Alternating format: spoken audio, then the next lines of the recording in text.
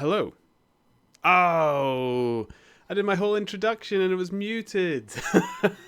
Well, in that case, hello everyone again. Welcome, welcome. Hello YouTube. Hello everybody. Sorry I'm late, and I'm sorry I was chatting away. Absolutely making no sound whatsoever. Thank you, Steady, for letting me know. Um, yeah. So I was saying anyway. Sorry I'm late. I had to drive through the snow. I had to drop Parsnip off to catch her bus to work, and I just wanted to make sure she was okay before I started streaming and stuff. And I said, I loved your picture, Steady. I loved that picture of the frozen woodland road that you had. It's like a little palace. Ah, here's me with my snow, and then you have snow. There we go. Stream manager's up. Hello, Kilo.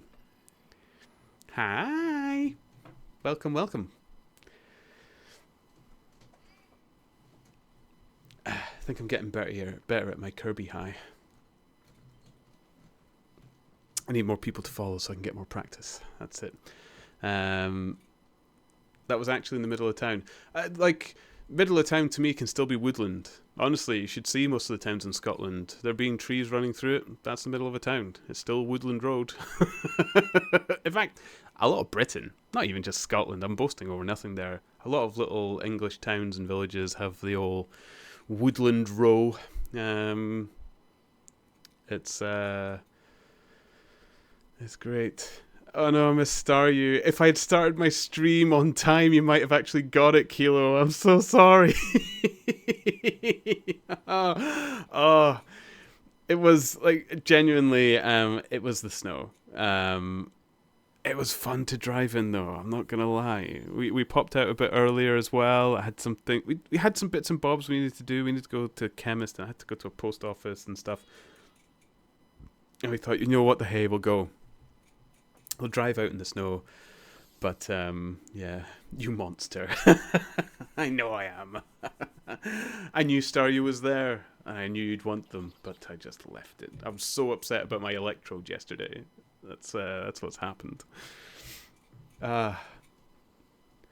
Just so snowy and dark that you can't even see the houses. It was beautiful, Steady. That was some photo. It's like, I love the snow. What can I say? I love it. Absolutely love it. Okay, let's see if this has worked over. It does. It keeps on going. We're still in the tower. Good. Ah, right. So, I wanted to see what the quest thing was, which meant beating one of these. Wasn't it?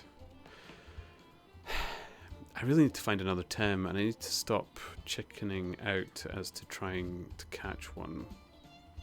If I'm intending to heal, now might be the good time to catch one. If I use a healing on Platypet, I am trying to think of this carefully. I had some thoughts through the night, not while sleeping, although possibly while sleeping, as to have a go about this.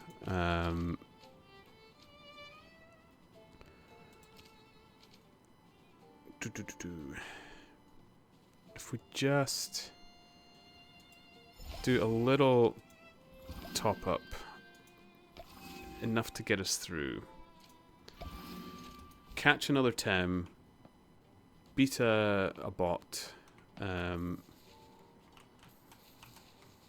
because it occurred to me the only reason I couldn't get the other one with the Temcar Plus was because it was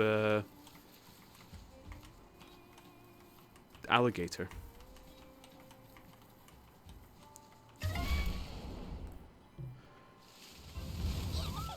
Do you have Aquatic Whirlwind on Platimus? That's a really strong move. I don't think I did.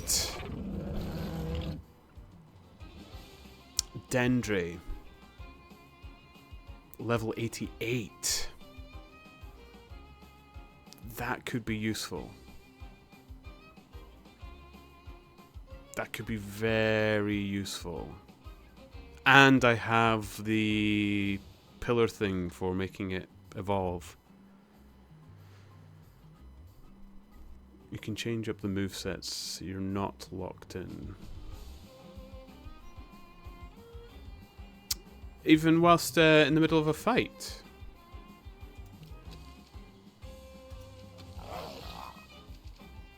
Oh, I do have Aquatic Whirlwind. And it's high priority. That might be better than Tsunami.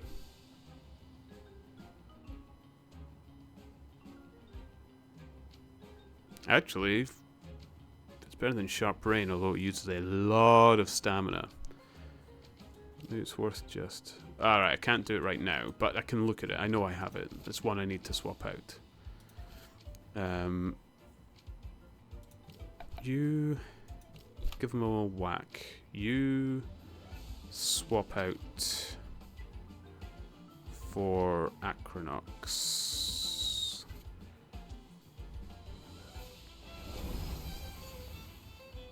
Having at least one priority move on a Tem is big value. Yeah, because I've been wanting, haven't I?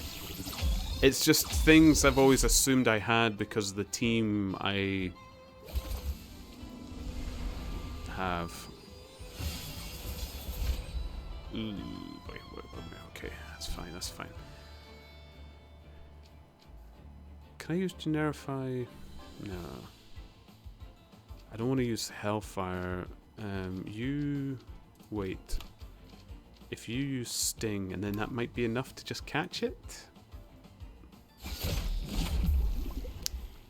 Poison and Netted?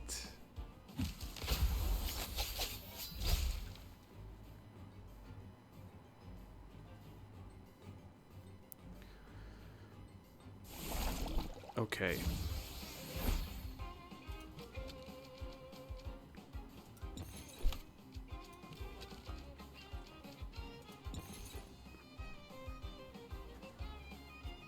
Come on.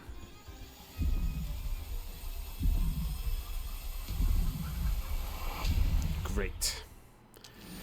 Okay.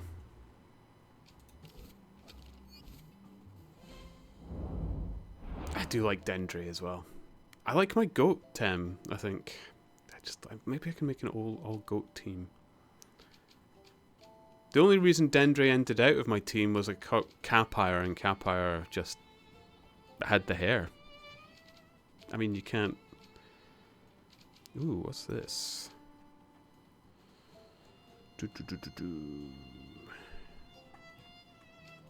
Frond Whip. What are we looking for? We are looking for attack, not Spitack.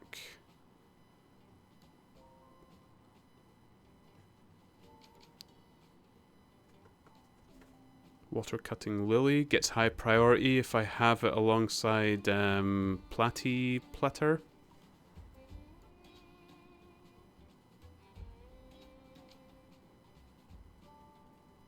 Platy Platire. I don't even know the name of it.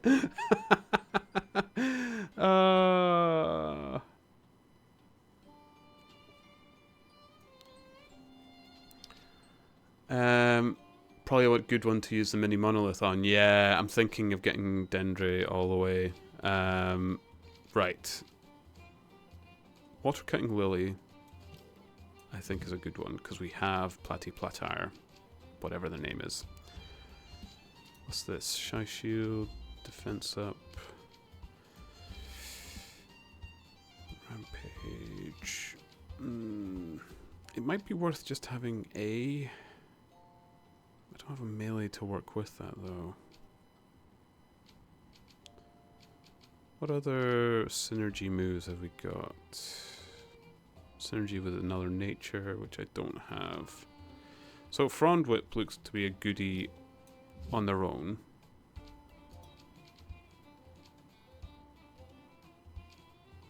But you've got the high priority of Water Cutting Lily. Frond Whip is really poor in priority. Okay, actually, forget that one. Penal Dagger. Whole team. Middling priority. Roots, what's this? Inflict speed, no. Revitalize. That saved me many times. Right. I don't think I want Frond Whip. The Water Cutting Lily does better regardless. Very stamina heavy moveset. Yeah. I mean, I've got Petal Dagger, which is decent enough. Get rid of Frond Whip.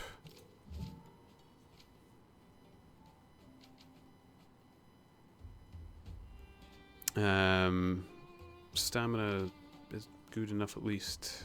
It's a nice level 88 we have on the team as well. Mini Monolith.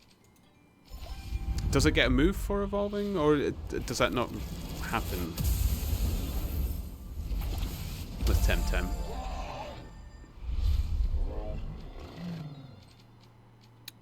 Oh, Boosh, was that there before? No, it wasn't. Works with Earth. Helps your Temtem regenerate and evade for a turn. Ooh.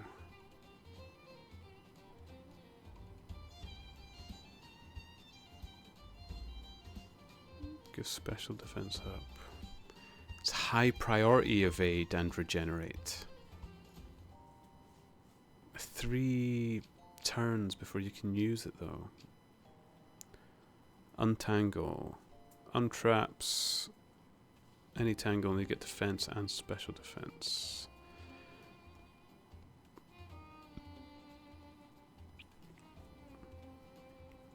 Remove sleep. I think we're kind of okay the way we are. Yeah, you even have 2 Tems to activate the synergy. Yeah. That Bush is interesting. If that special defense though, is that added to the evade and regenerate? Because to be honest, that special defense seems like a hindrance compared to the other ones when I might need it. But it might be handier than Revitalize, although it takes 3 turns to use.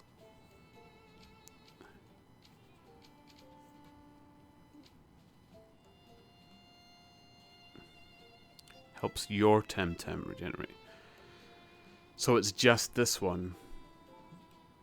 I'm guessing it's not even... Oh, it's an addition. But you can't pass it on. I can't give another evade.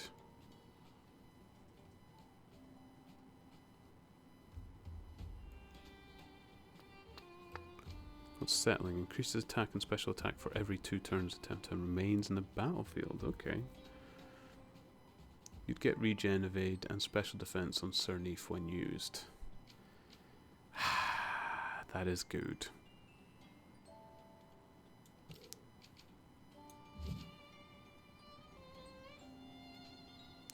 What was allergic spread? I don't need allergic spread, do I? I've already got the cutting damage that I need, so we can have both. There we go. This is my support. We have a support. Okay, let's go see what this mission is. Heal, and then take out the floor boss. That's the plan. That is my plan.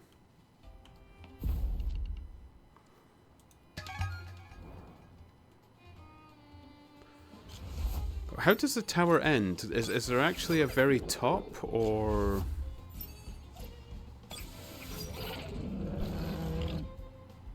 Ooh, I'm guessing that's electric water.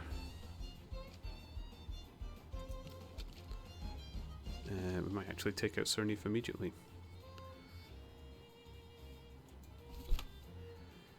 You... Why is the Saku there?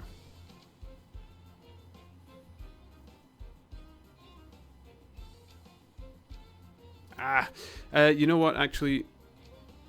Oh, I can't use a fire move on the first turn. I don't know if I like hedging. I know you keep Try to give me this. I suppose I could use Generify on it. Boo, boo, boo, boo, boo, boo, boo. It's only going to nullify me because I'm going to swap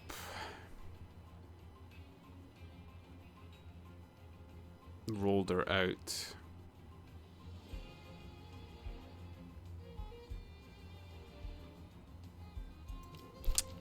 That's fine though.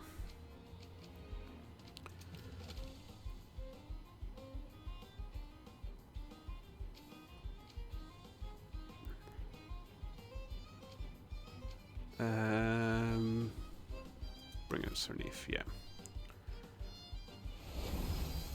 Without Generify, you get smacked with 4 times by Koish. Yeah, that's why I want to do it, but I kind of want to keep them in. Then I can get a fire move on Saku at least.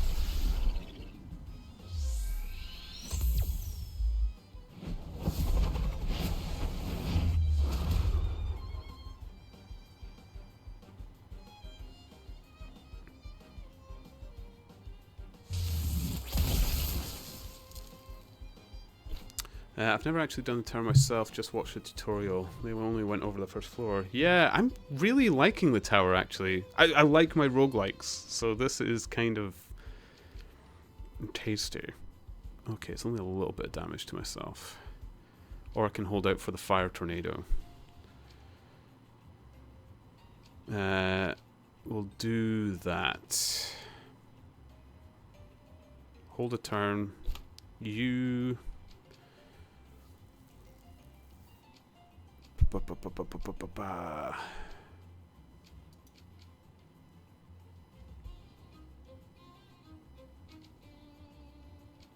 Still quite damaging. I kind of want to keep the stamina up in case I want to use Bush though. Use Petal Dagger. Yeah, it's good enough.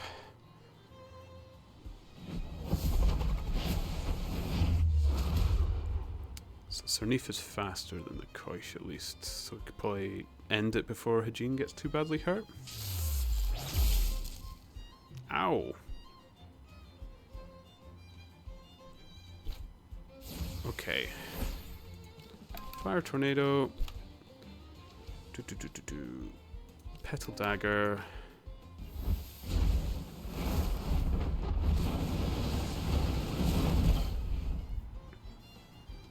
Oh, I was really hoping that would be the end of Saku.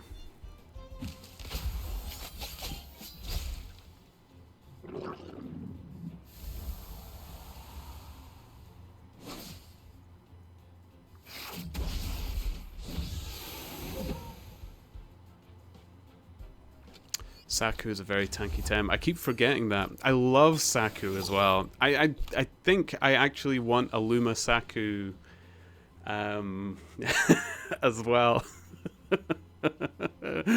I've not seen what coloration it is though. It all depends on the color of its flower. I need to find out. I just like the way it bobbled around. Oh, who did I swap Saku out for? Was that when I got my it wasn't Turnip, but the one before it. Adoraboros.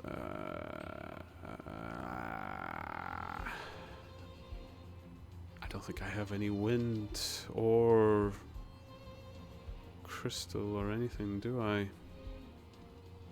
Oh, you'd actually still be good here.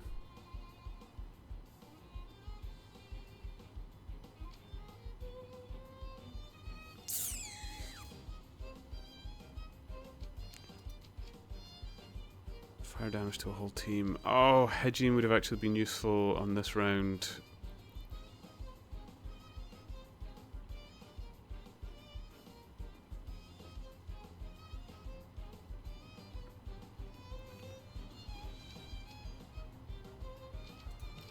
What else have I got?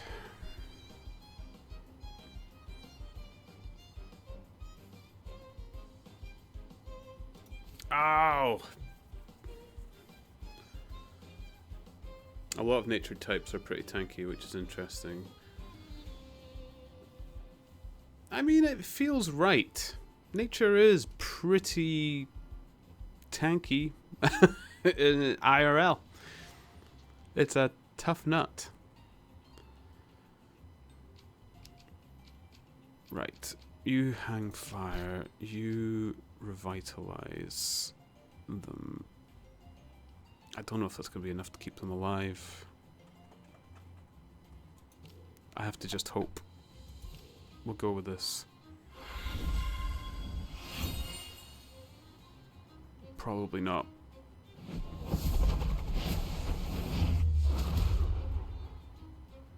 I have to hope Adoroboros attacks Turnip as well.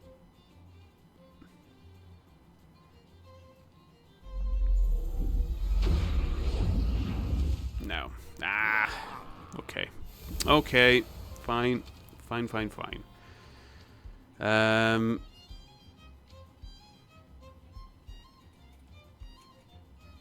Take out Platymus. We have a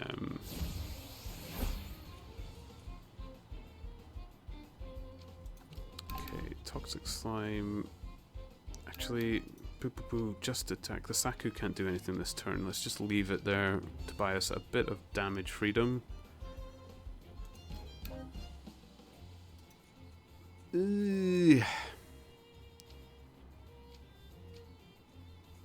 Oh well, you know what? Just kill it.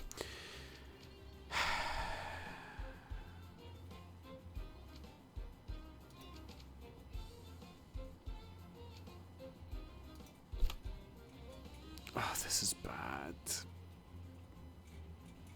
I have nothing for that Adoroboros.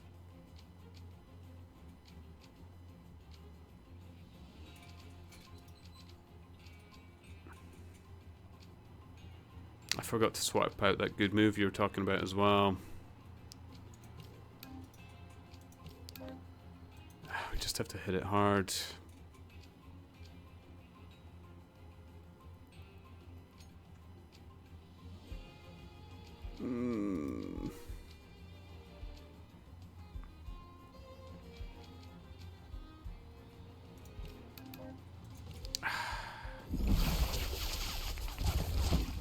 Yeah, it's not gonna work.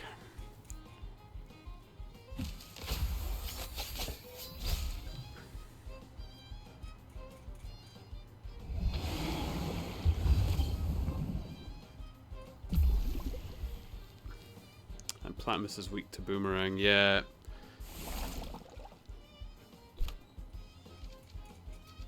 I didn't take the high priority move.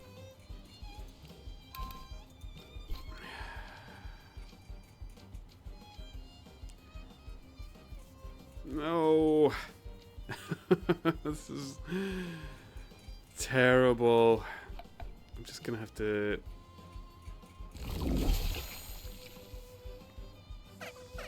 save Platymus as much as I can. I just have to get through this fight. There's a healing bottle at the other side.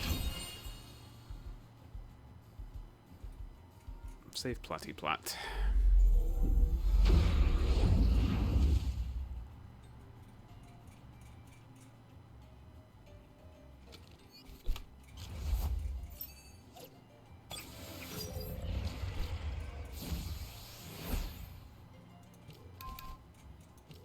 Okay.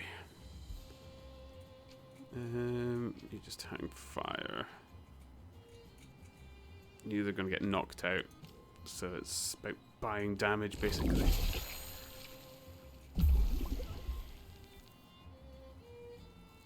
I remember Tyrannac was weak to poison, at least. Toxic.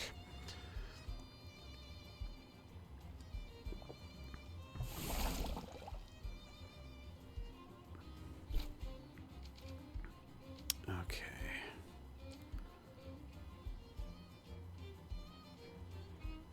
There.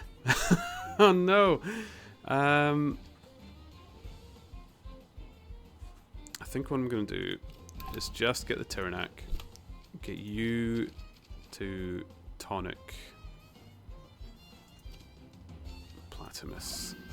Otherwise I risk losing this whole fight.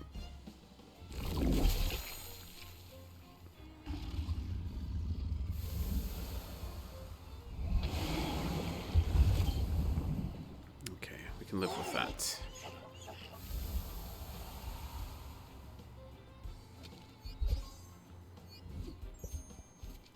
Okay. Take out Acronox. There we go. One good move in before they go down. Okay, Sharp Rain. Yeah, just go for all damage. Soil Steam.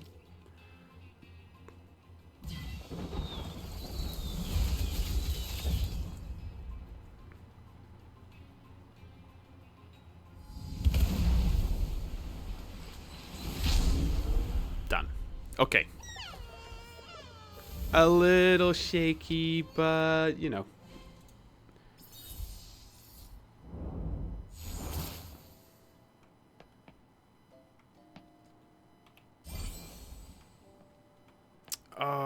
Oh, there's a big chest. I have to do this fight.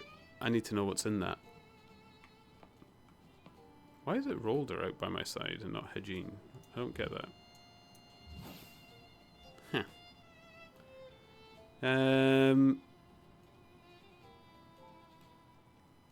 I wonder... Hejin's best to be out on the front line, because then you can get that Generify in if you need it. They're nice and fast. They're kind of handy to have out front. And Rolder's pretty tanky. Or I wonder if it'd be worth having Turnip in their place.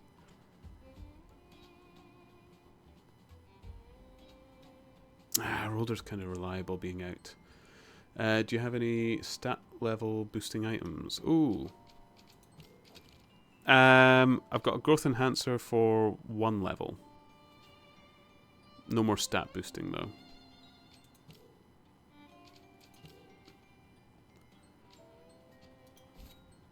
Maybe give 1 level to Hejin, get them that a little bit higher. Because they're lacking.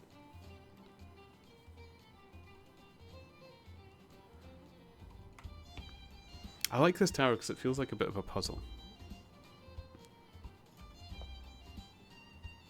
I want to know what's in that chest. We have to do this fight.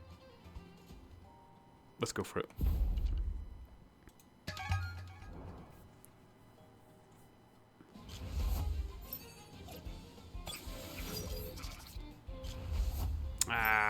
Should have had Turnip out.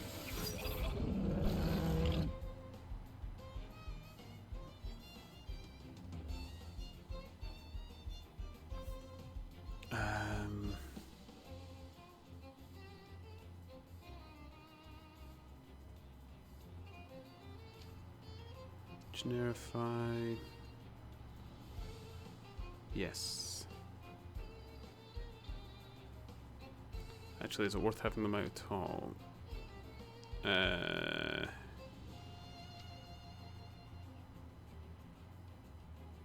They've got quite a big team.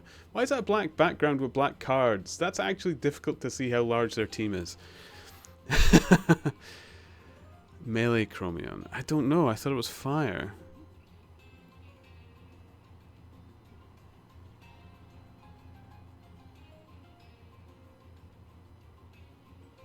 You could be right though. Fire would probably be bright red, wouldn't it? It's more orangey. Boo, boo, boo, boo, boo, boo, boo. Okay, we'll generify and swap you out. We'll get Turnip in.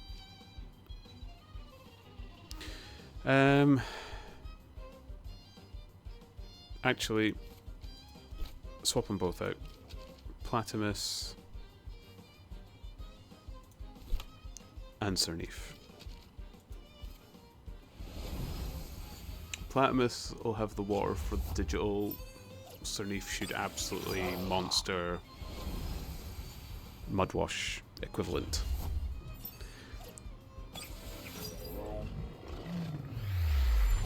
You're right, melee.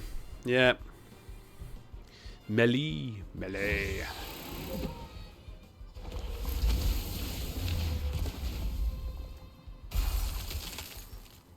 Excellent. Okay. You. Aqua Bullet Hell. Chromion. You. Oh, we've got Water Cutting Lily. Nice high priority. Nice damage. we'll just get rid of Garyu.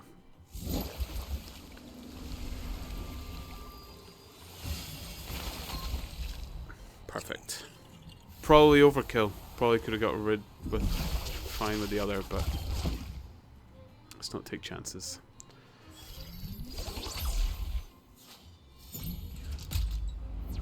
I forgot what that means. Does that mean they can't synergize?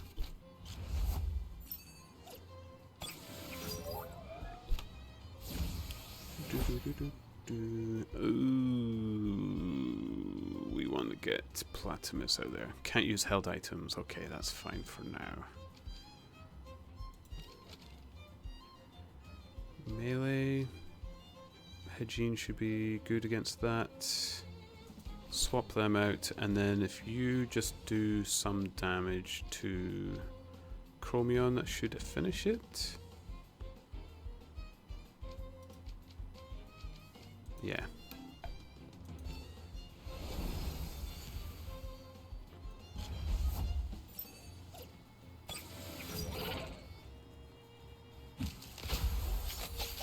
Perfect.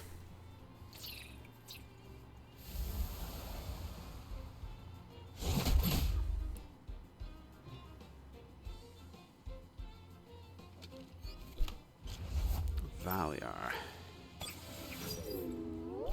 Okay, it's handy having Hejin out for both.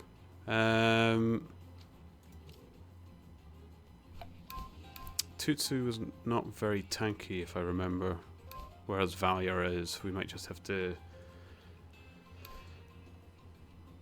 Ooh. What's my... That was Generify.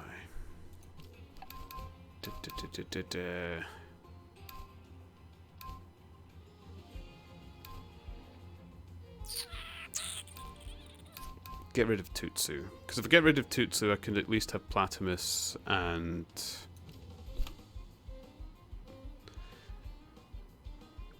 Yeah, Valier only takes 1.4 times from super effective moves. Okay, okay. You...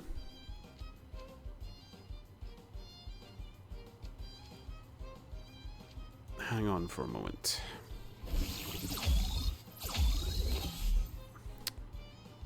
Perfect.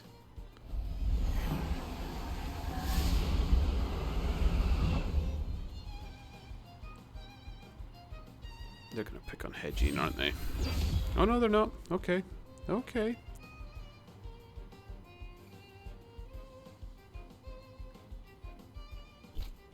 I don't think it has that trait, the defensive one.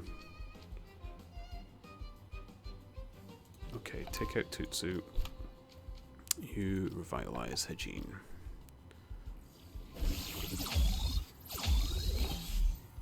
Beautiful.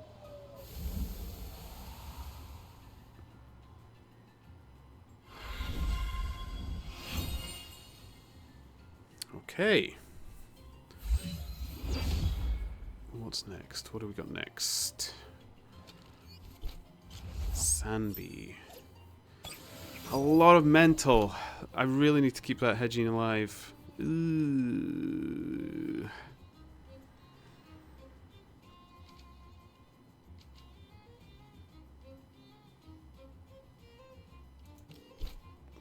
You know what? I might have to tonic it.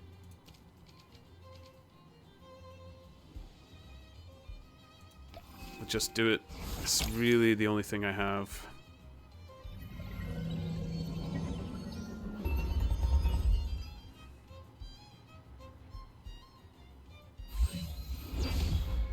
Okay, Turnip is really holding it.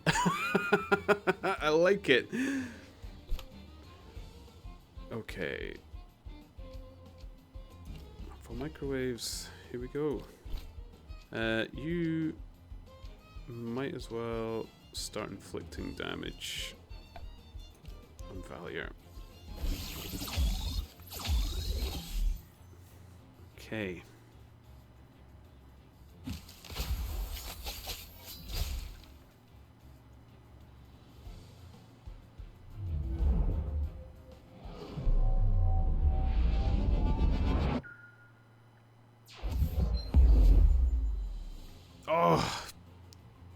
Surnif is a beast. Maybe I should have Surnif out instead of Rolder at the front.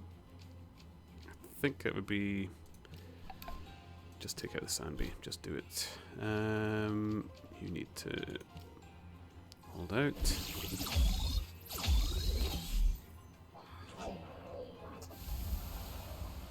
Just stacking up settling boosts. Yeah.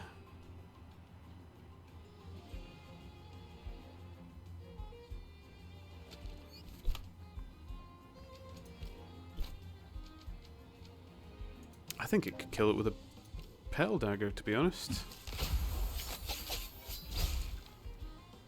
Nice.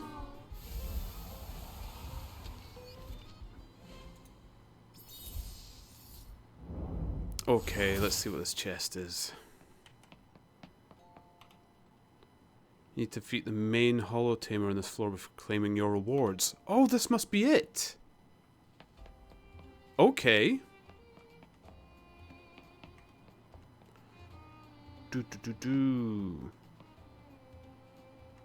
Was there a shop I could get access to? Could I get... Yes, to my right. I wonder if I could get enough healings and stuff.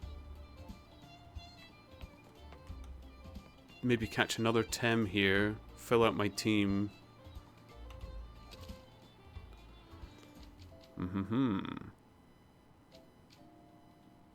Get a couple more of these tonics.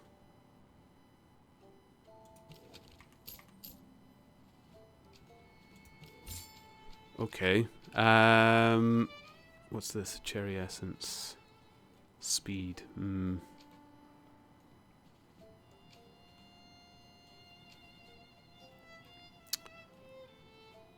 Start of each turn, the holder restores 5 points of stamina. I kind of think I might just use the healings. Is there any revives? No. What is the Straw Shield? Never seen that before. Straw Shield prevents 80% of the damage from the first defensive technique received. So it's like a one-use shield.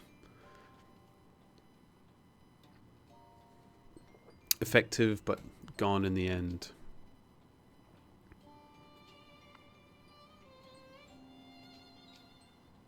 Interesting. Yeah.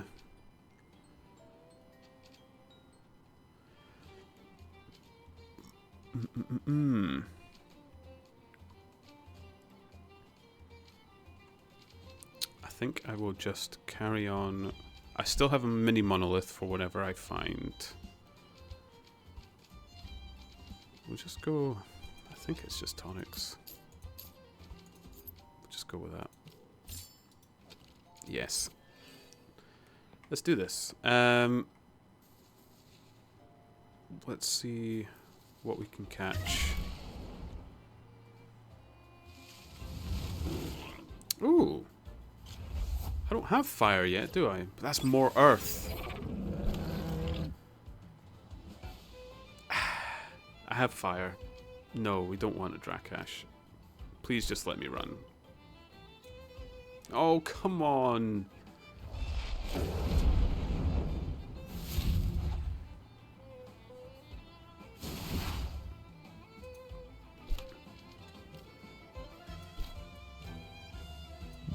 Thank you.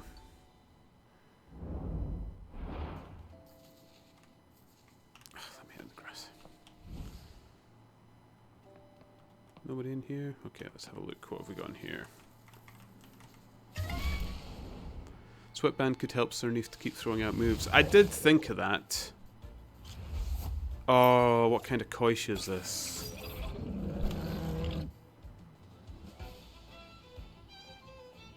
And it's level 80. This one could be good. Is it? No, that's not the digital Koish. Is that nature?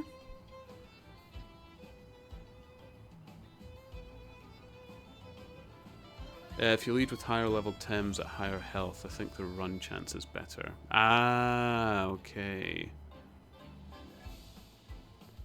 It looks like nature. Ah.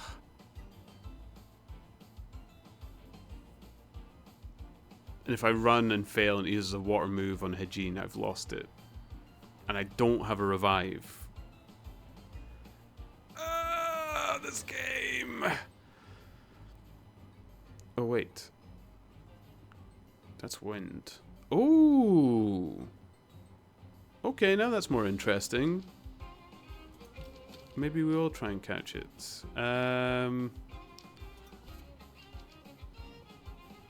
You generify. You're not going to do much damage with Stone Ball, so just hit it.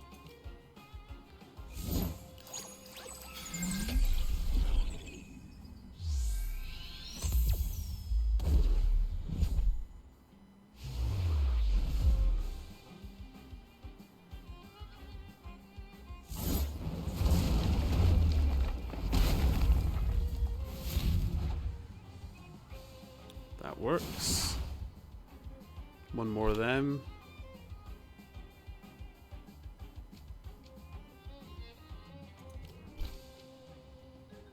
Boo, boo, boo, boo, boo, boo, boo, boo, boo, boo, boo. Crazy run formula. Why? Oh, right, for your run chance. Okay. Thank you.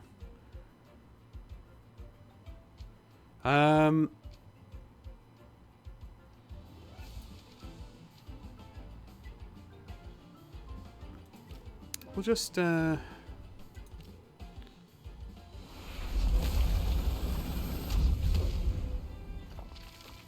have enough healings to heal up the team if I just catch this. Perfect.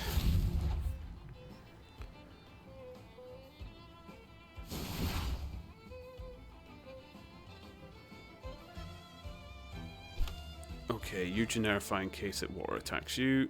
You throw a 10 card plus. Come on. Okay, we've got a full team.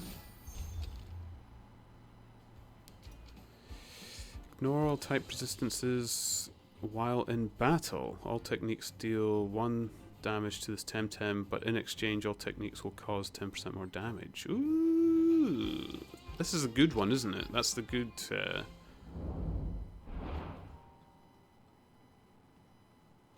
yeah, that is the good one. Okay, we have wind moves.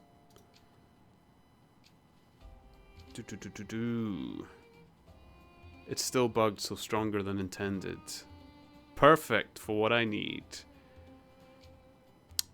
Priority 3 wind move. We'll take that.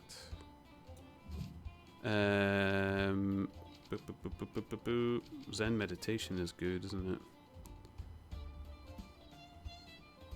For a whole team.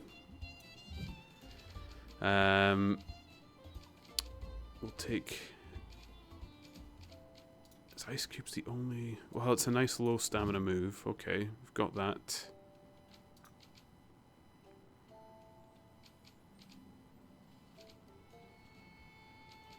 And Hypnosis, always handy.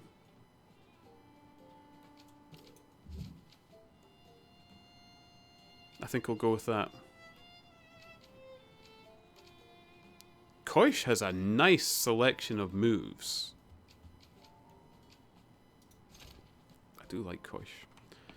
Okay, and they have full health.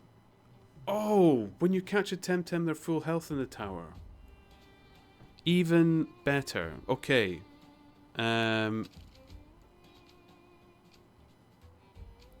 So, heal up Turnip. Heal up Rolder.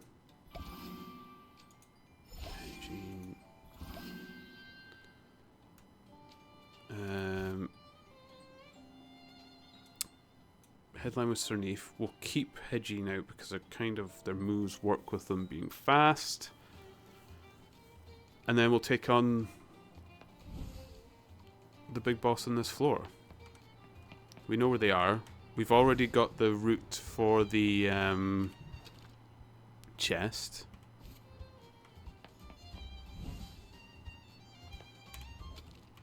Oh, please don't let me fail this now.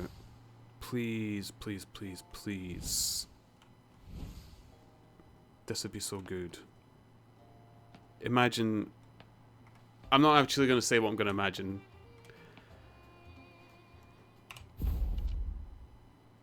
Please don't annihilate me. Grandpa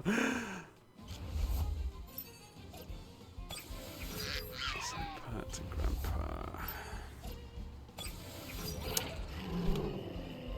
Saipat is melee, isn't it? I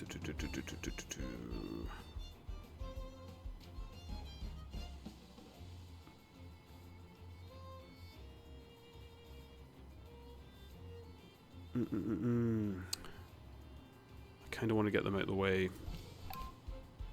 If I could do this,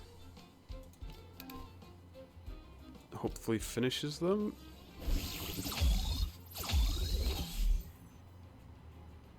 Go next underneath? Yes, okay.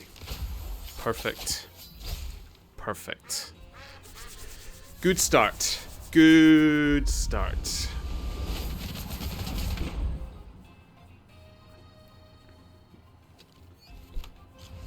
Garunder. Oh, that is not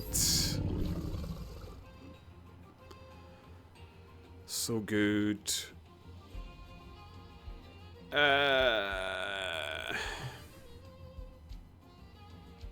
Generify. And I need... I didn't want to put Koish out so quick. Acronox. Oh, Acronox.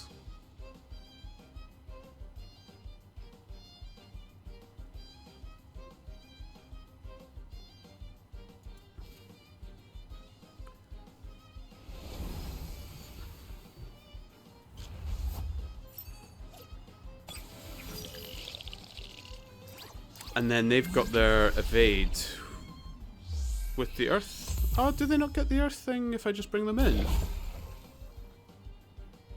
With a generify. Oh, it's neutral, isn't it, with a generify? It's neutral with Rolder, not the earth. I got that wrong.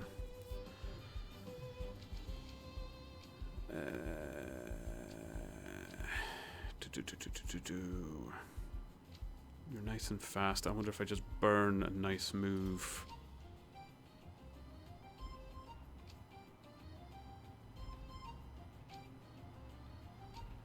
Yeah. Oh no, because if they have mental, I'm gonna need them. Probably Rolder. Be safe here.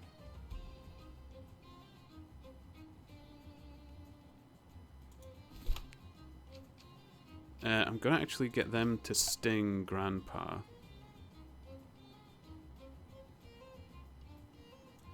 And then... Well, I guess it does, but not a good one. Yeah. I'm expecting defibrillate into left slot.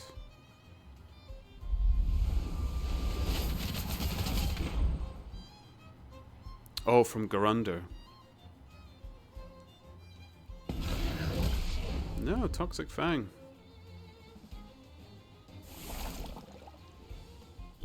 Okay, you Stone Ball, that Garunder, you Venom Spread, Grandpa, and hopefully... Oh, how tough is Grandpa?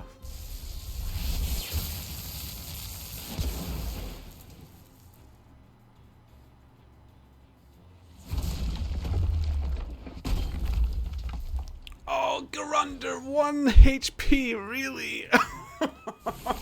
I was going to ask you as well, by the way, is the Nightbot a bit better? I increased the time before it chats. I don't know if that makes it less annoying. I don't know if it was annoying at all, but... Okay, high priority, get the Garunder. Acronox, I've got a feeling I might need you, so maybe tonic up. We have the healings. Let's not just let you die. Perfect. Oh, I keep forgetting the wind is what's killing Acronox.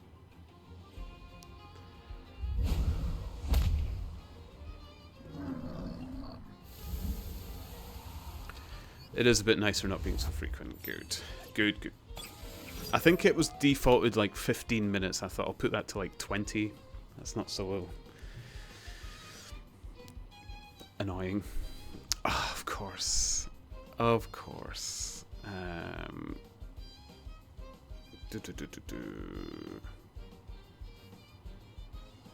Right, Roller might be able to take a hit. Get him to heal Hejin. Swap you out for Hejin.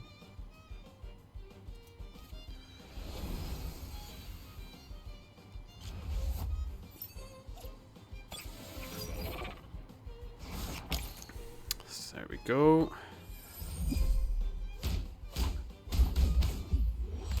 Wrenching massage straight off the cuff. Huh. Okay.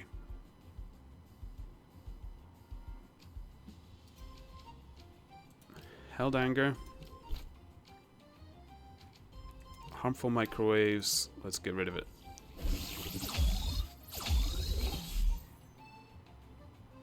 Boo boo boo boo boo boo.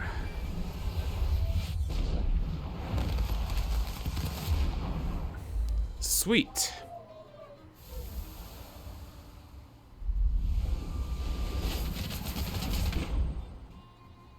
Oh, Rolder is a good Temtem, isn't it? Like, even things that it's weak against, it's just taking it all. It's not even... it's kind of matching level almost as well. Ooh. Earthbreaker. Shuin. Is that actually going to work? No, it's probably not. What is Shuin's weakness? It's not even going to be toxic. Does Shuin actually have a weakness?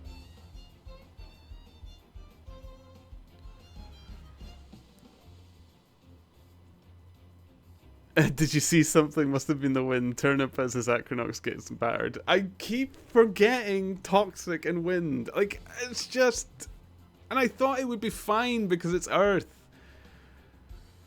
It's weak to melee and nature. Okay. Let's maybe not keep the Rolder out then. We can swap you for Turnip. I've just gotten that it's like Turnip. Oh yes, the noble knight. Haha.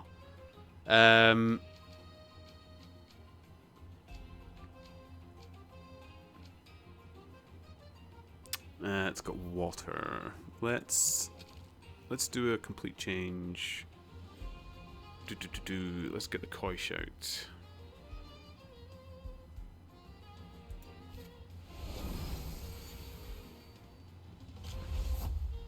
Also has a toxic immunity trait. Is toxic not generally weak to it? Like it's something it's tough against because of the never used Hellfire. It never seemed useful.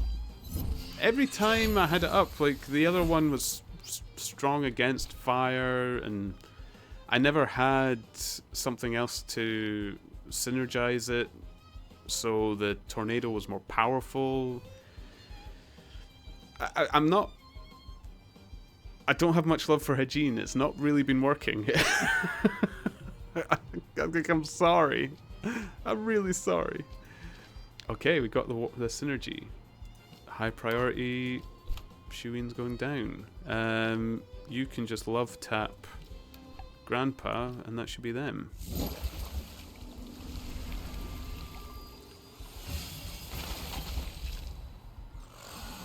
Double target moves are pretty good value. Oh! Turnip's stamina is wiped. That's not good. That's not good at all. I should have taken that sweatband like you said.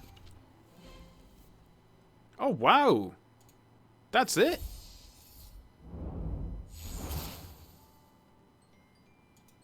I can go to the next floor, but I've also gotten the chest. Which was down this way, wasn't it? Yes.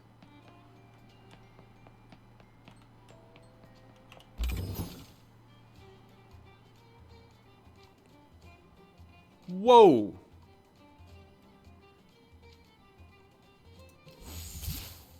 I did it! I complete the tower on my first try. Really? Oh my goodness.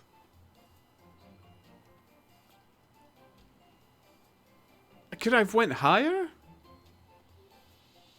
I guess I could have went higher, but still, like from a first attempt blindly with so many blunders.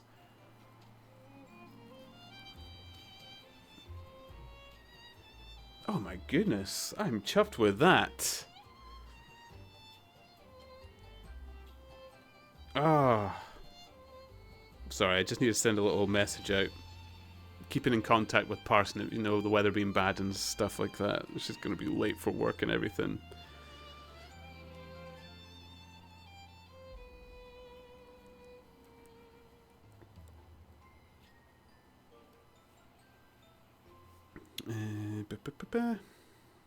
Twitchy poo, please. Throw back to floor 1, room 1, where you used the heal immediately, then ran straight into a tamer. Yeah. Oh. Man. I might do a little edit of that whole tower together to put on YouTube. First attempt, first success. That's not bad. Come on, that can't be bad. Surely that's quite tricky to achieve. Right. Is there anything else I wanted to try in this place? The park. Oh, wait, no, that wasn't the same as the side park, was it? Oh! Oh! OB10, or OB1 Luma thing. How, like, I've got plenty of feathers now with that, don't I? Was it this guy? Yeah.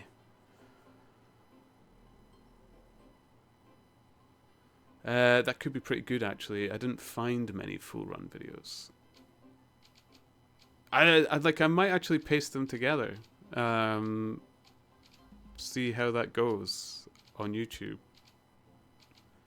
I'll do a little edit-y poo. Dabble in the world of editing. Oh, it's going to be awful. I can't promise it's going to be a good video. I always seem to lose quality and everything. I need to do a bit of research, but I'll work on that. It could be a bit fun. It was about 40% of the way down. That looks about 40. Obi-Wan.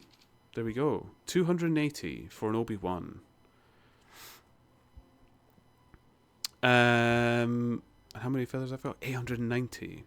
And you said it's 20% odds. Is it worth buying multiple? Or do you just get one at a time?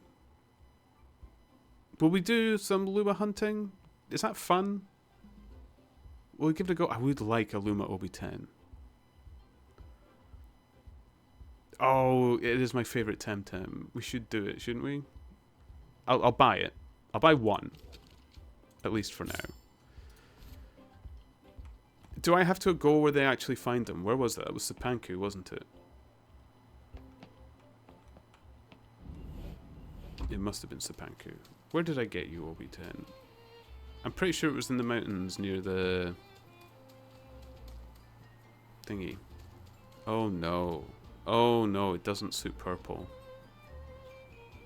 Although I see he styled his gloves and stuff. Okay, they've gone for the together as the combo. I get it. That's not even a player, is it? That's not a player. Ah, that's not impressive. Jeez. Yeah, you have to be where they spawn. Okay, which I'm pretty sure was You know, that works for Shao. Remember I said it would be disappointing to get a Shaolant? The dark one, whatever it's called. It's quite good. Oh! It's like the Incredible Hulk! Oh no, it's like Blanca! Oh my goodness, if I had a shiny one of them, I'd call it Blanca. Look at it. Straight out of Street Fighter. Oh, and it's electric. I wonder if that was the whole idea.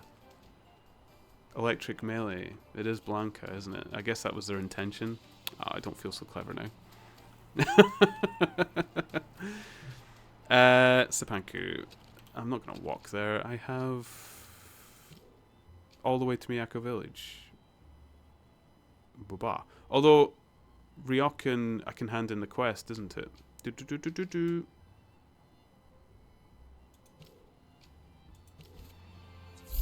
I think I still had that side quest, the lady worried about her grandfather or something like that.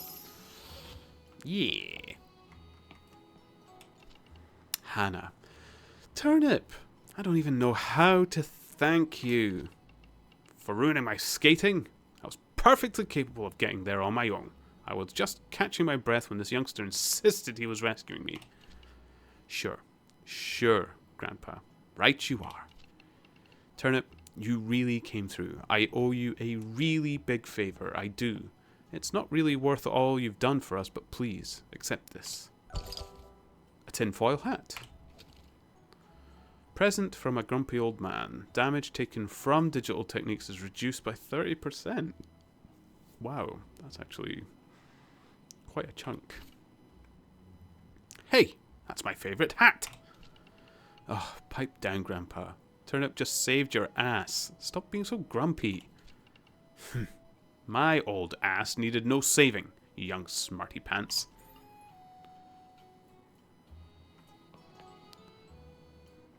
Okay. Obi-Wans. Where did I find Obi-Wans? I'm not 100% sure where I met them. I can't remember if it was in the rice paddy or up in the mountains now that I'm here.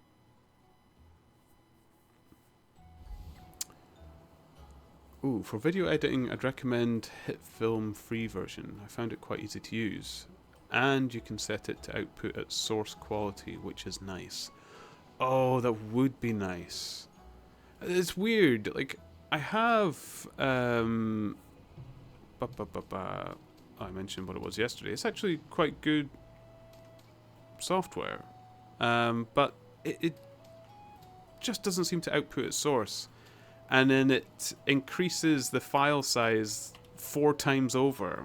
Now, I know sometimes the file size can change and it'll gain and stuff like that, but 4 times? Like, we were talking about me trying to upload like 200 gigabyte videos to YouTube. It was ridiculous. Like...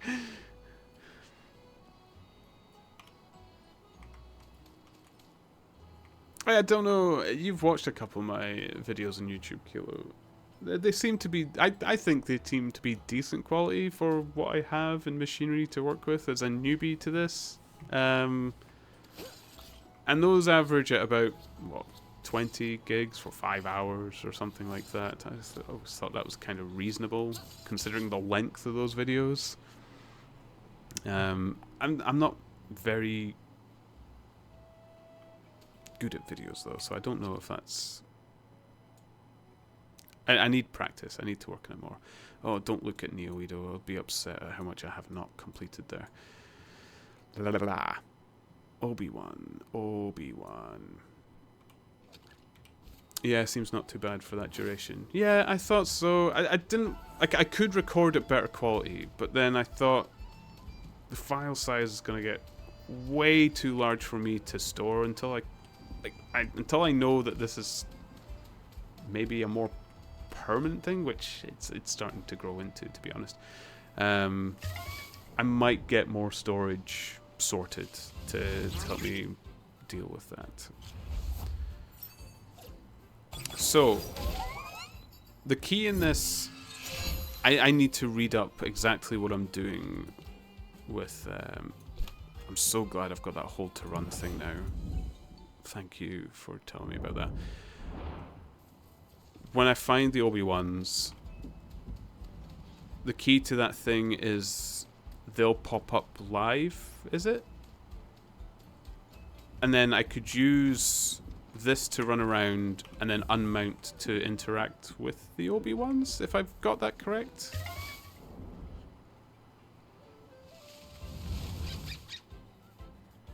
Hi, Hoglip. I'm sorry, but we're just not meant to be, you and I. We don't work. I've tried to make you work. You're not me. I'm sorry. Temtem Sonic. It's you don't have to unmount at all. Oh, okay. So that makes it easier for me to not break my radar by accidentally killing something else.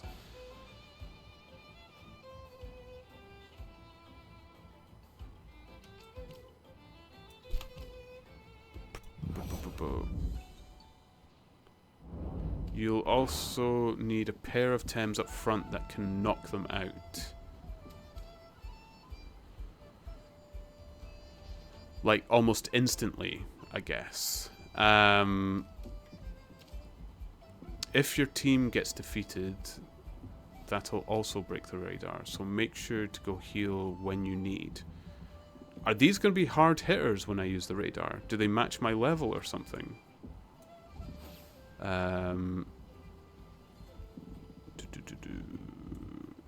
Probably Minx and Mudwash then.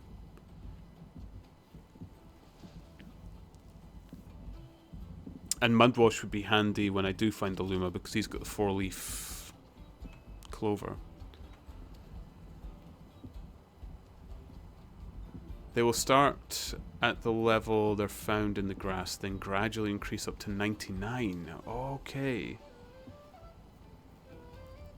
Oh, well, Mudwash and Minx can handle that, for the most part.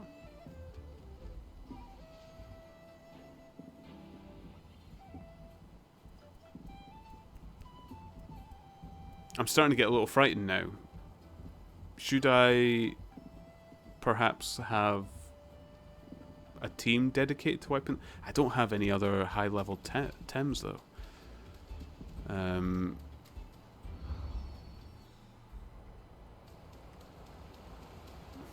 Where did I... This is where the chubbies are, I think. Yeah, this is not the one.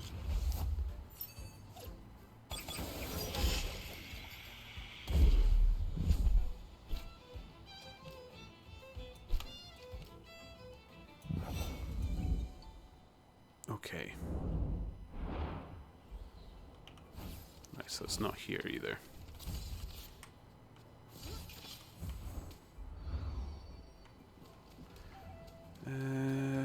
Maybe it was in the rice paddy and I've just got my memory completely frazzled.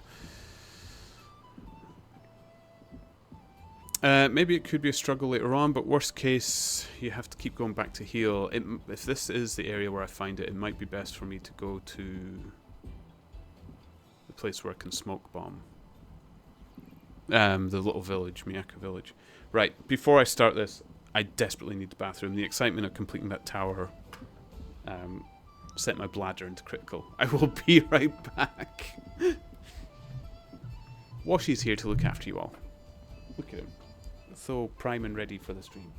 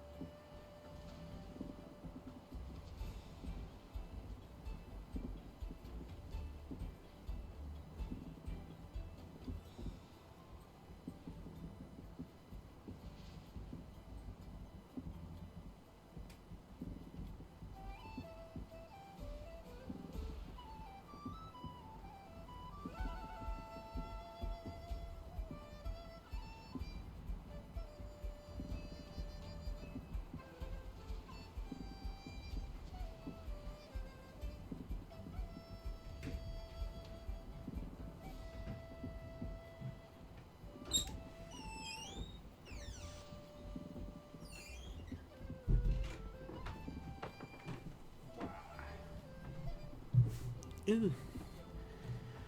There we go.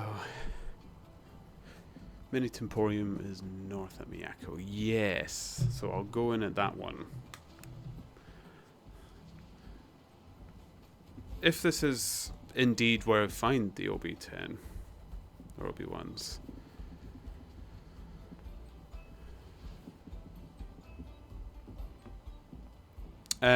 Steady. Well, I gotta head off once again. I wish I could stay longer as always. Thanks for the stream and have a great rest of it. Thanks for popping by, Steady. Thanks for the photos and everything. And I am so envious of your painting setup, by the way. That is tidy. Very tidy. I would send you a photograph of mine, but it is literally a D&D box.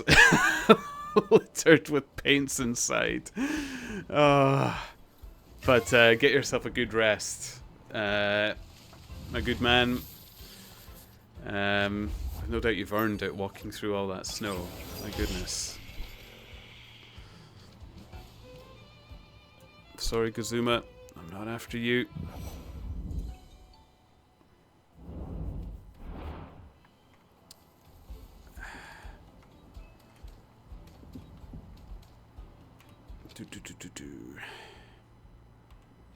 Where am I in the right place for OB10s? This is where my memory tells me they are. It is. Okay.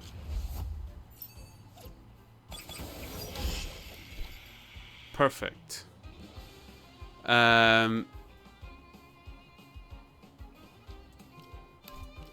I doubt this contributes to the radar just yet, but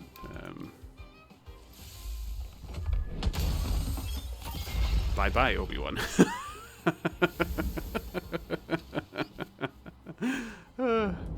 Steady, feel free to send it if you want. Also, I'll send you an updated photo of myself once I get those paint racks. Oh, nice. Love those brushes, by the way.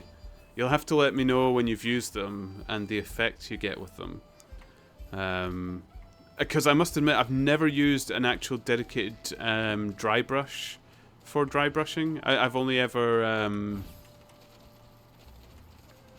used my regular paintbrush, and I like you'll have done it yourself at some point. You know, you have to make do with what you have at the time when you have it. So we all go through those stages. This place is crowded. What is everybody doing here?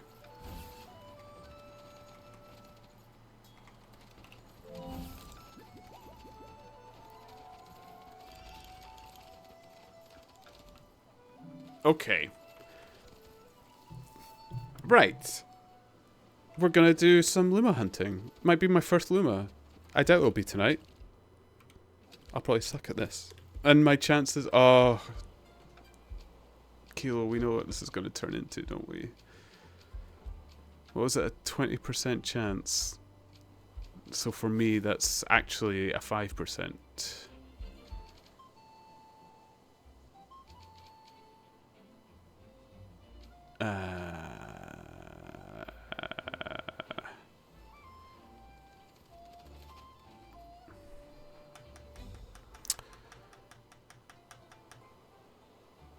What I might want to do is read it. Where's the tutorials? Ba ba ba ba ba ba. Smith. Why is this not in alphabetical order?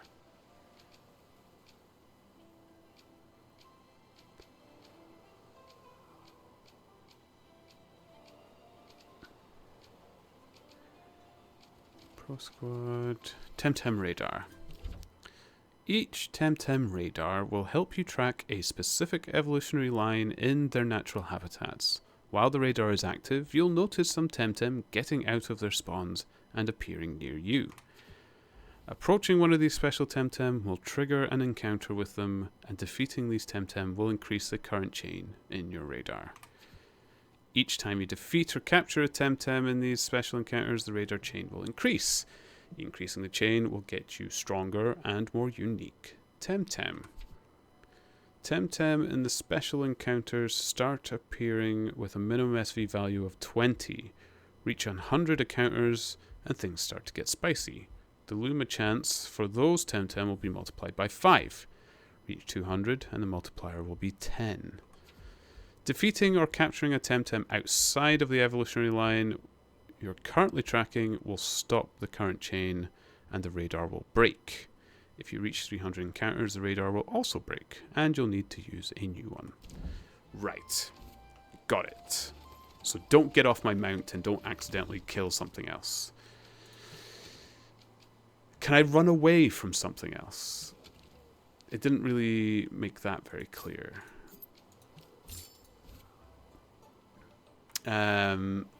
So I'll send you some info of what I used so far in Discord before I got these. Aren't too your typical old brushes giving you purpose as a dry brush I used so far. Anyway, heading off now. See you later. Take care, Steady. Sorry I missed your message there. I was, well, you know me. I'm chatting away to myself. Get yourself a good sleep, man. And I'll speak to you again soon. Take it easy. Take care.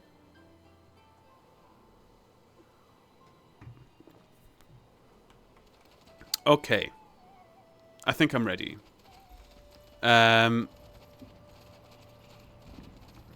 Let's do this.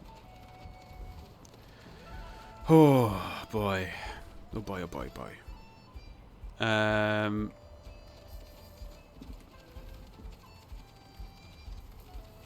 It was around here, wasn't it? Okay, so. No, I don't want Paro. Obi-Wan.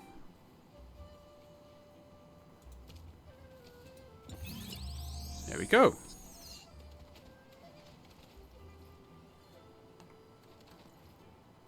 Oh, please don't muck this up. Oh!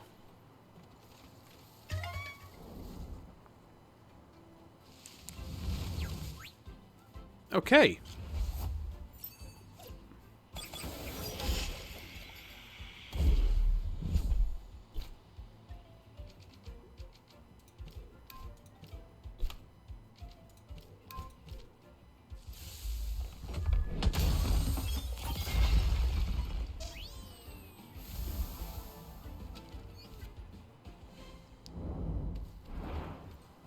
And that's the radar going up. Okay. Okay, it's not so bad. Oh, where's it going? Hello.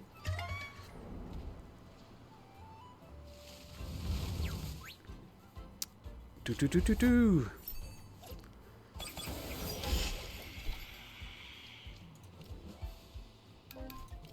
Let's do this. Let's do this. Welcome back, Kilo. I was good. I found a tutorial for what I was supposed to do, and now I'm doing it. So I wasn't completely mucking it up. 2 Obi-Wans down. Let's do this. Let's do this. Ooh, a twofer. Sweet.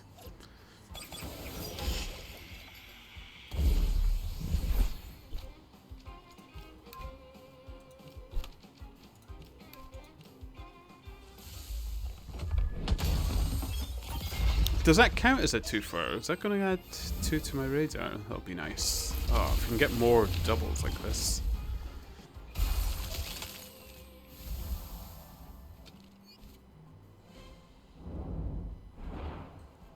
Yeah, it does. Okay.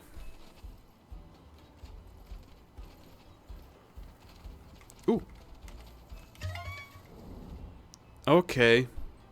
I like this way of Luma hunting. I genuinely thought it was going to be more of like the Pokemon one where you run through the same plot of grass over and over. You never get the Pokemon you're actually looking for. This seems a little bit better.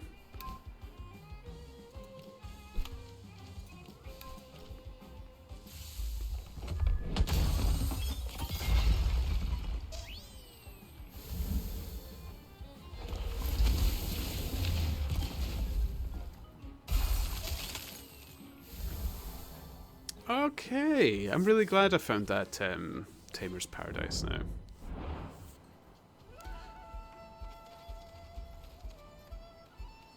Ooh.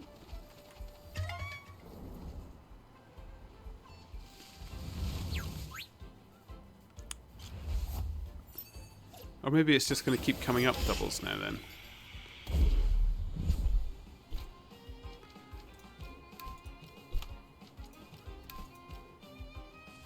Oh man. Oh yeah. And good luck find the Luma. I'm a little excited to the point where I could picture myself crying if I don't get one. Oh, I know I'm not going to get one on the first radar though, am I? My luck is just awful. Oh no.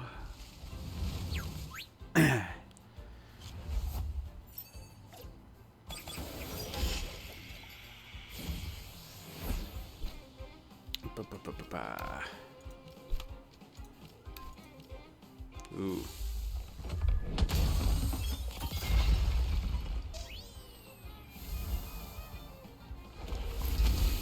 If I'm getting to the point where it's almost breaking as well, like I'm on the 299th, is it maybe a good idea to just catch one of those Obi-Wans because it's probably going to have good SVs?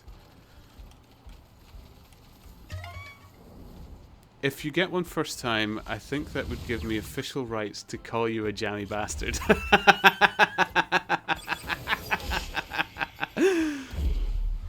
Yeah. Oh, that makes me all the more. That makes me want it all the more. I want to be a jammy bastard. Come on, game. Come on. I'm in a good mood. I did the tower first time. Reward me. Oh, I heard a ching. Where did it come in? There we go. The game owes me. The game owes me. Come on. You must agree. This game has been rather cruel to me. I don't know how.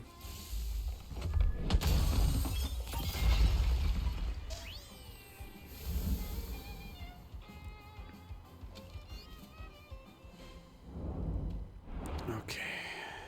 12. It's kind of nice that I'm hunting for Obi-Wan as well, because then I get to have Jinx out using Crystal Spike all the time, which is just never gets old.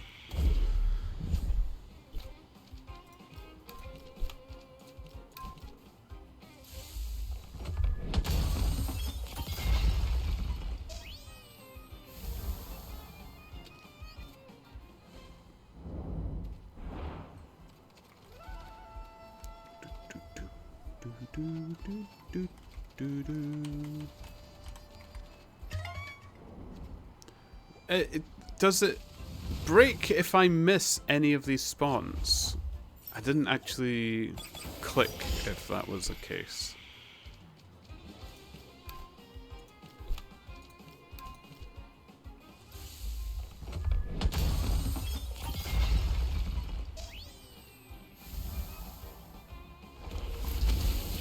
No, you can't miss spawns. Okay.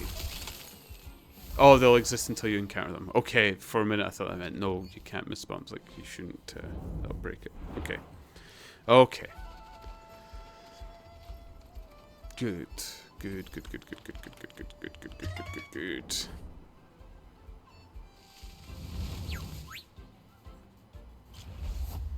Come on, game. Come on. Ba-ba-ba-ba-ba-ba.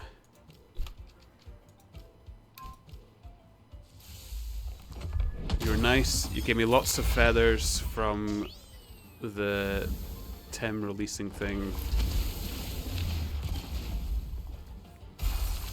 I did well in the tower. Give me my Luma. Give me my Luma.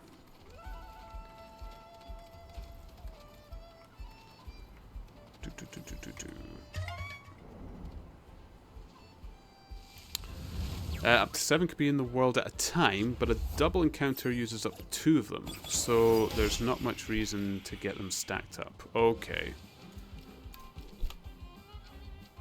Is there... There's no way to tell Twofer apart from the solos turning up, is there? Or as far as I'm aware, they both looked solo.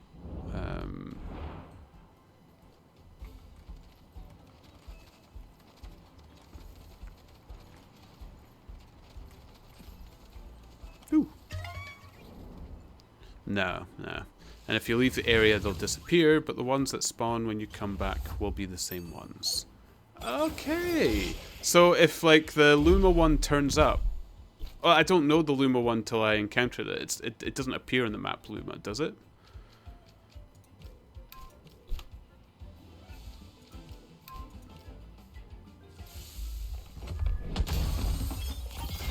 Or does it? But then it's okay for me to go away and heal up before I try to take it out. If it's the same ones that come back. Oh, in the world it'll be Luma coloured.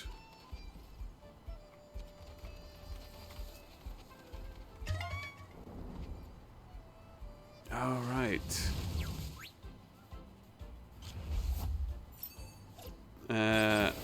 Unless it's the second Tem in a double encounter. Oh no, I hope it doesn't come up in a double encounter, because then I'll accidentally kill it. Don't do that to me.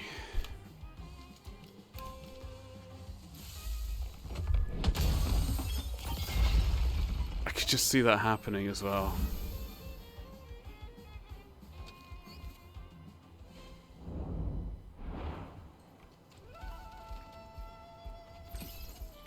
Oh. Hello.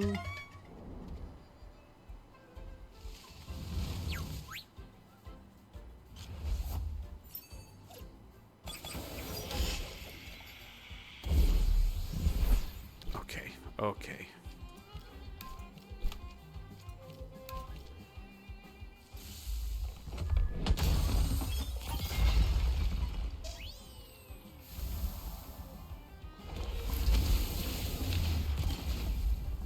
Beautiful.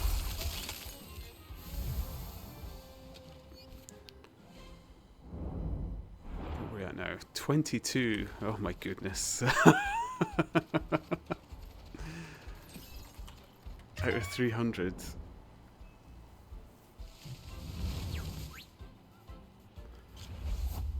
This could take a little while. This could fill up a stream. It's good though. It's for a good cause.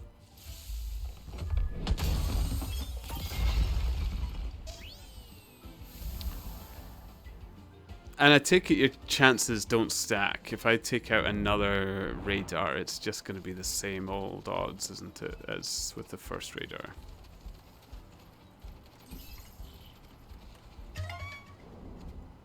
$300 is a deceptively big number. Yeah.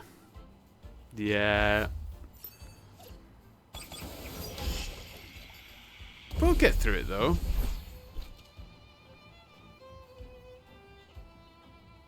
Ooh, ball toy.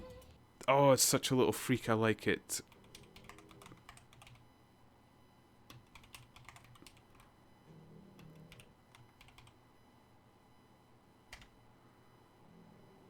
Oops. Oh, it's a Pokeball. Ah.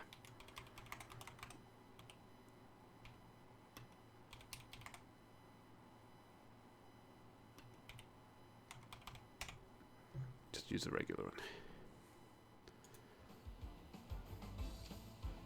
Do.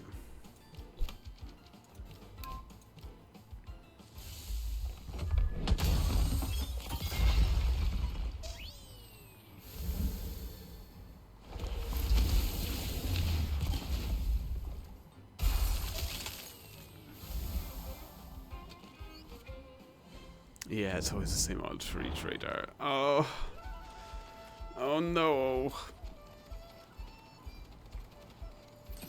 Ooh.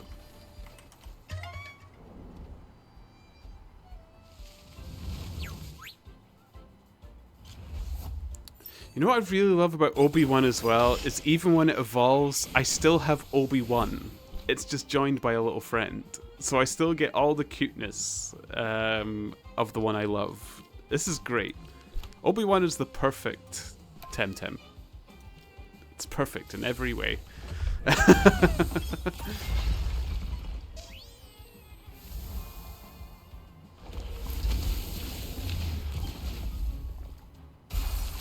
Full odds for the first, which is 1 in 7,500, wasn't it? 1 in 1,500, 1 in 750.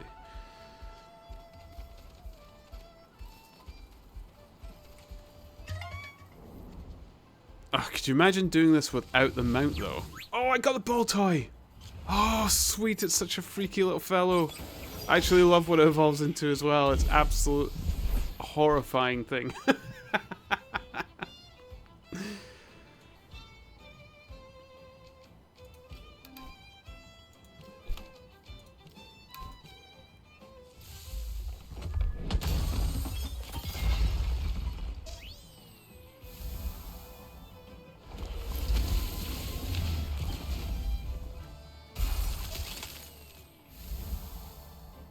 Okay.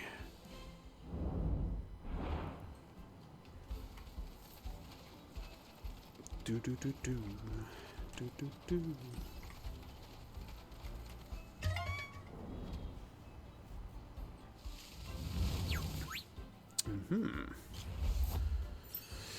Oh yeah, your idea of catching one isn't bad. The radar Tems have minimum SVs of 20, so they're better than regular wild ones. Yeah, I was thinking about it when I get...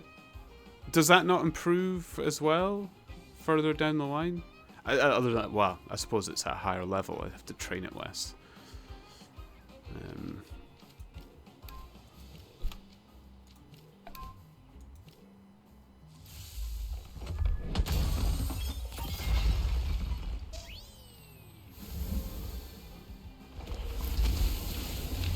Or it might be worth catching a couple, get me well on my way to breeding the perfect Obi-Wan. Always minimum 20, but yeah, just higher level.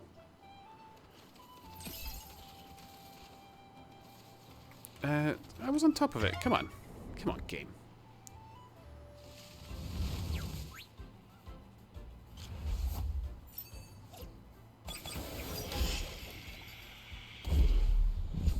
Gimme. Give me shiny.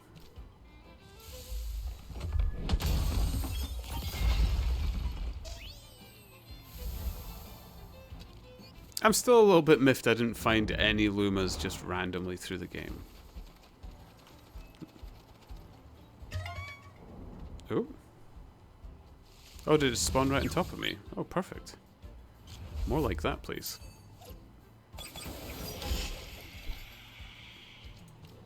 Do do do do do do do do.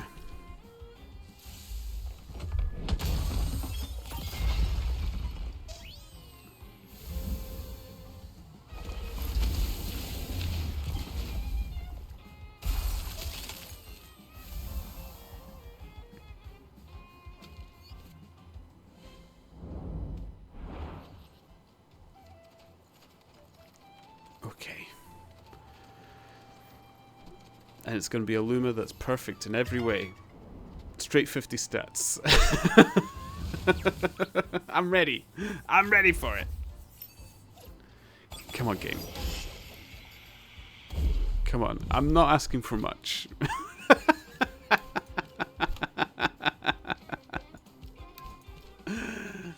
like the Immortan Joe of Temtem. I want my child to be perfect in every way.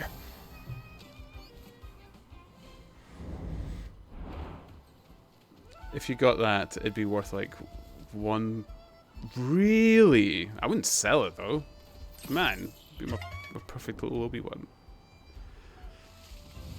Has it ever been?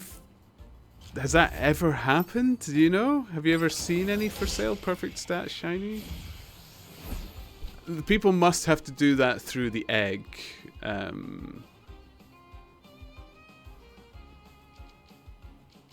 Breeding. Through the egg. They must have done it through the egg.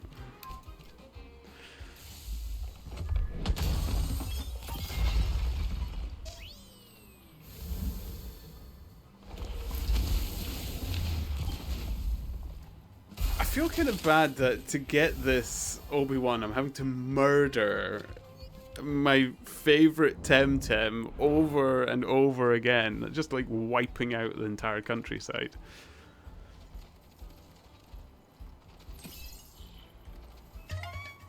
Even though they have said the digital Tem have become a pest, pushing out the natural ones. Well, there are ones for sale, but people generally do it using telomere hotfixes. Very expensive on feathers. Yeah, I can imagine.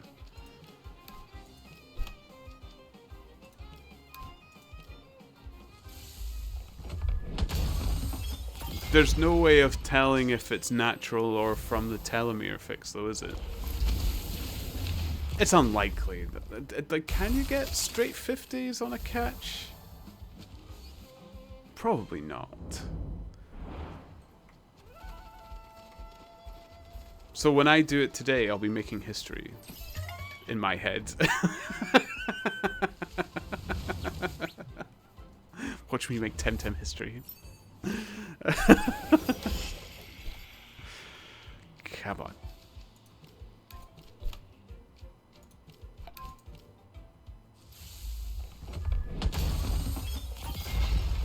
Oh boy.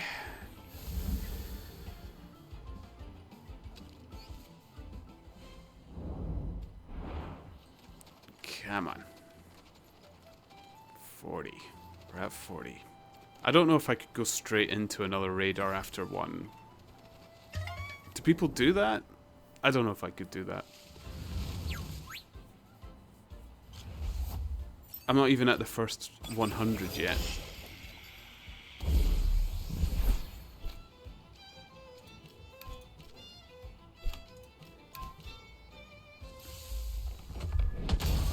I guess there are people that do that. I also couldn't. No. No, there's no way.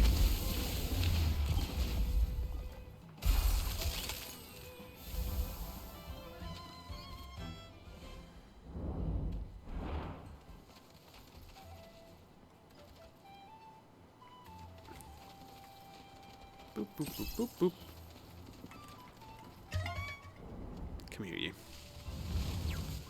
Usually radar is something I do in the background.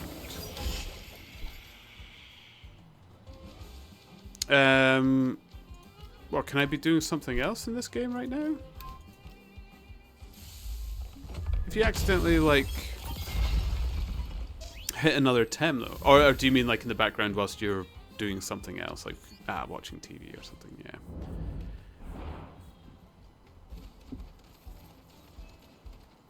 Look at me doing it intensively, staring at the screen like it's a puzzle. Obviously different from you streaming. Well, yeah. This could probably be one of those things where you'd put it under just chatting, annihilating the countryside of Temtem, whilst finding one that's slightly shiny. Probability of a Luma encounter having perfect stats is 1 in 450,000. I like those odds. If I had that, if I got the perfect stat Luma, I'd buy a lottery ticket. Although I suppose that would be my luck spent, isn't it? Maybe I wouldn't buy a lottery ticket. I've already burned it. And you could tell because it would still have fertility. Oh yeah, the telomeres reduce the fertility. That makes sense.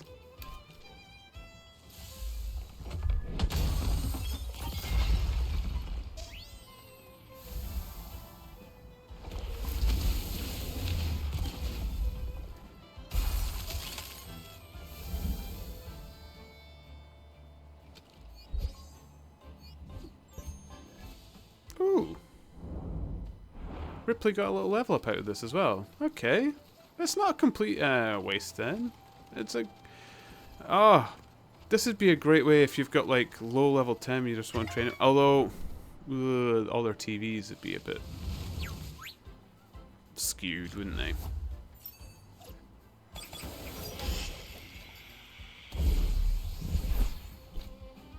But they're all fixable, isn't it? It just takes a lot of fruit.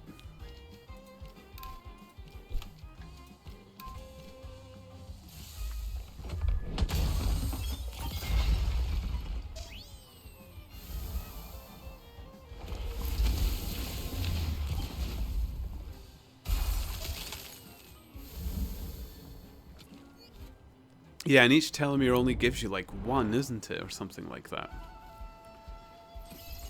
Oop. And they're getting away from me. You sneaky little Obi-Wan. You sneaky pair of Obi-Wans.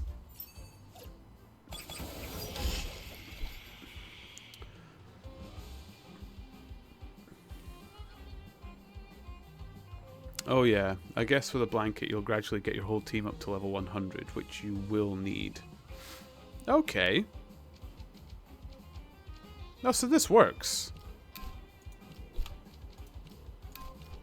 It's good that I'm doing this.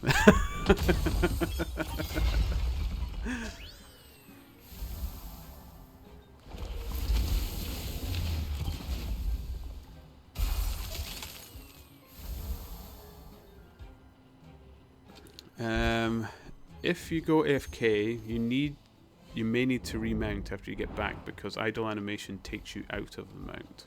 I got caught out by that once. Okay, so if I need to go AFK, maybe go back to the mini Temporium. That way I don't accidentally activate in the grass or something.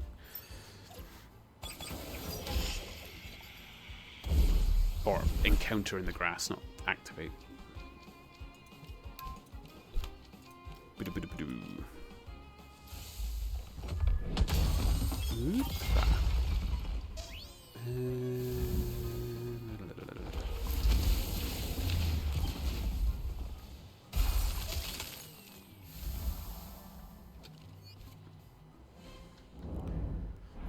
Okay. Come on.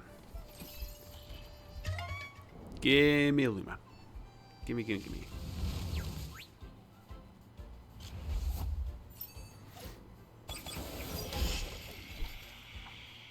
Also, while the radar is active, you can still do other stuff part way through if you want, as long as it doesn't involve encountering wild Tems. Oh, so you could still,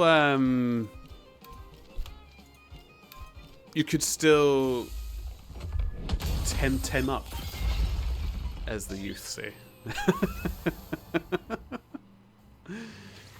Rico! Welcome, welcome. I am fabulous. I've been enjoying a snowy day. How are you?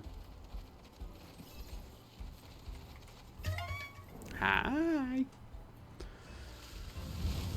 Like layers, dojo rematches, teamer battles, PvP, all of that are fine. Okay, so if I suddenly wanted a break and to do a layer or something.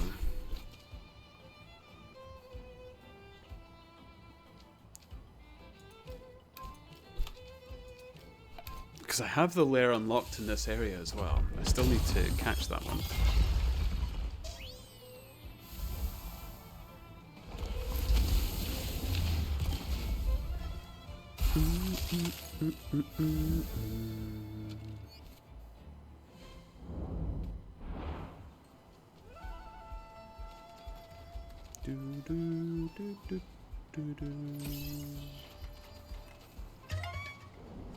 Okay. Boom, boom, boom, boom, boom.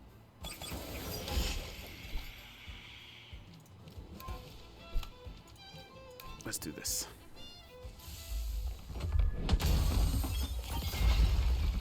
I know it seems really strange what I'm doing right now, Rico, but it's for a good cause. I'm not just murdering everything.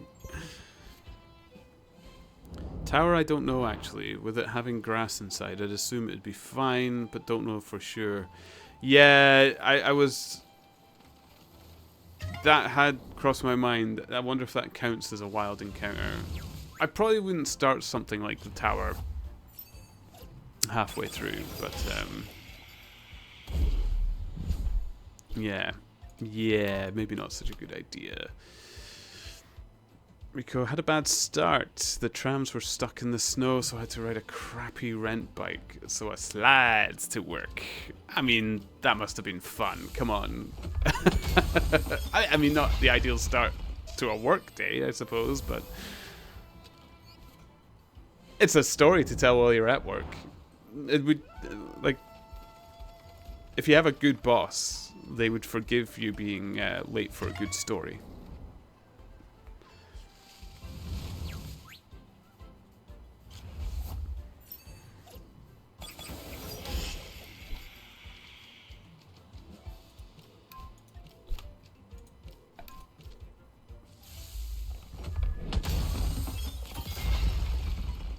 And do you have, the boss does not care anyway. Oh, well, fair enough.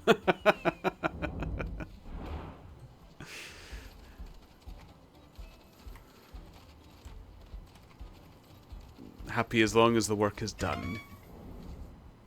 Do you have, like, the bikes that you can rent and stuff like that? Are they electric ones that you have?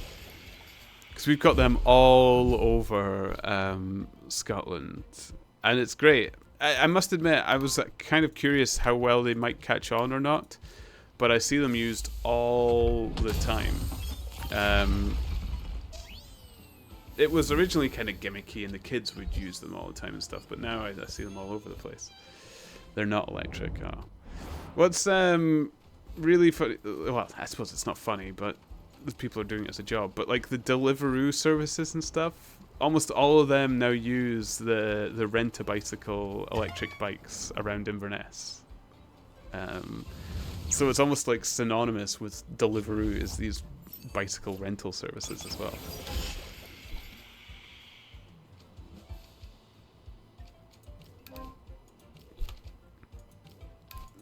I think what it is with the Deliveroo ones is they like it because the moment the bicycle runs dry, they just have to park it back in its pod to charge up, take another one, and they can continue their night. But yeah, it would be easier if they were. My father, when he got into his later years, he got an electric bicycle. He always loved cycling, but he was struggling with it, so he stopped. And then he got an electric bicycle, improved his health incredibly. It just gave him that exercise that he needed.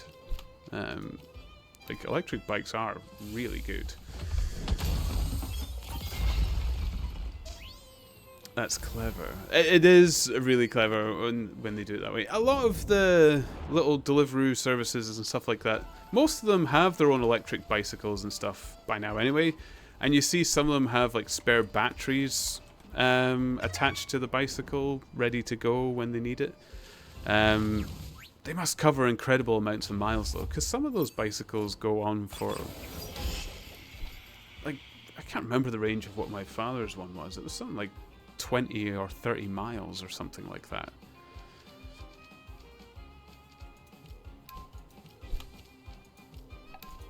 But I suppose if you're back and forthing in the city all day. I used to cycle to work a few years ago, but somehow it messed up my knees, so I had to stop. Really? Cycling's always... I always thought it was supposed to be one of the lighter forms. Like, they put it alongside swimming for... It's usually your hips that are more affected by cycling. I didn't know it could be bad on the knees.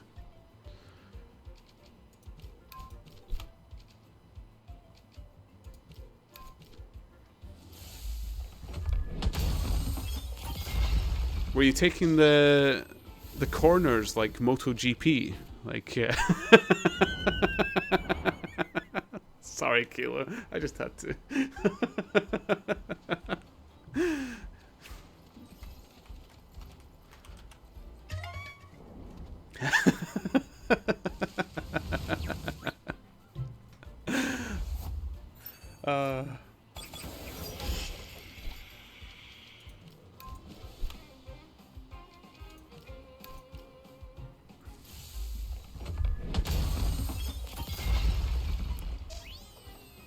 I suppose though, like, if you have to push uphill a lot, I guess that can put a lot of strain on your knees.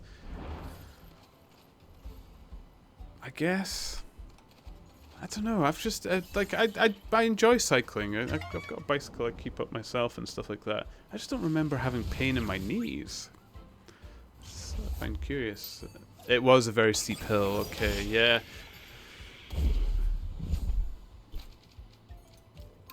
Yeah, that makes more sense. The strain. Very steep hill, short journey. Not sure if it had something to do with it. Too much stress or something. Yeah. Well, I was just thinking that, Rico, as well. Coming down the hill, reaching, 50 kilometers an hour, then knee to the ground MotoGP.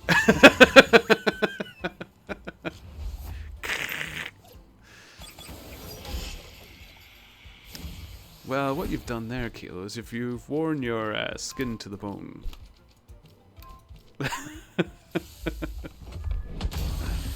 Anything isn't meant to happen, I suppose. Just me being special. Just one of the lucky ones in life. One of the lucky few. It could actually very well be a thing, Kilo. I am one of those people who come across as being... I was going to say intelligent there, but it's kind of boosted myself up a bit. Mildly intelligent, but I am filled with ignorance and assumption. I guesswork a lot of things. I once got overtaken downhill by someone on roller skates. Yeah, but, like, I can believe that. Especially if somebody's really, really into their blades and skates and stuff. The expense they'll go into smooth running trucks and whatnot. Like, some of the most expensive bearings. And I could very well believe that. They've got such low friction compared to the bicycle wheels and stuff like that. They always say, like, rollerblades, skateboards and stuff like that. Like, Tony Hawk's himself. Like, they always got more height than BMX in half pipes and stuff. Or that's what the rumor is. Could very well have changed. It's been a long... Man, I'm talking about back in the 90s. Oofed.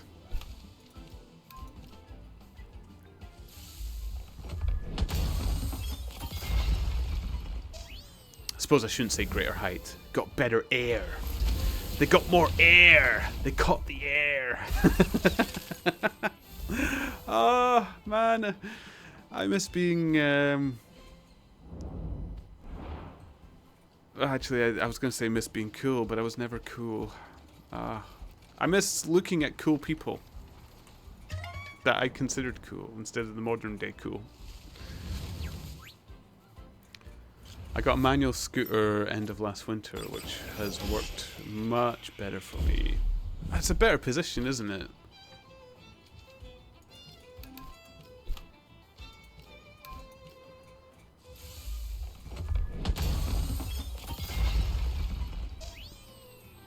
I was riding along, casually going downhill, reaching 70 kilometers an hour, and didn't see the corner coming, so I had to hang off the bike.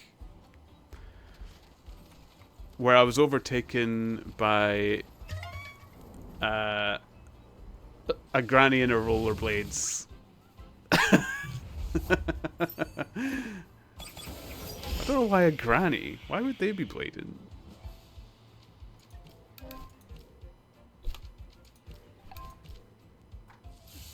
Her purple rinse perm bobbing in the wind.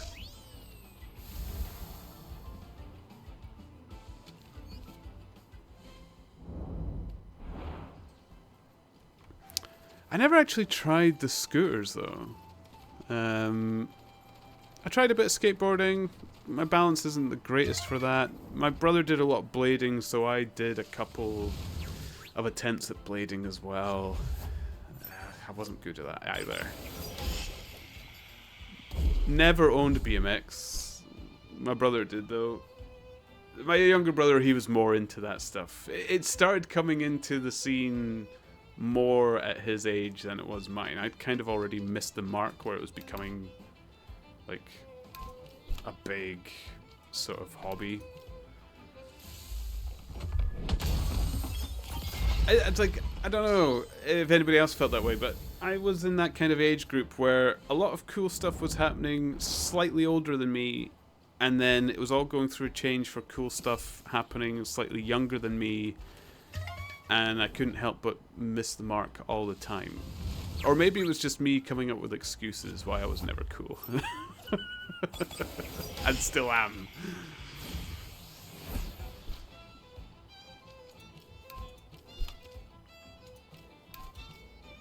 Scooters are significantly slower than bikes, but relatively inexpensive, and good general exercise for the body. Yeah.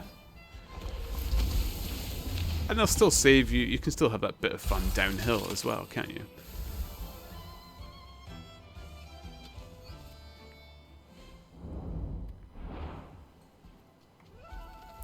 I always wondered, like, if they wanted a bit more speed out of the scooters, though, like, why don't they make the scooters the same size as the e-scooters? Like, not everybody's trying to do tricks and stuff. You don't need it to be as lightweight as the smaller ones that they actually use.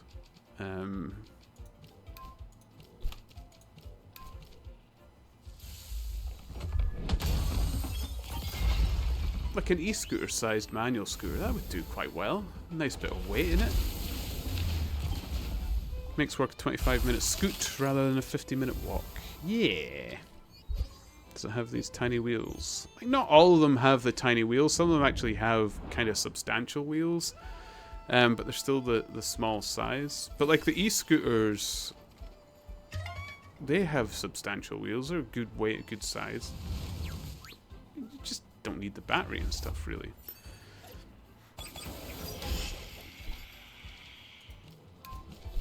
I find the e-scooters such an odd thing.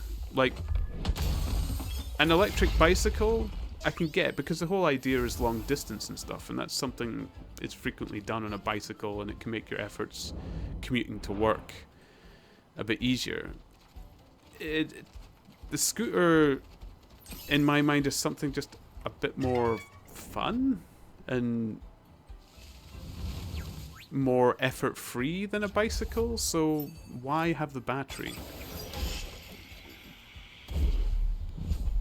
I'm not against them. I think if people have them and they enjoy them, I've seen people use them to commute to work and stuff like that. It just... Because they don't even have the range. Whenever I looked them up, they don't have the range of an electric bicycle. So they don't even have that advantage. If somebody told me it's like, oh, the lighter weight of the scooter means they can go further. But it usually means they just have a smaller battery and they cannot get as far.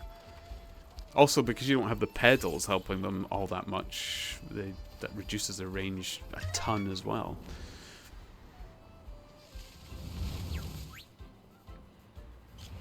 I prefer mine to e-scooters because it actually has suspension. Uphill scooting is very hard, more so than bikes. Yeah, but it's easy then to just walk alongside it, and it's not like you have to dismount or anything in any kind of... I know you can dismount from bicycles and rather a quick step, especially if you're quite used to them, but a scooter, it's even more so. You just step off the thing and then walk up the hill, scootling it. Because chances are, if the hill's steep enough, you trying to scoot up it is probably slower than the walking pace anyway. I think I saw a scooter with bigger tube wheels and a big platform. Yeah, a lot of the older scooters were, but they were kind of like nasty kids' toys, weren't they? Maybe there's better modern day ones. I must admit, again, I am bleating about something I have complete ignorance over.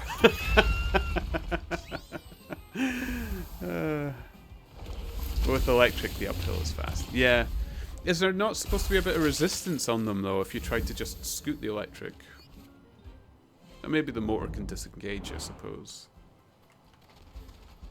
They must be able to operate sans battery, surely.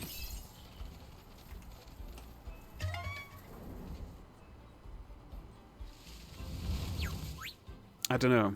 I must admit, like, right now, for me and Parsnip, we're kind of looking along the lines of folding bicycles, electric or manual, either or, probably just regular manual ones, to be honest. Just for commuting purposes and stuff. For me personally, it'd be nice, especially because I have an electric car, and there's a few stations which would be nice for charging when I'm visiting family and stuff. And just a little folding bicycle would be nice to take out the back and be on my way. It's not a huge issue, to be honest. I manage without it. It just seems a little bit more convenient and a bit more fun. I enjoy cycling. And it's a good bit of exercise.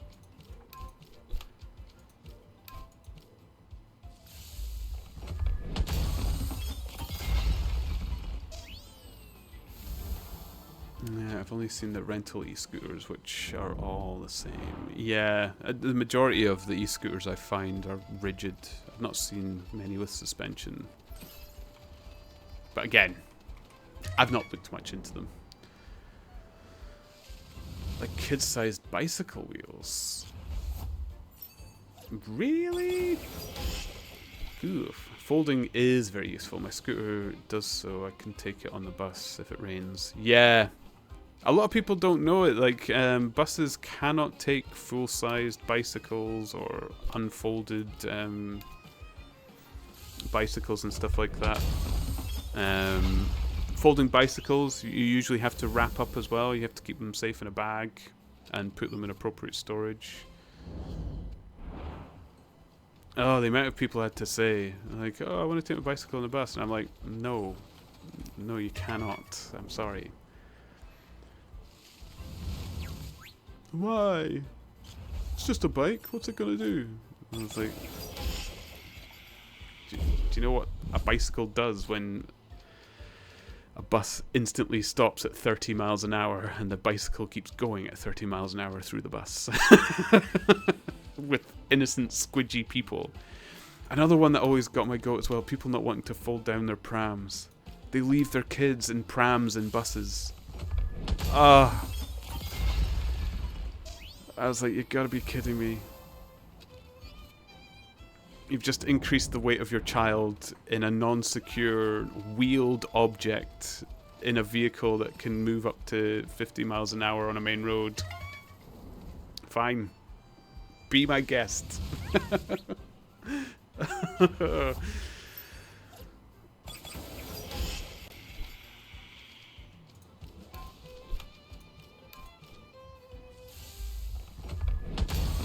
There was one I was arguing with as well. They wouldn't fold their pushchair, and they were taking up the wheelchair space of the vehicle. I had somebody coming on needing the wheelchair space, so I just kindly asked the guys, like, look, we need to pop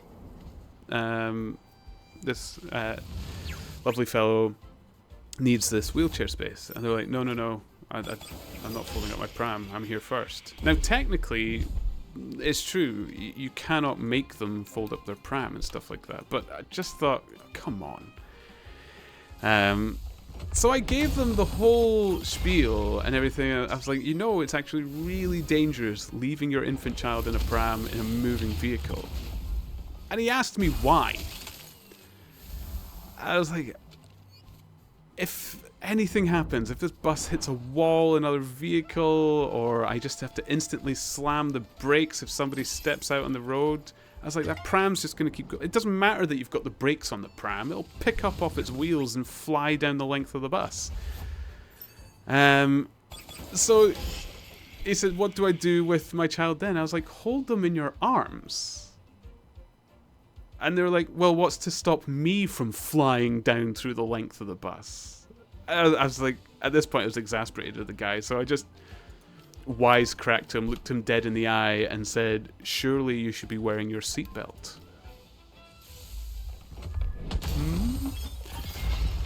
But he was adamant not to give up the space for the wheelchair. I was getting furious.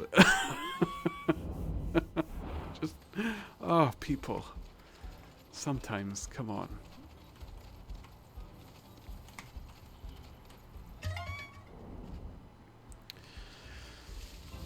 Everyone leaves them in prams here. Never really thought about that. Yeah. Never. It actually tells you. Funnily enough, I worked in a store that sold prams. It tells you when you purchase a pram, never leave your child in a pram, in a train, or a bus. Ever. Never ever.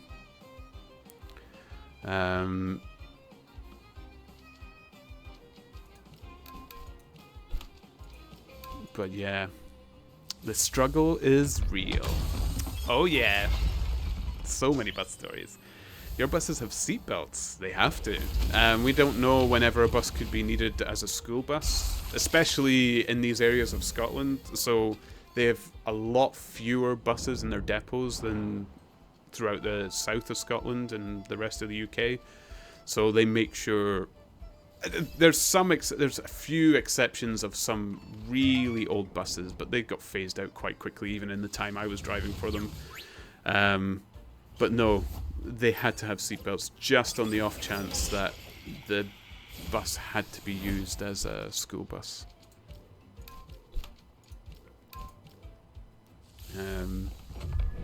Just had to have them.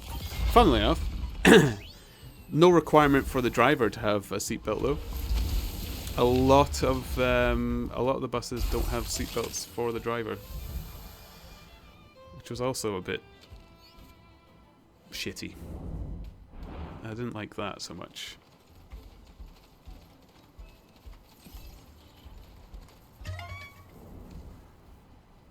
I am a bit of a granny driver though. I was quite careful.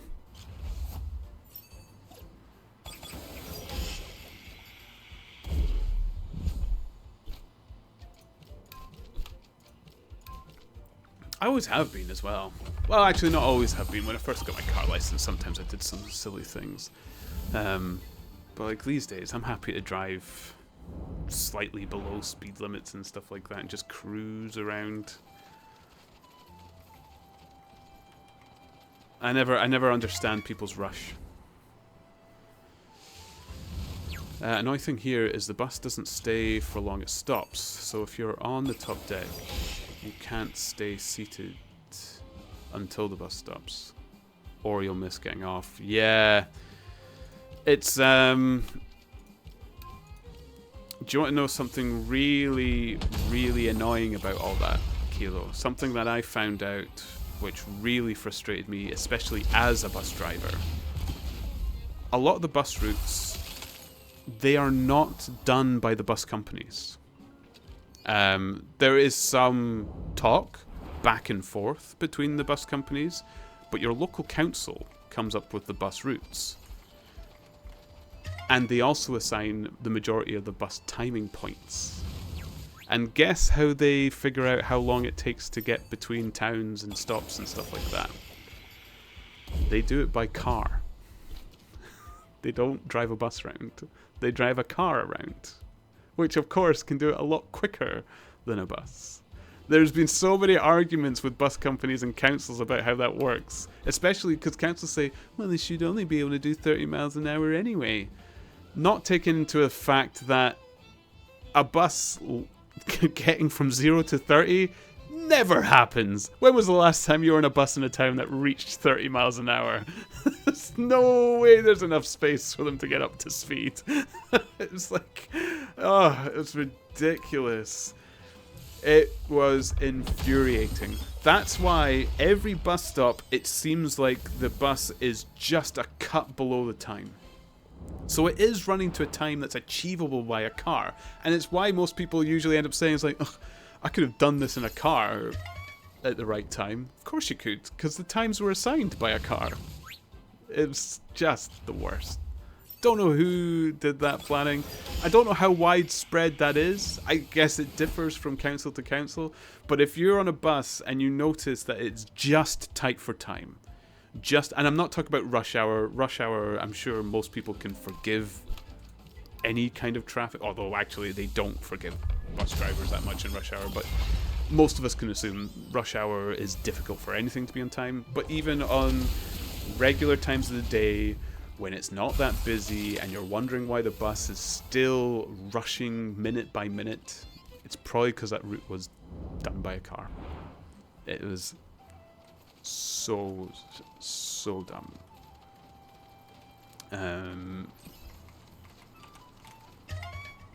Really, really infuriating. Rico, I never thought about a bus doing a real emergency brake. It did not happen once, and I am daily driving bus and tram. Buses' brakes are incredible. Like, modern day buses, their brakes are good. If they're needing to do an emergency stop, they can pretty closely match a car's stopping distance. You just take the mass of that bus into account and you've got your butt parked in that open seat. Yeah. I put my seatbelt on a bus. Coaches, that's a big one. People never put their seatbelts on a coach. Average coach weighs about 12 tons. You're sitting on it. That's usually actually careering down motorways 60 miles an hour. Yeah. Yeah, you're as good as gone if something happens. You really do need to think about it.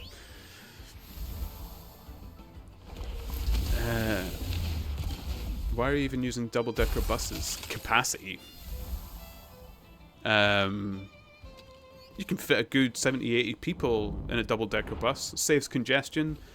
The bus doesn't need to be as long, so the tighter streets that you find in British cities, double-decker buses are fantastic to drive. And I'd say they're actually a little bit safer because the driver has a lot less to struggle with. The double-decker, really, really good buses to drive around cities. Less tail swing, less overhang, nice and tidy around most corners. Actually, double-deckers, they're good to have. Big problem with the buses here is that they come from the city centre, so they get stuck in traffic at the start and stack up all together. Yeah, and that's why you get two come along all at once. There's no point even looking at the bus times here. They mean nothing. Just go to the stop and hope. Yeah, to be honest, that's happening around the city centres, even in like Inverness and Aberdeen, some of the smaller cities in the UK. Aberdeen's becoming quite a busy place again, though. I know it's not as famous as its heyday when the oil business was much larger up in Scotland, but yeah.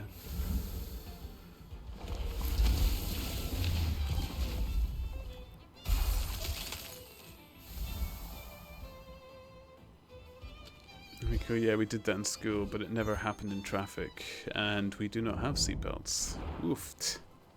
Really? I'm surprised to hear of so many buses without seatbelts now.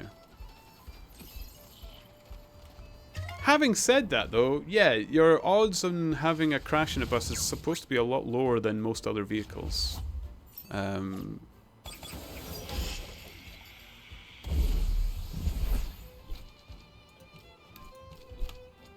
I actually, not only that, my insurance companies for my car and stuff like that, they give you a discount for being a bus driver, like an active bus driver. They consider you to be a lot safer driver than most others. I once saw 5 of my bus route at once, all the same direction. And the controller didn't stagger it at all? I would have actually, if I was a controller, I would have staggered some of them backwards to at least make up the time on the returning journey or something.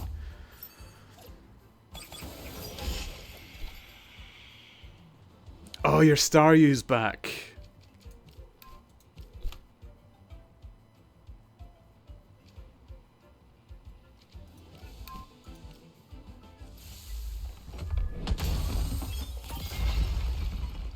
I should really pay more attention to the Obi ones I'm smashing here. I've not really been looking at them in case they're Lumas.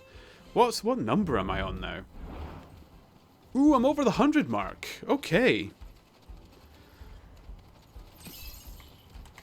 Okay, Luma hunting is good. I can just chat about any old garbage. It's good for the chat-roos.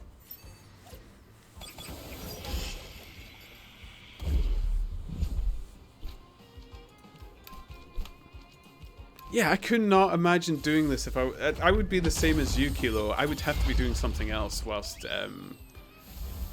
Luma hunting. If this was a little bit of a quiet stream right now, I would have probably stopped this already. Like, there's no way I would have continued.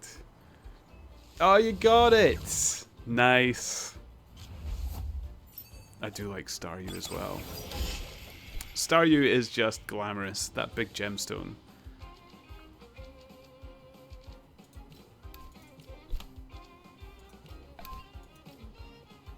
It can't just be nostalgia on my part, but like some of the simpler designs of the original Pokemon to me are more favorable. In my mind, some of the more original Pokemon just feel more believable, like something I could find in real life with just some mild exceptions. My goodness, YC, you're going ham on that thing. I'm sorry if you can hear lots of squeaking in the background. Weiss is really going to town on our drinking ball.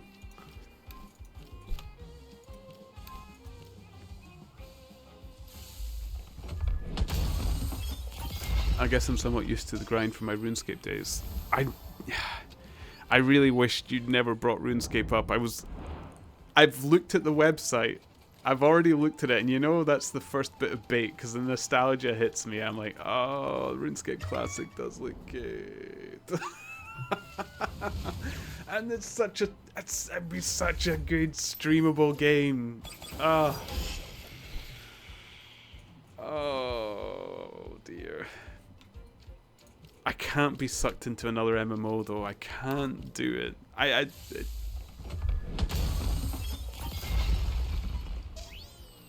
And if I go into an MMO, I should really go into one I've not played before. Although there must be thousands of things in RuneScape I've not done. The game is so big.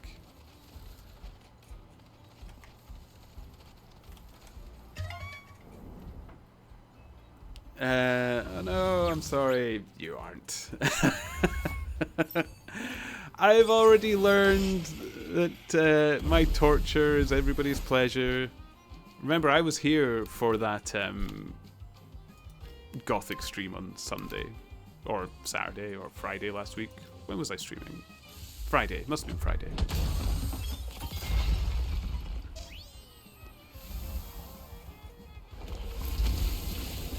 I always somehow manage to bring up the worst information. Oh, just on a innocent whim.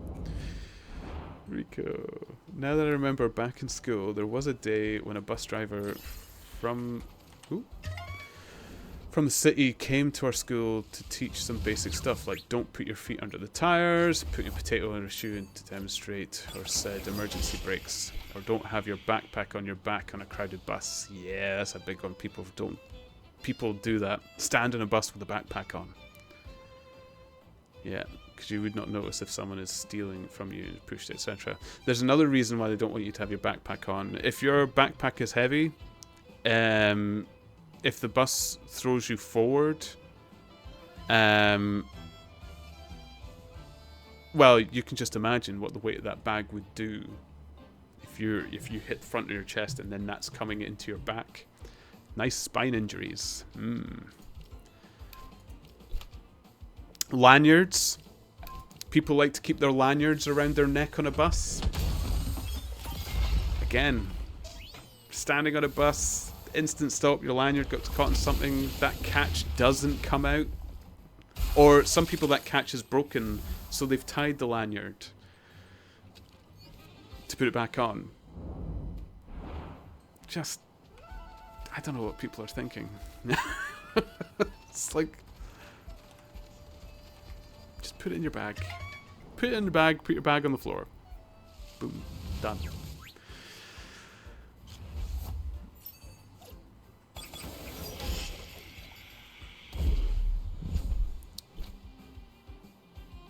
What would you do if not wearing the backpack? I usually say take it off and put it between your feet.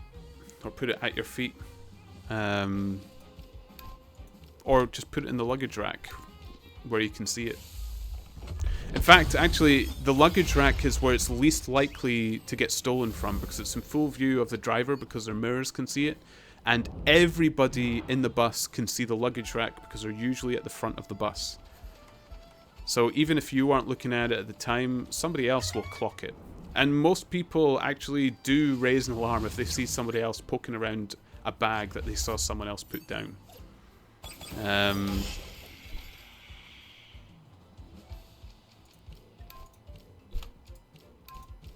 So we usually say that. There's no luggage rack on ours. Yeah, then between your feet is usually the best. Like even if you're standing, you just pop it off, put it down in front of you.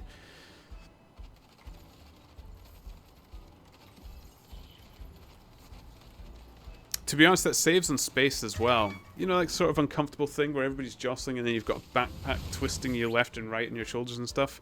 It actually fits on your feet quite nicely and more people can stand together comfortably on a bus as well. Oh, look at me with all the bus tips.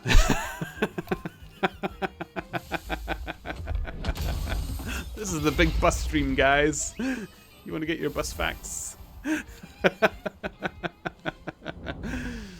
Not much floor space either. There's never going to be much space, but it is just safer overall. It's just safer. Like, this is the thing. You can make... there's good reasons out the wazoo against not wearing the backpack. But generally, it's considered better taking it off and safer. Oh, not hallucination. Boop, boop, boop, boop. I once was in a tram that derailed because another tram came out of the depot without looking. The brake wasn't that hard, but the impact was. Yeah. I mean, they would instantly come to a halt the moment they're off the rails, wouldn't they? How easy would they cast on tarmac? I thought they'd dig in and come to a halt almost instantaneously. But still no bus. I never go on the crowded route anymore, so thankfully never have to stand anymore. Yeah. Yeah.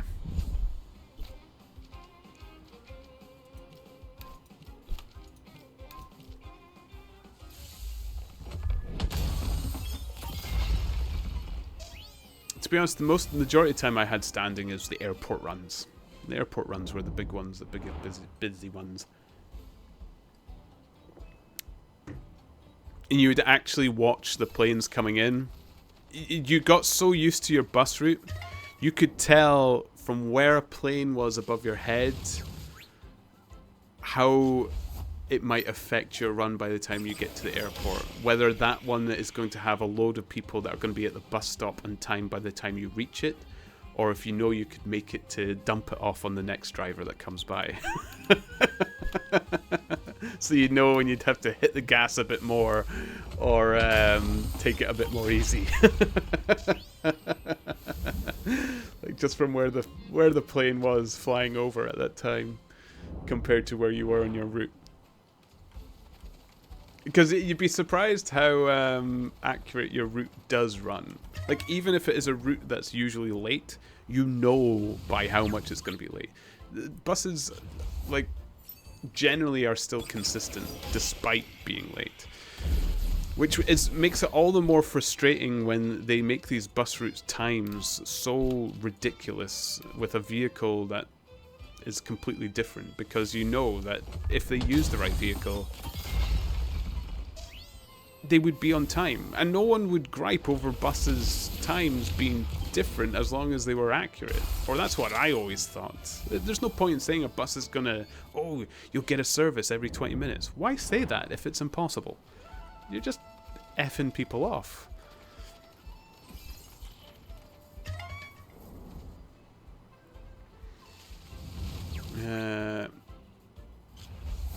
I'm always putting it between your feet. Yeah. Best place for your backpack is between your feet.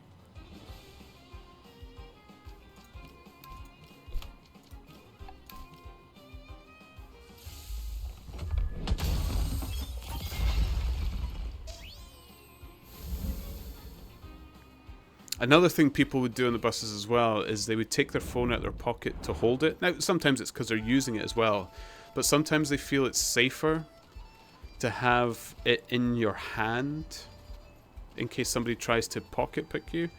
But somebody was telling me that's actually less like, because we're more common to forget things are in our hands than we are to forget them being in our pockets. So usually if you're that worried about phones and stuff, you should just keep it in your pocket and just have your hand by your pocket or something. Because somebody taking it from your hand is actually doable.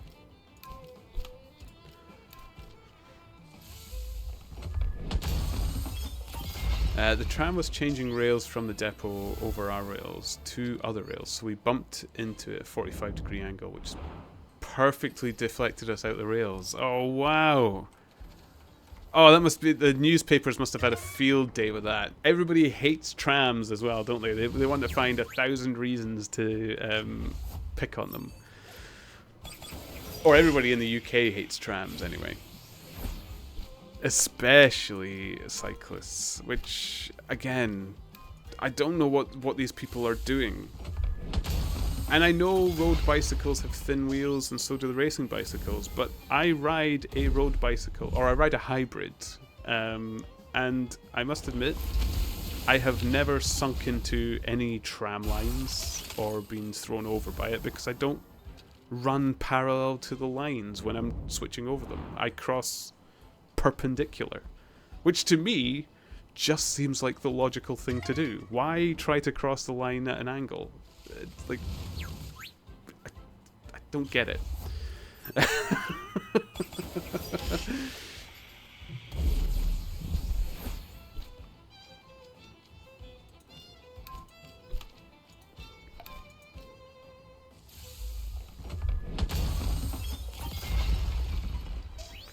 I don't know how they would fix the ones here, honestly.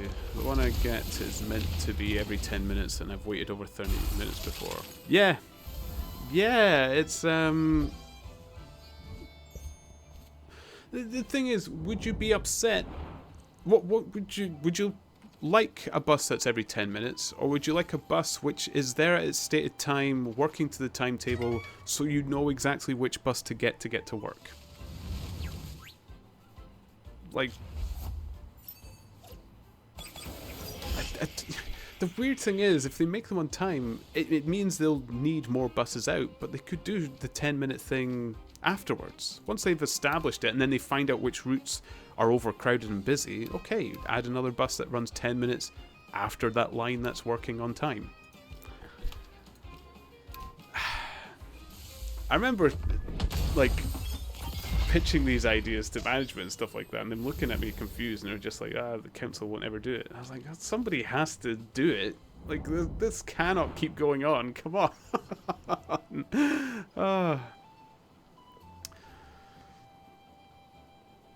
I love trams. It's so efficient. I don't... I've only ever used trams in... I think it was... Oh, wait, no, I used trams in Ireland, in Dublin. And then I've used them in Blackpool. I've never used them in Scotland. To me, most of the cities in Scotland, everything is kind of reachable in walking distance. So I've usually taken a bus to get into the towns or cities, and then I've just walked everywhere. I've never needed the trams to get me anywhere else. Dublin... I only used it in Dublin because I didn't know my way around, and the trams were actually quite well mapped out, made it a bit easier, because they marked out the sort of places I was needing to go. They mentioned the major kind of like landmarks which were near the stops, which was really useful, instead of just saying street names and stuff.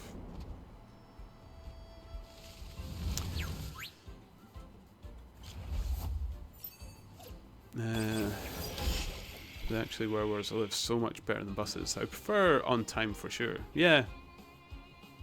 Okay, that's what I would... I don't know why they're not working towards that. There must have been some kind of comfort zone everything's fallen into that it just hangs like this now.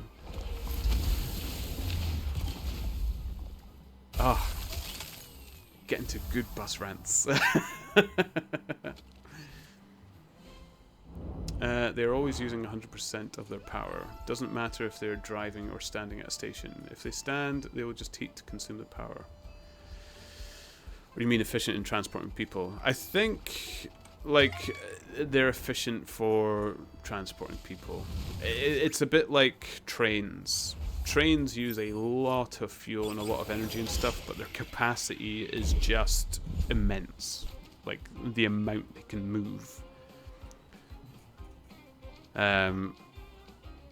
Plus, costs of having an operator is less. Like, if you think about it, buses are limited to how many drivers you can have per bus for the amount of people you're moving as well, whereas a tram just needs one person for 100 or so people. It just works out better in cost as well.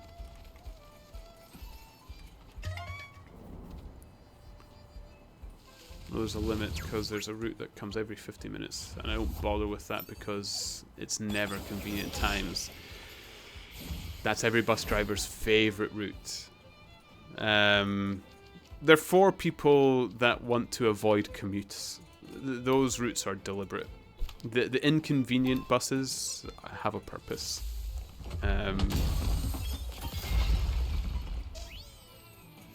Doctors and nurses love those ones. I think generally doctors and nurses actually like to arrive to work quite early, so they don't mind getting one that's inconvenient. But it also keeps them separate from lots and lots of snotty, dribbly-nosed people filled with the flu and whatnot. Those inconvenient buses are generally very clean as well. They're always my favourite routes.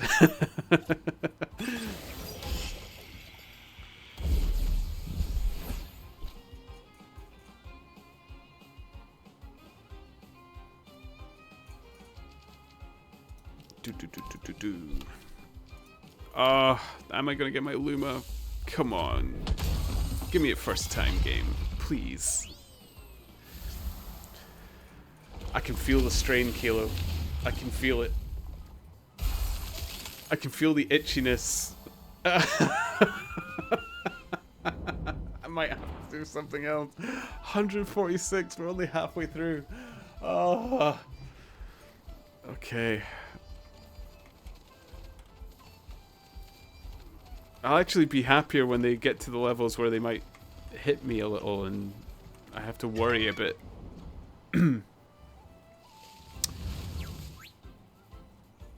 I think I have to go to bed now. I wish you a good rest of the bus stream.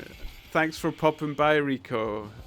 It will be Gothic tomorrow. I don't know if you'll be around tomorrow. I think you said you were, so I hope to see you then. It's always good chatting to you. Nice to hear from you. I didn't know buses could be so interesting.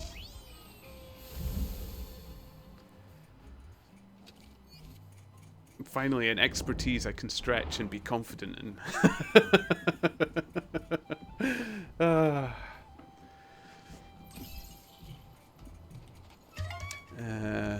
Also, being able to install a tram network without any big building project because they can use the roads is great. Yeah, I mean, I've never had anything against the trams. But you always, like, newspapers, local public groups and stuff like that, they just love to pick on trams, even more so than buses. I don't know anybody could hate something more than buses.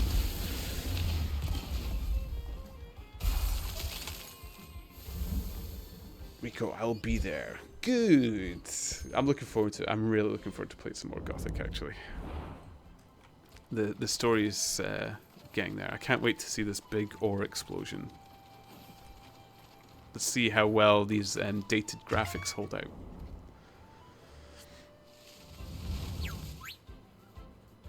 Or what other surprises it's going to give me instead.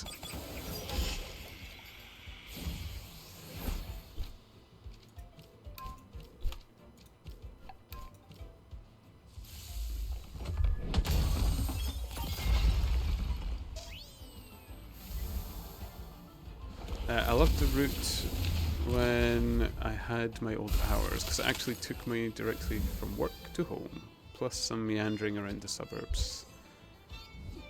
There was always about 1 to 4 people on it. Yeah.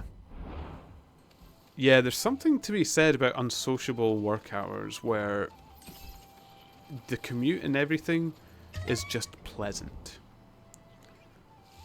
Like, the jobs that are not the 9 to 5 grind sort of thing, when they've got odd hours of start and finish.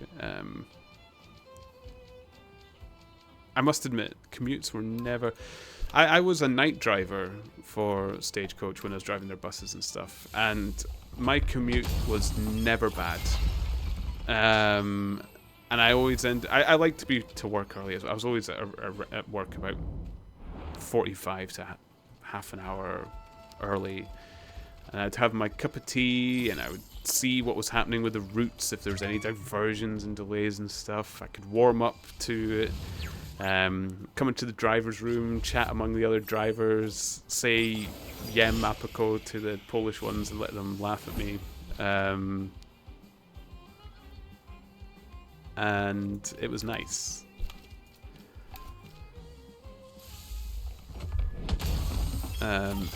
Thankfully, this what was great when I moved to the tour guide job as well is because there's such long days, you actually start quite early, so you actually beat the morning rush as well. You're actually in the town before even school runs and stuff.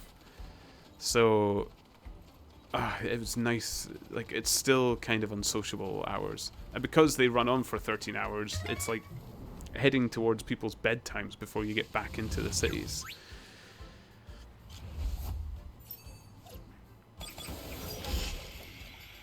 Finishing the day at 4 p.m. Oh, 4 p.m.'s the golden time. Right, but you even get time to go in and do a little bit of shopping, and you still beat the rush hour home. Then you've got your evening free. Yeah, 4 p.m. That was the treasure time.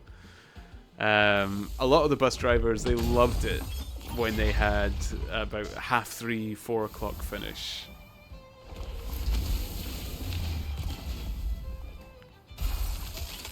Because, you know, all the parents were at the school. They were still trying to pick up their kids and stuff. So as long as you got your shopping done exactly then, and then you started heading home, all those parents would start heading towards the shops, and you've sailed. You've sailed out scot-free. It's so satisfying when you're just at the cusp of that as well.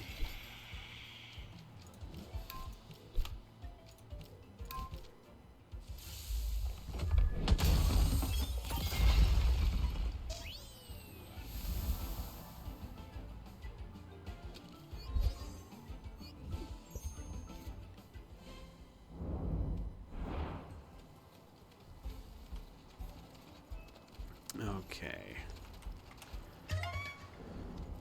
Oh. Okay, Obi-Wans. Okay.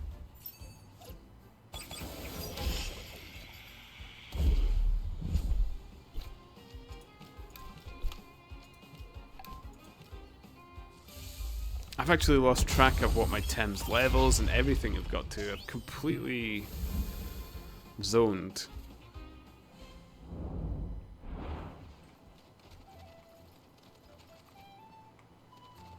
It's been good for Ripley, though. Ripley's fair catching up.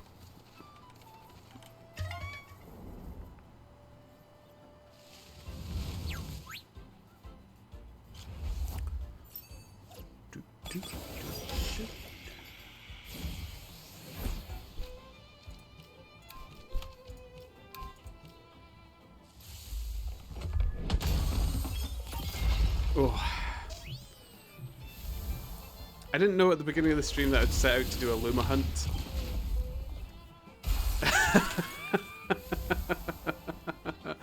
Oh. And people do this multiple... Like, some people have multiple Lumas. People do this for multiple different Temtem. I'd be happy with just my one, I think.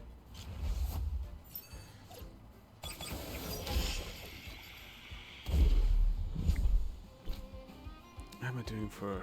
Oh.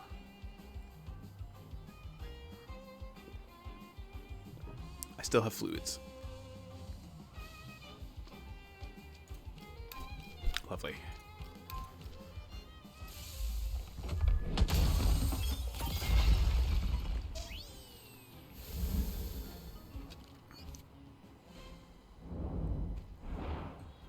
Okay.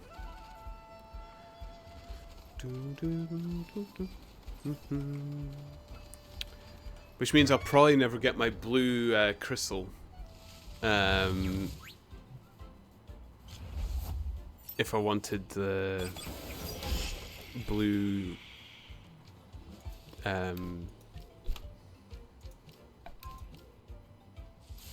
tortellini. I'll just go with tortellini. I've forgotten what it's called again.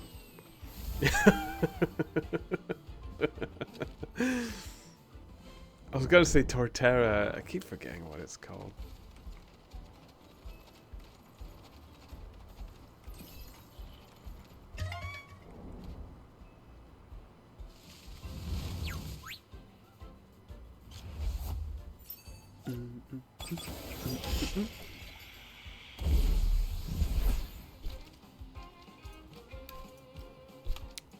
Okay.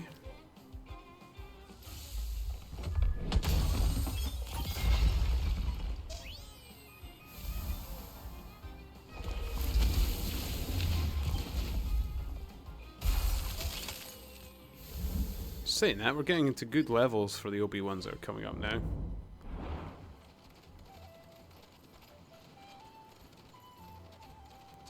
To be honest, I feel like I can see why your odds are better finding a Luma though. That 100 between 200 and 300 is actually quite a fair clip.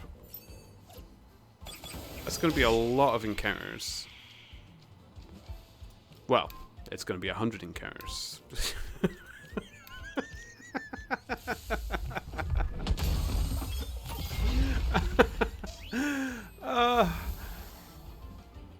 I promise I do physics. I'm not an idiot. And when I say I do physics, it means I do maths in my studies. I'm not...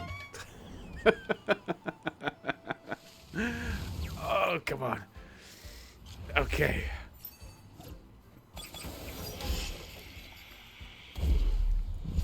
There we go. This is melting me. I can't do this for more Temtem. I don't know how people could do this. Oh, you know what could win me over though? I haven't seen it, but a Luma Razmi. What do they look like? If they have a fabulous new hairstyle. If they're like golden. Oh.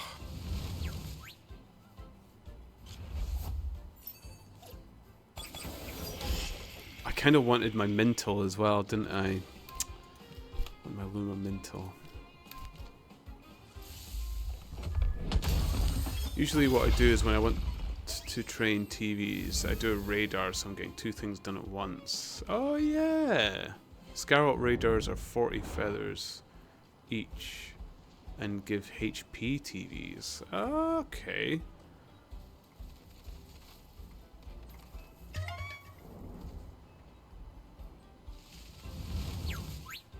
And is HP just generally a safe TV to get, considering how large a spread you can give on the TVs? Like, I don't know what I'm getting from these OB1s, but most of my Temtem, they must be maxed now, I think. Like, I doubt it's affecting them too much. The only exception might be Ripley, actually, now that I think about it. We could stop and have a quick look just so I'm pressing some kind of different button. Oh, that feels good. Oh, they must be close to max, whatever they are. Oh, their attack ended up quite high, which is good. I do like Ripley.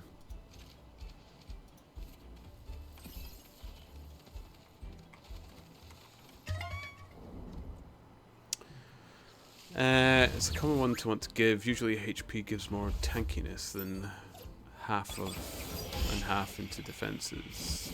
Okay.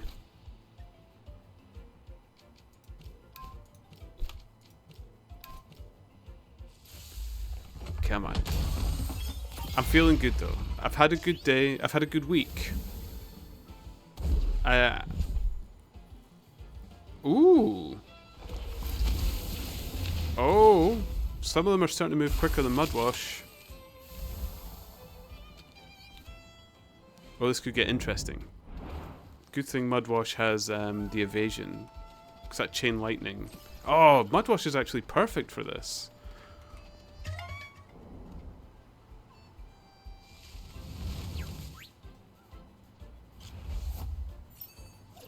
I'm feeling good. I'm feeling happy, and therefore the game's going to treat me nice. We're getting close to it now. We're getting close to 300 and Luma territory. I coded a tool recently to calculate the optimum TV spread for maximum tankiness, which I'm really happy with. Ooh, nice. Just a simple mathematical query. I've only ever coded on Python. Is it Python? Can't remember the name of it.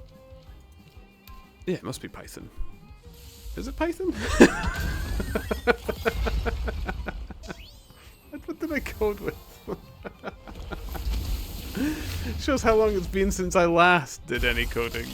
I need to keep that up more though. I wanted to practice more coding because it would be useful for any like future work with alongside the physics. What I'd meant to do was I was going to spend last summer learning it whilst I was outside of, because I have access to the material through the university, through its libraries and stuff like that. Even through the summer when I'm not doing the coursework. So I was going to learn some coding, but then I had to change of jobs. So it didn't work out that way, but I really need to scratch up on it.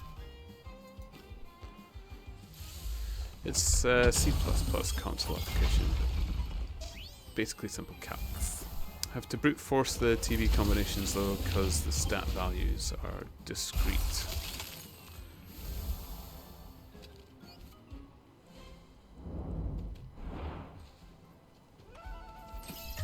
Ooh. So what? So are like the TV values not always the same stat change? They don't always reward you in the same manner or something?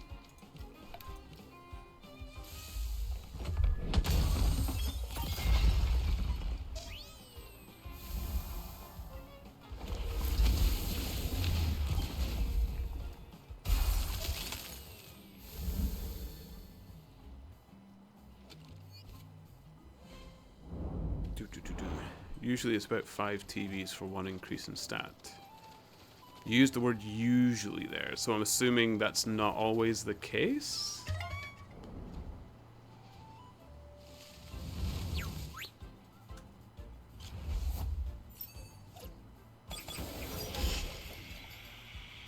So first 4 do nothing and the 5th one increases it by 1.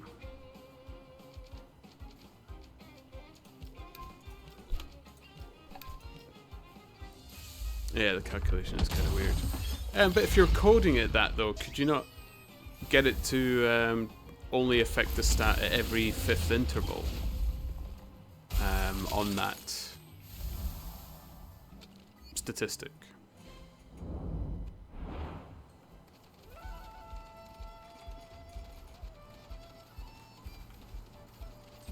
Ooh. Where are you going? Man, they shoot off really fast. Or is that just Obi-Wans? Or do all the Temtem like try to get away from you when they spawn in on these things?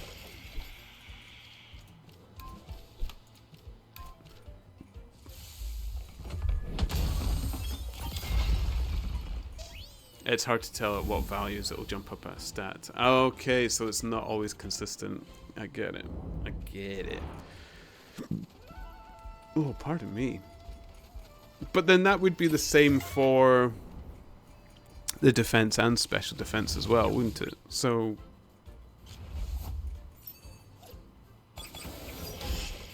if overall it comes out better with a HP, you shouldn't need to worry, I guess.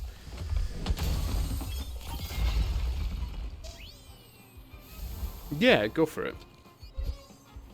I can't promise I'll understand any of it. My knowledge of coding is very basic.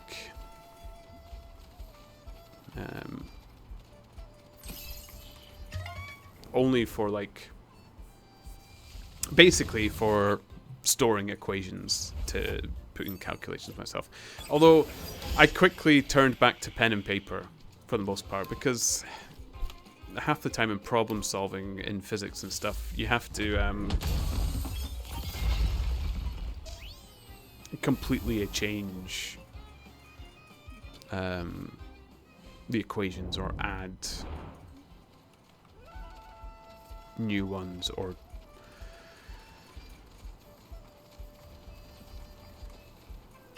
there's a lot of editing, shall we say.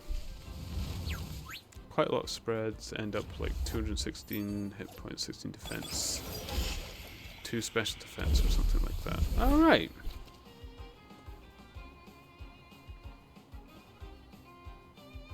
And you made these yourself?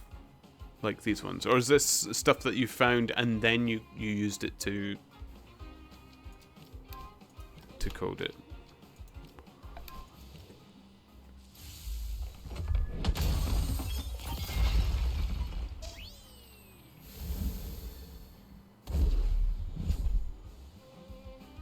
I am so glad Mudwash has that evasion.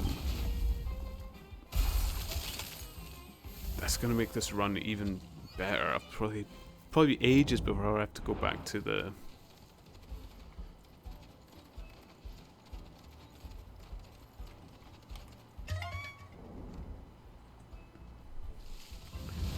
Those formulas are from the wiki. That's what the game actually uses to calculate stats. Okay.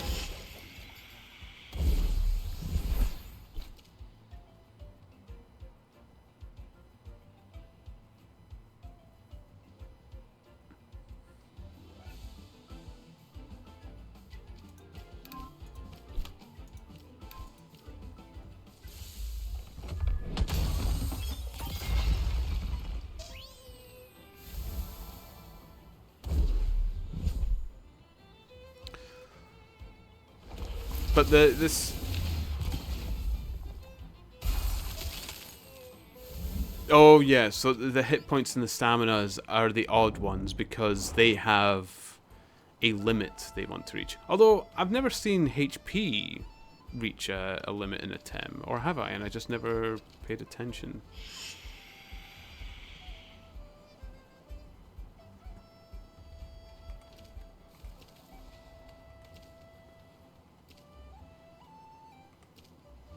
I don't know why I thought stamina had a limit, or was it in breeding that I thought that it hit a limit or something like that?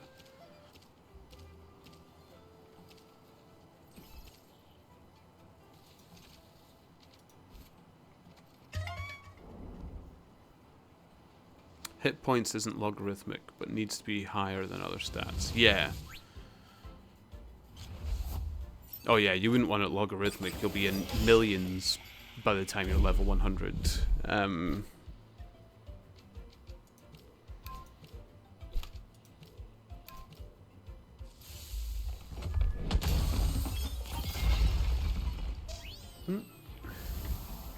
out of water. I brought some juice with me to top myself up though. Everybody was talking about Iron Brew the other day, so I ended up getting myself some Iron Brew. Properly Scottish. Woo!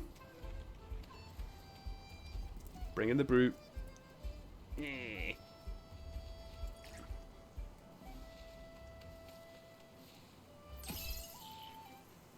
Ba ba ba ba ba ba. Juice time.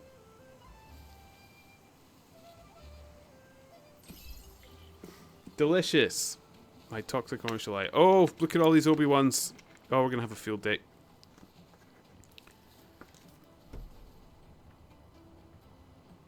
Perfect. We're nearly 200. We're nearly at 200. Okay. Nearly in the golden zone. Okay, game. I don't know how safe it is to have Iron Brew on my table in my all white and pink setup, gaming setup. If that stuff spills, it is not coming out.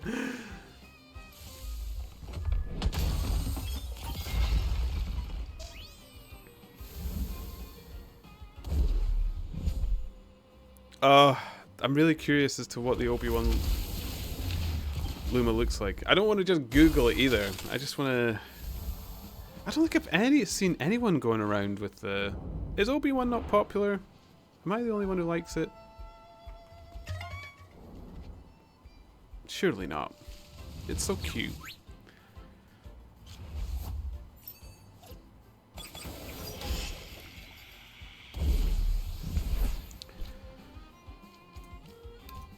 I really need to get a new headset. These are getting so uncomfortable now.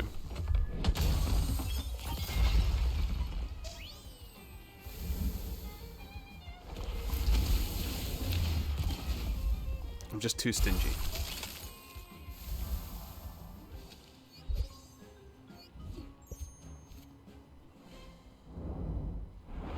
Ooh.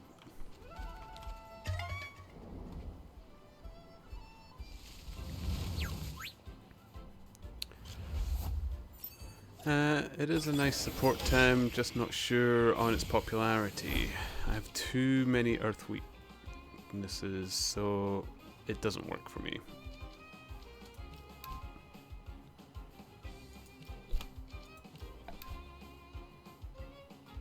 I wish it had that move that, oh, do you think it could egg move that, thing that, what did Sonic have? The one that nullified itself.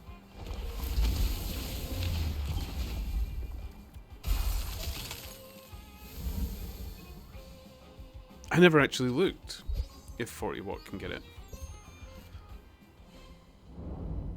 Or it might already have it and I just never paid attention to it.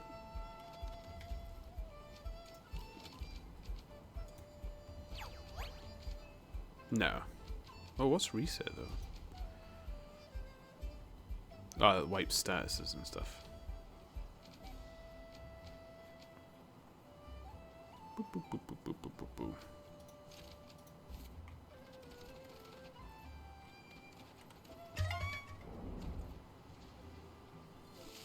Because that would be really nice against water. And earth. And crystal.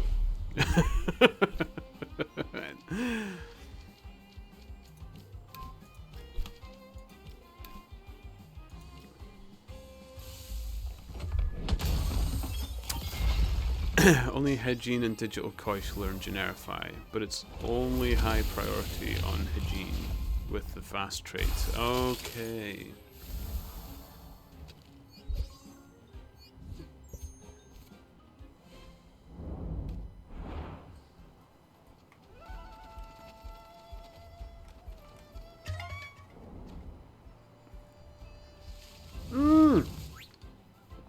Igglybuff!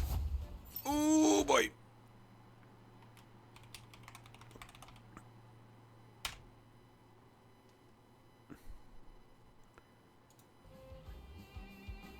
Sorry.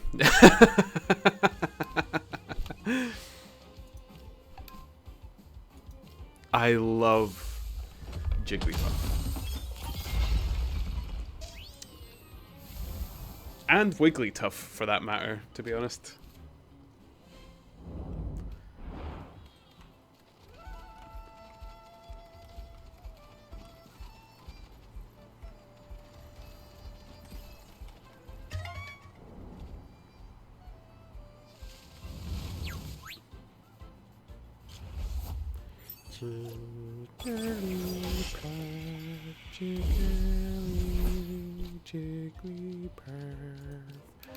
Oh, I watched so much of Pokemon as a kid.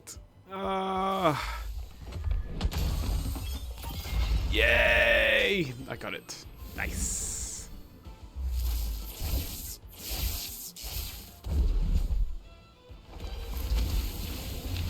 Oh, it actually attacked minks. It was a little bit more smarter. Okay. We're getting damaged. We're hitting that point. Ooh, 199. We're nearly at 200. We're doing it. We're doing it. Here we go. Luma's round the corner.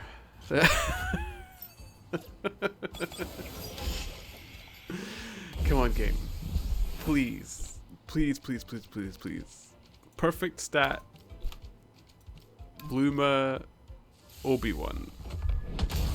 That's all I ask.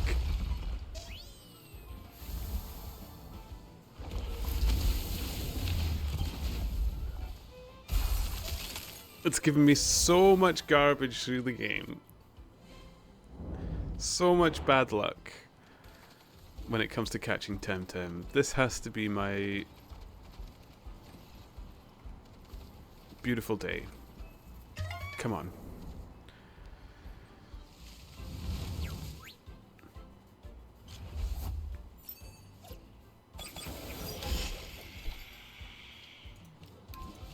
Come on. Come on, game.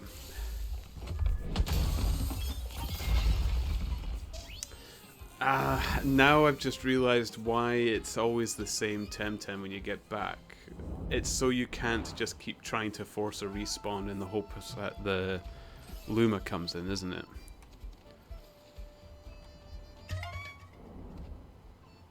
It's clever. They thought about it.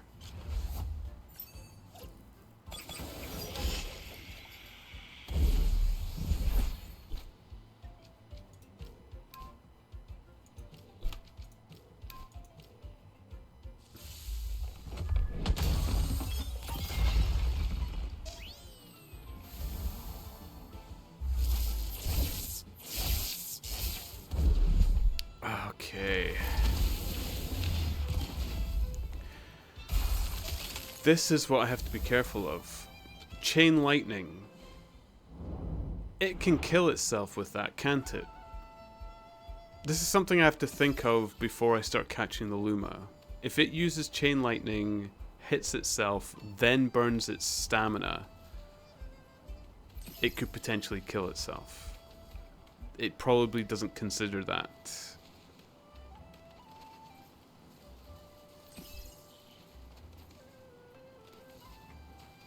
Oh boy. We might just have to spam Tem cards on the thing. I can't remember if I bought 10 cards. It's not too late though. I can go away and buy them, can't I?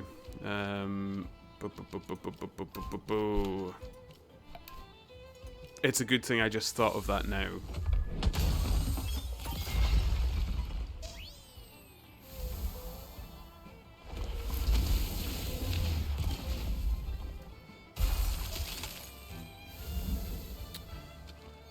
Maybe have an electric synthesized Nestle you can swap into the left slot. That'll absorb the chain lightning and stop it bouncing again. I think I might already have one. It's such a low level though.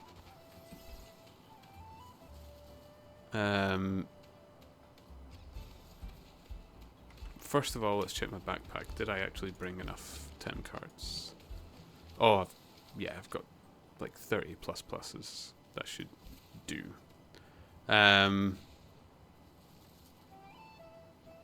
Yeah, I think I have an electric synthesized Nestle. Let's have a quick look.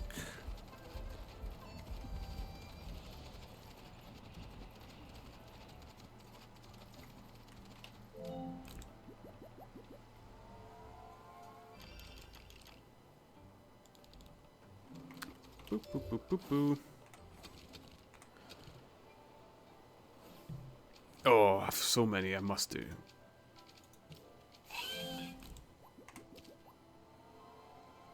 Yes.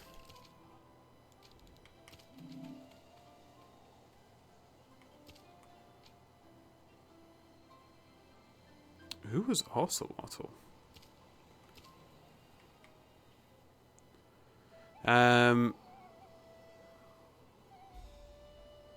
Right. Was that this one? Yes. So I could put that in my team. I don't need to swap it in until the time, though, do I?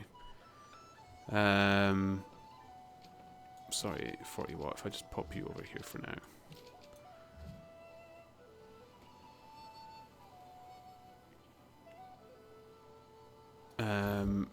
That'll be good, because whilst we're going through these high-level ones, that Nestle should level up a bit. Might make it a bit easier.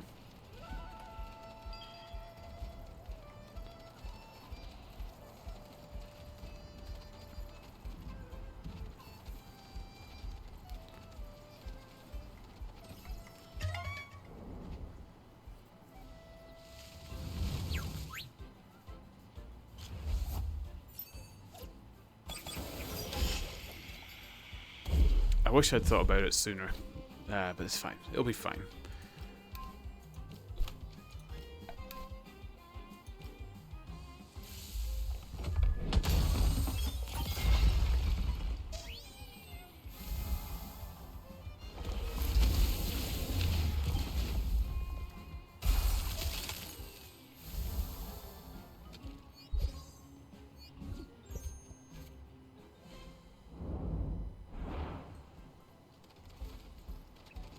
Just depends how many hits Nestle can take if they start using the digital attacks instead. Oh, come on. We're in the 200s. Come on, game. Be good to me. Be good. Oh.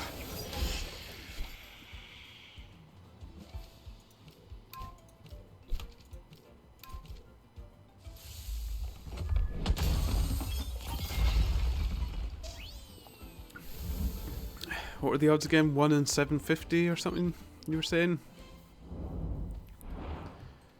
I like those odds.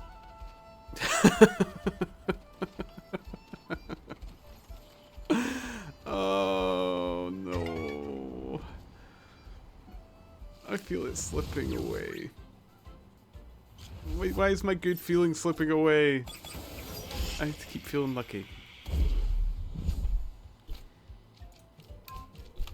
Come on. Come on.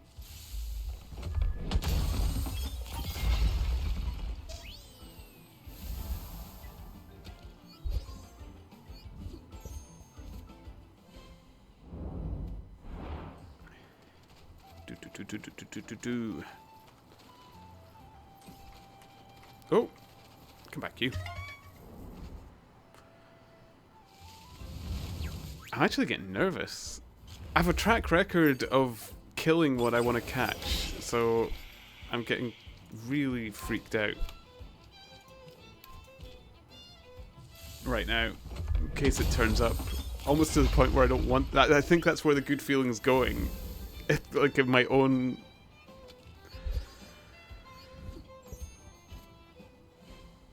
failings.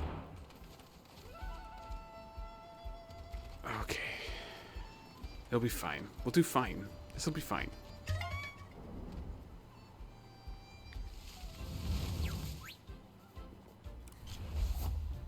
It'll be beautiful, we'll catch it, and it'll be perfect in every way. It has to be.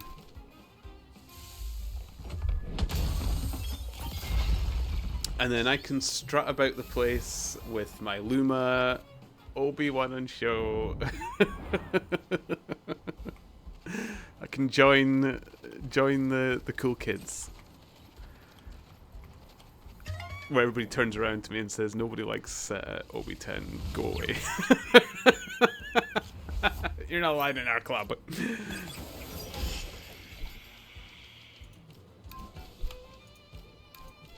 Come on.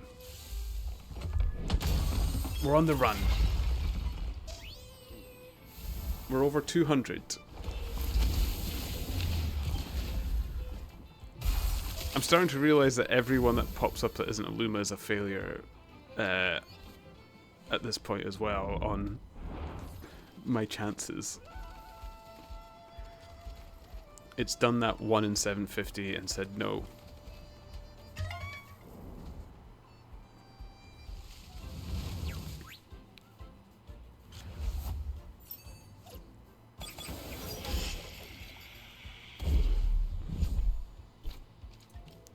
Oh, come on. Please.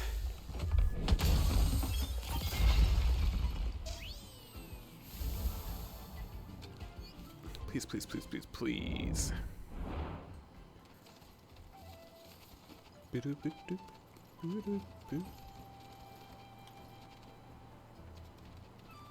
Oop. Come on. Nope. It's quite distinct as well. It's not like I'm gonna accidentally not notice it. They're usually significant color changes, aren't they? Or they have been from what I've seen. I don't have to worry about that. I'm quite nervous about that as well. I think the best way to approach the radars is just zone out. Do them and accept it'll turn up eventually. You forget I'm neurotic. I'm overthinking at every single encounter. The bus ranting is out of the way. There's nothing more to distract me. It's full on Luma time. Luma time. That works. I like the way that sounds. Oh boy. Oh boy.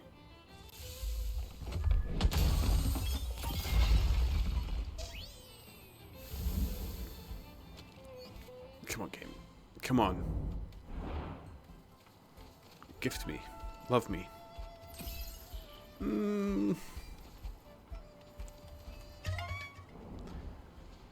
All my 5% hunts that have gone wrong have built me up for this. I have the stamina. Please.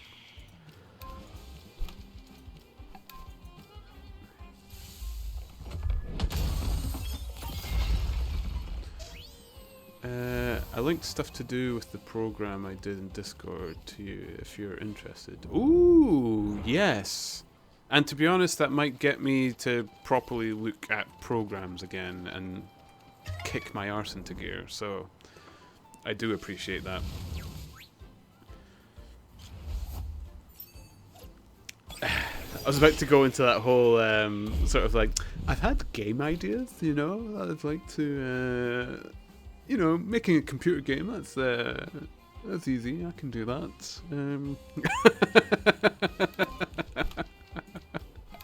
We've all had game ideas, haven't we?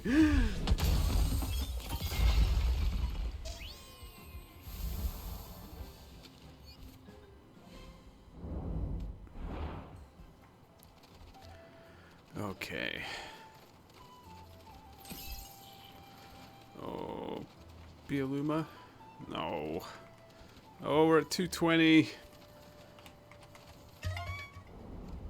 Now the 100 encounters doesn't seem that much anymore.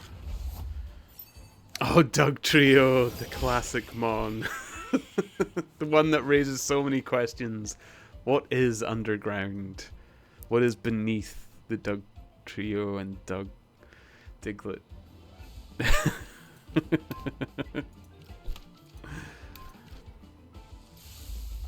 I think most people don't go into such detail on stat spreads, so my times might actually be tankier than the ones I'm fighting in PvP. Quite possibly.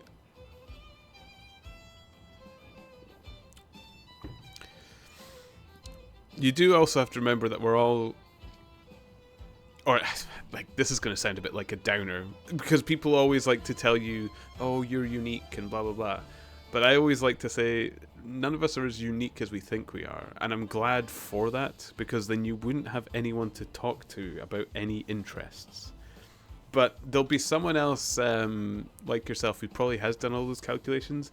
And when you two have a match, it'll probably be kick-ass, because it'll probably be so close between you.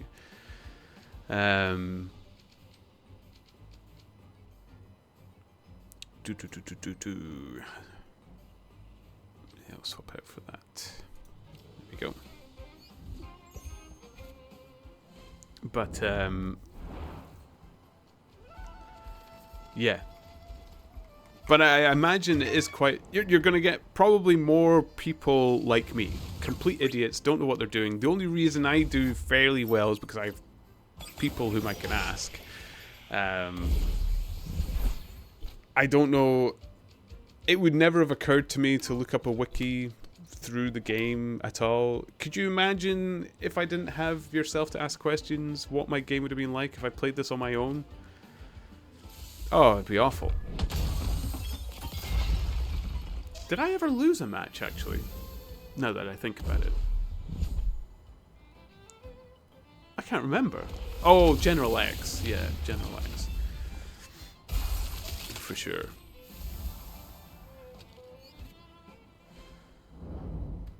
I misplay in the actual game, so I'll tweak my team building advantage, or take my team building advantage to even the playing field. I mean, yeah, but I misplay the games all the time as well. Or at least I think I do, but then everybody always says, no, you actually played that really well. I can't remember. It must have been yourself, actually, when you... Was it yourself who says, even through blundering, you've played what could have only been described as the perfect match?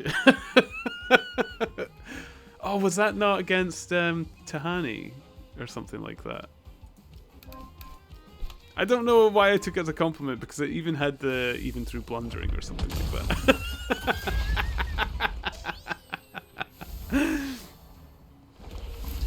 It would be tricky without a wiki. Practically every game I play is about 60% gaming, 40% wiki or more. I do happy accidents. Oh, I'm the Bob Ross of Temtem.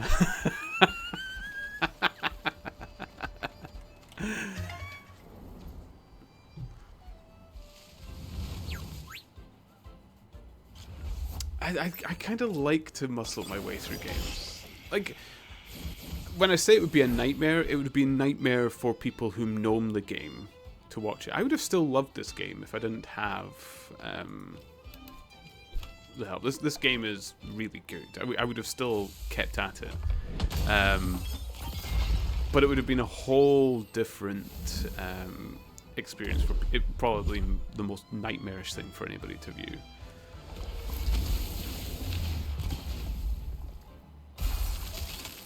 Could you imagine how much longer it would have... Well, actually, no. I was going to say, can you imagine how much longer it would have taken me to realise that Toxic is weak to wind? But I still forgot it. In the tower, just letting my arachnid thing, Scorpidirt. Allowing Scorpidirt to get annihilated. Oh, please, game. Please, please, please.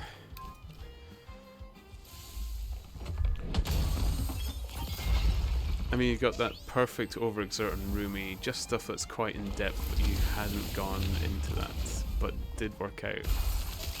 Rumi did that so many times to my benefit. There was that other match that happened. Remember I took Rumi into that first Kasiwan dojo, or the only Kasiwan dojo. And that Arachnidirt did the overexert move or something, and Rumi managed to bust out of it. And yeah, it's never deliberate. Rumi was just a badass. I do like Rumi. That's actually another one I would quite like, because I think I have seen the Luma Rumi, and I think it's like beautiful red. Rumi suddenly becomes like the lady in the red dress. Ah.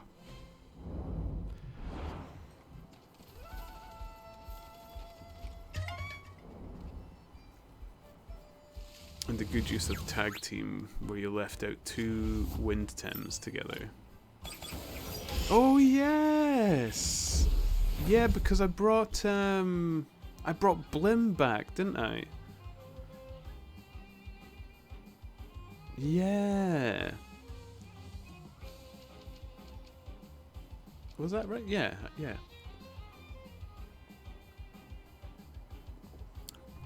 Oh, good old Blim.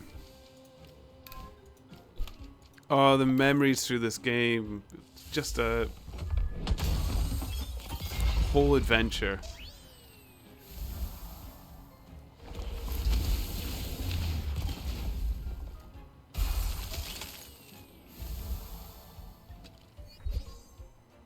Mashuk and Breloom Shinies both being red. It's just right. Yeah, I've got a soft spot for the mushroom Pokemon and Tem. What was that thing running through? What was that? Was that like... It must have been a unique mount or something.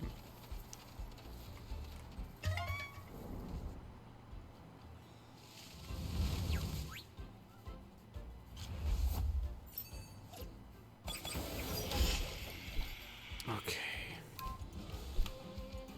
Oh... We're getting very close now. Are we over 350 yet? Please don't be.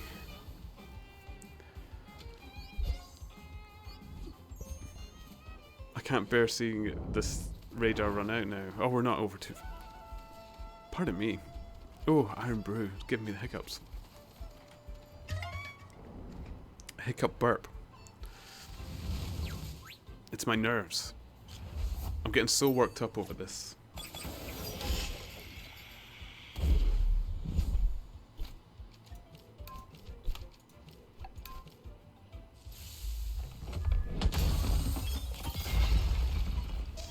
Ah, this would just make my week. Come on, game. This would just perfect for my week. Come on.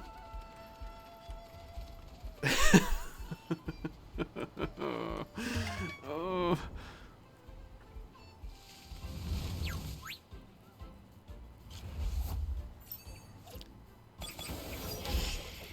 But yeah, the Mashuk, the Rumi. I think it was when I was starting off the game. I think I saw it in the... Oh, you told me how to pronounce this as well. Is it Bristle Demar?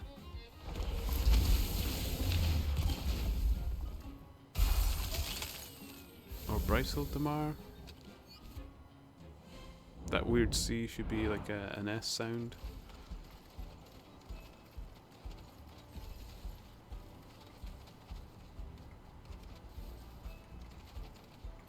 But yeah. And I remember thinking, oh, I love that. I didn't know it was a Luma one of that because I'd never seen the Mashuk.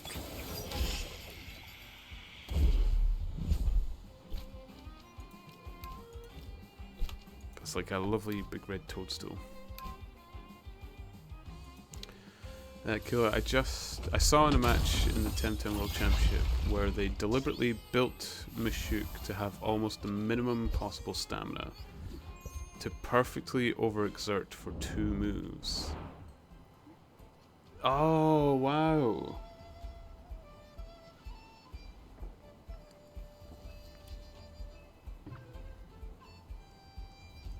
Yeah, C with a hook is an S sound. Okay. I'm learning. I take it in. Oh, you okay? You okay, boy? Nightmare?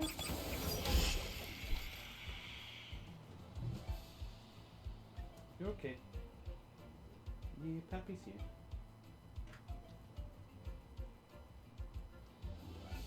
You're okay. You can go back to sleep. I'm not taking you out or anything yet. You're good. Oh, he's exhausted running in the snow. He was really pelting in the snow earlier today as well. He was bunny hopping and all sorts. He was getting really excited.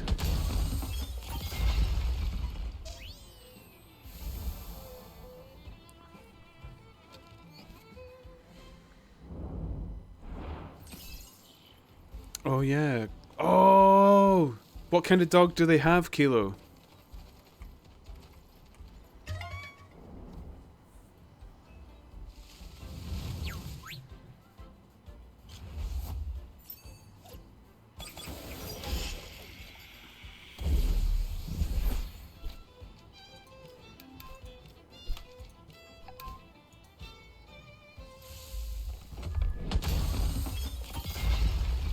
She's a really nice spaniel. Oh, man. A live wire. I do like spaniels. Spaniels are, like, always super excited. I just love them. I couldn't have a high energy dog like that myself, though. I'm so used to Labradors. It's one of the reasons why I really wanted a pug. They're just like small Labradors. So it's like a Labrador that you can easily pick up and put in a car if you want to go somewhere, and great with kids. Great with kids was important as well. Most dogs are great with kids, but some less so, I guess. But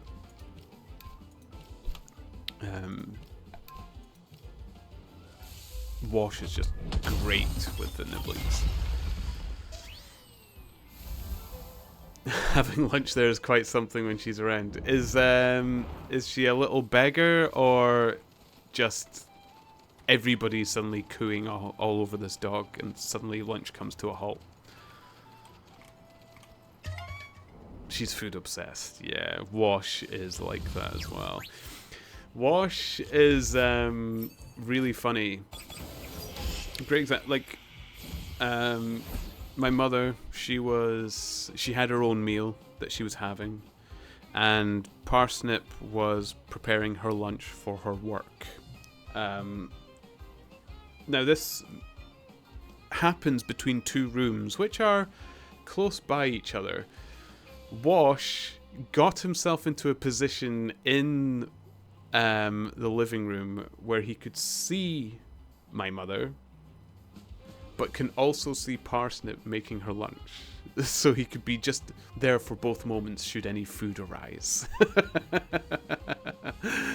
It's like she's falling apart. Yeah. Yeah, if we've got people over for games night and stuff and food's about, he's like spinning round the dinner table, has no idea who to turn to. It's just... It can be a bit of a pain at times as well, don't get me wrong, but yeah, dogs with a high food drive, and like a spaniel as well, it'd be like a little bomb. It's just like ready to explode.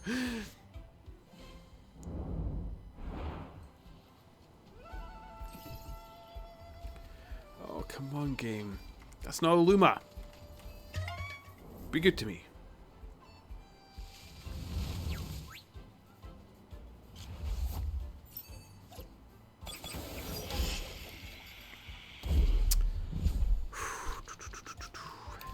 Come on. Come on.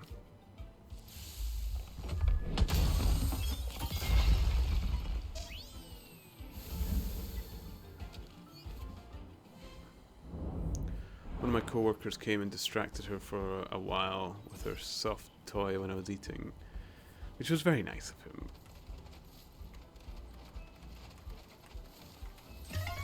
I don't think I could convince Wash away with a toy over food.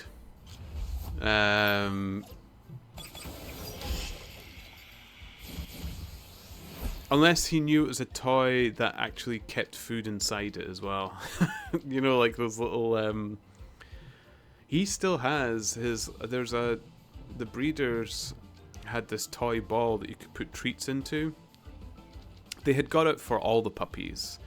But Wash took a real liking to it, so they gave it to us. And he still has it. He still loves that ball. But he's so obsessed with it that we actually have to hide it. We kept it on top of this desk downstairs for a while, and he knew it was there. He used to climb up on the couch and look over to beg for it. We'd end up having to pick him up and show him that it wasn't there anymore because we'd hid it somewhere else. But But yeah, I don't think a regular soft toy or anything would distract him. Pugs are kind of renowned for their food drive, though. They are like Labradors in that way, where they'll just eat and eat and eat until they explode. I don't ever cave, so I think she knows deep down she's not actually getting any from me. I must admit I'm the guilty party on this one.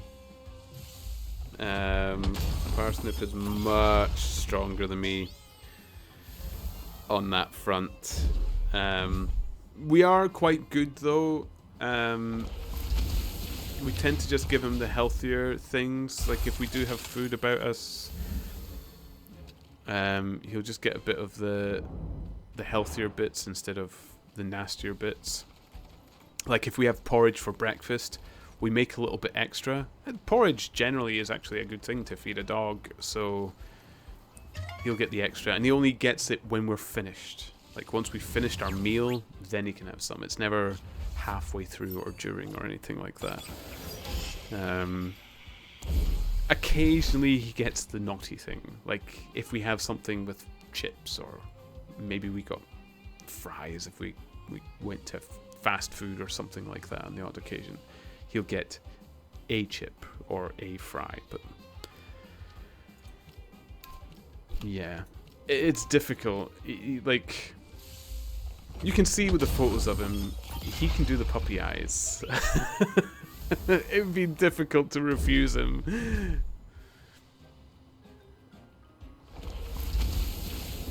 Yeah, it's usually Cajun chicken or something, so I don't think that's any good for dogs anyway. Dogs are quite tolerant of a lot of things usually, but there's a few things you have to be careful of. And there were some things we were less careful with Labradors because they were much larger dogs, and usually larger dogs can get away with a bit more because the toxicity levels can be greater before it affects them. But with Wash, we're a bit more nervous because smaller dogs, you do have to be careful. We absolutely keep them away from onion or chocolate or anything that's quite poisonous to dogs. It's quite fun as well though, because when the nibblings were over, we taught them, like, look, if you drop things on the floor, tell Wash no, and he'll stop and then pick up the item and get it away from him, make sure he can't have it. Especially grapes. Like, kids love grapes, and so do my nibblings, so they tend to eat a lot of them. But yeah, we have to keep Wash away from grapes, and of course raisins as well, currants and raisins. So we had to go through that whole teaching process to get them, and they were all really, really good about it. They're quite good at getting Wash to stop in his tracks, but they all keep an eye on him as well, so it's good. Kind of already teaching kids a bit of responsibility and whatnot for looking after something precious. You boy?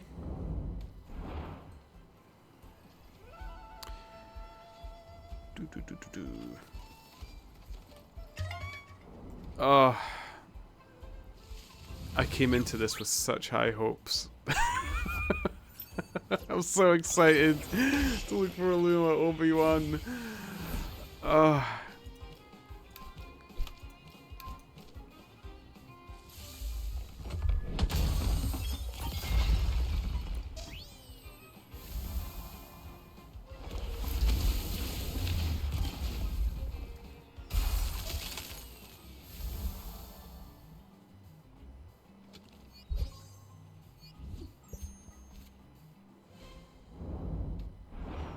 Okay. Oh.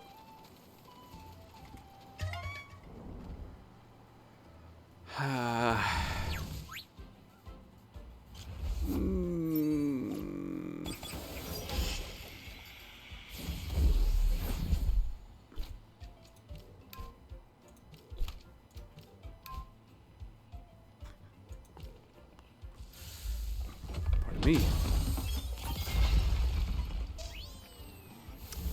Maybe Iron Brew wasn't such a good thing to drink on stream. I'm like full of gas now.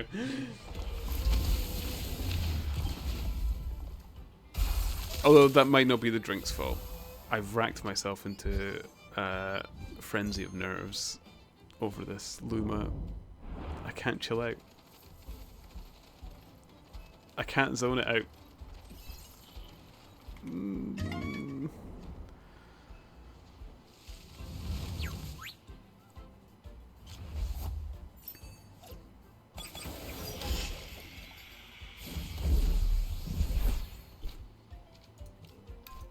Okay.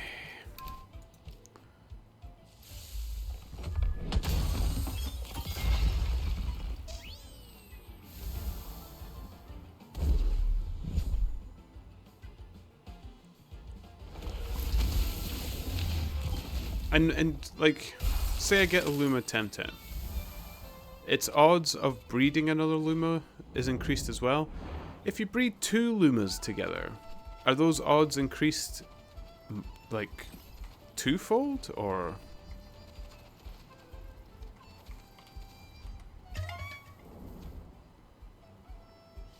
Or are you better still just breeding it with one of their own kind?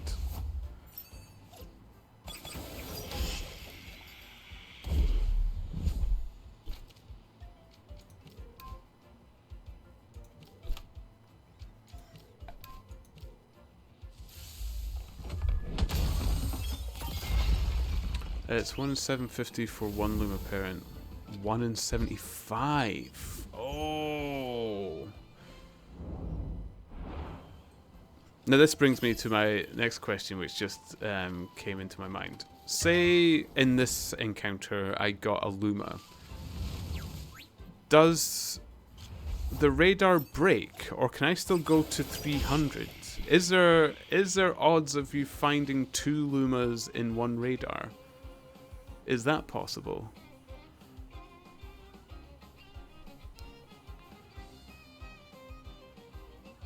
It's kind of negligible chances, since you only get 7 goes, in my opinion, but people will buy the 1 in 75 eggs. And you can keep going after catching a Luma.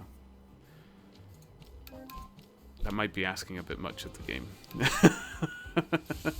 I'd be happy with just my perfect stat 1 Luma on this radar.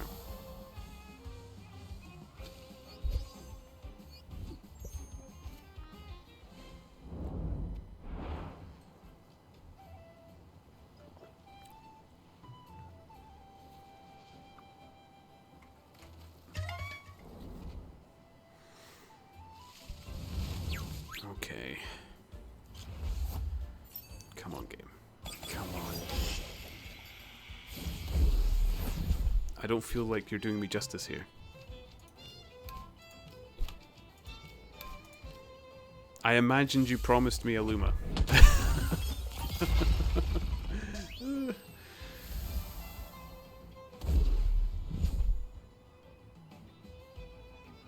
Ooh. Sent dog image on Discord. Oh, how could you not give them a treat? That is adorable. Oh.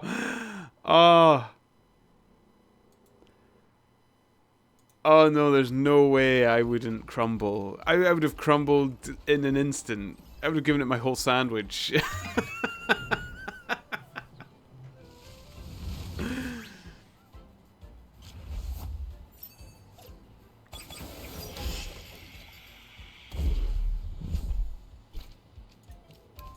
Oh, that was a cutie. That's a tiny... that must be really young.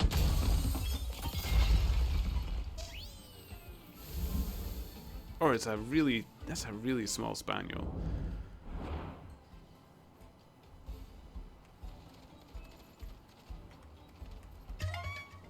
Okay. Come on, game. We're getting pretty close. You're making me nervous now. With my imagined promise. Boop, boop, boop.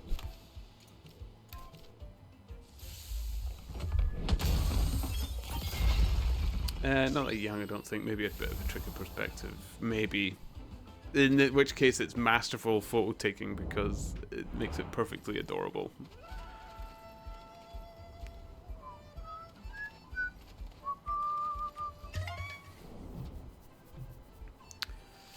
Her fur is so soft. She looks wonderful. It's like... It is the cutest. I love dogs. I do love dogs. I am very much a dog person. Although I do like kitty cats as well, to be honest. I just love animals, I guess.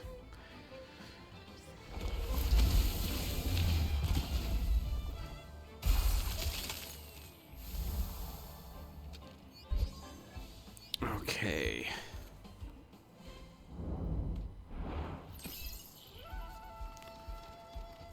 Do do do do do do.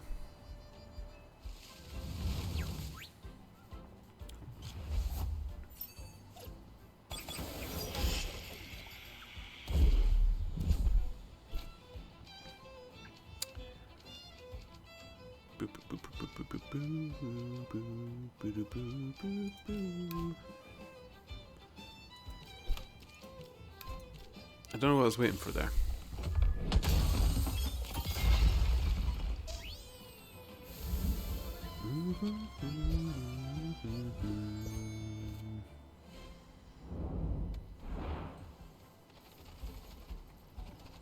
Okay.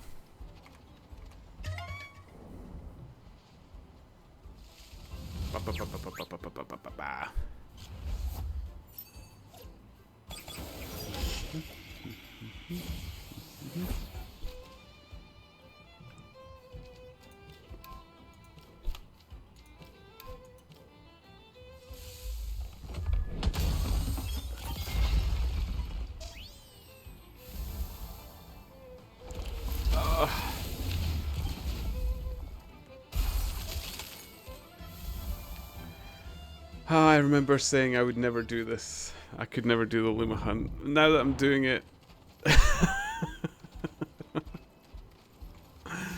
I have an addictive personality. This is terrible.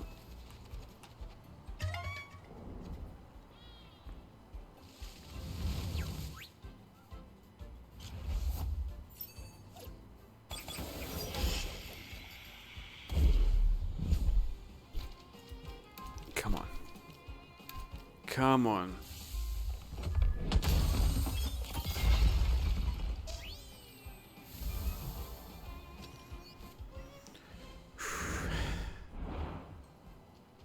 Oh, 271.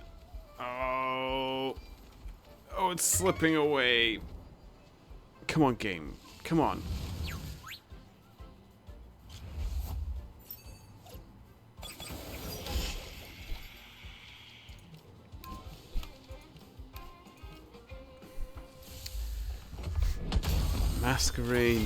Masquerain, I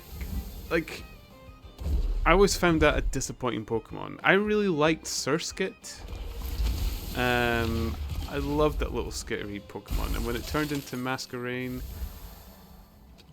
oh, I was upset. I was really upset with that one. Same, Surskit is cool. Yeah, Surskit was so cool. Masquerain, huge disappointment. I can remember, I was really young playing that game. I do like a lot of my bug Pokemon. That one, nope. It's not cool, it's not cute, it's just...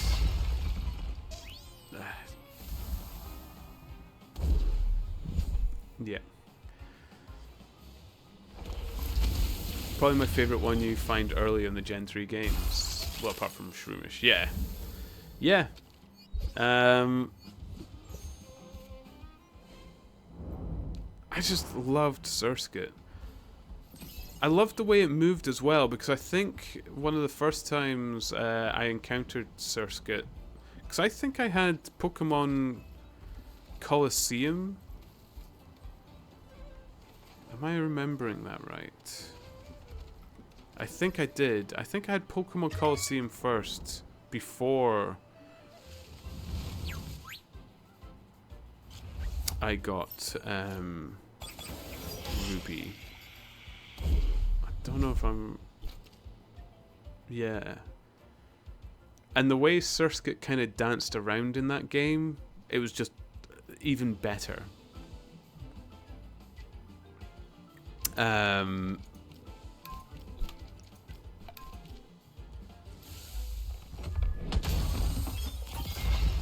That game, Pokemon Coliseum, also made me fall in love with Zigzagoon.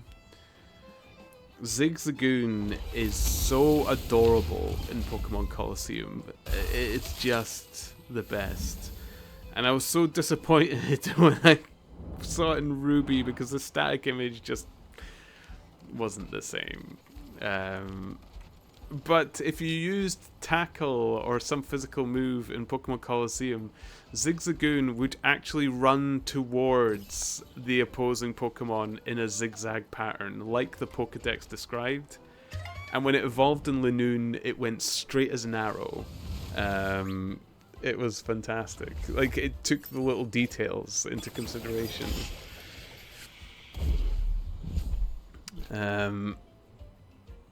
I never had a GameCube, so I didn't get any of those games, but I love Pokemon Battle Revolution. I would love to play Pokemon Coliseum again. It's worth like, Pokemon Coliseum was a kick-ass game in its own. Its story mode was fun and interesting. It was actually quite difficult. I think that's why I liked it. It was quite a difficult game to get through. You were very limited in the type of Pokemon you could find because there's only the ones that were afflicted with the shadowy energy that you could really work with.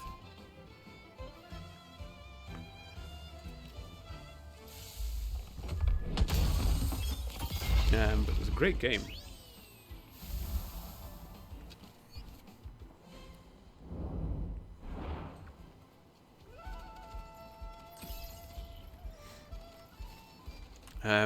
But yeah, I would recommend you looking up Zigzagoon attacking on Pokemon Coliseum though, just so you see that little zigzag hop that it does. They timed the beat so well on it as well, like the moment it planted its hind feet it would twist and turn into the zigzag pattern. They really animated that well. Such a small thing to love in a game, but I loved it.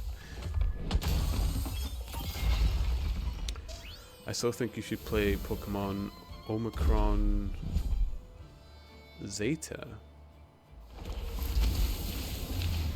Ooh, I missed them. What are they?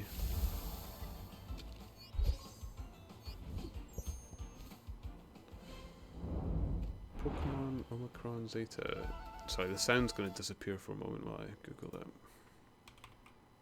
Boop, boop, boop, boop, boop, boop, boop.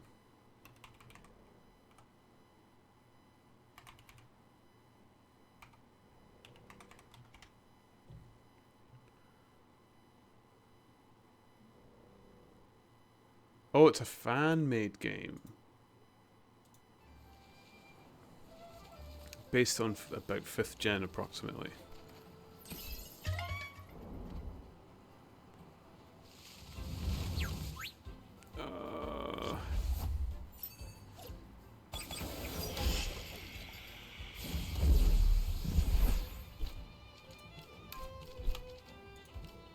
We're getting to level 94s now. We're getting close to the end of this, I think.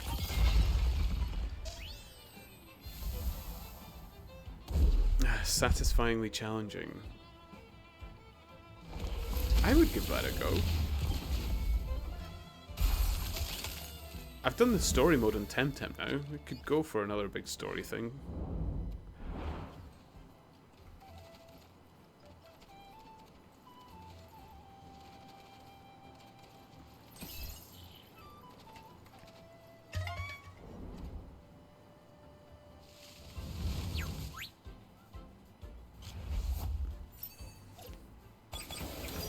And did they make their own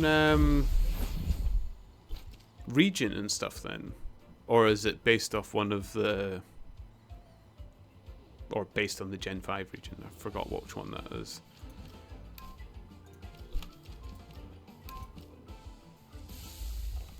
I think I was talking about it before. I remember people recommending some other Pokemon games, but they were... It wasn't Pokemon Dungeons, it was one other that I never tried. It was some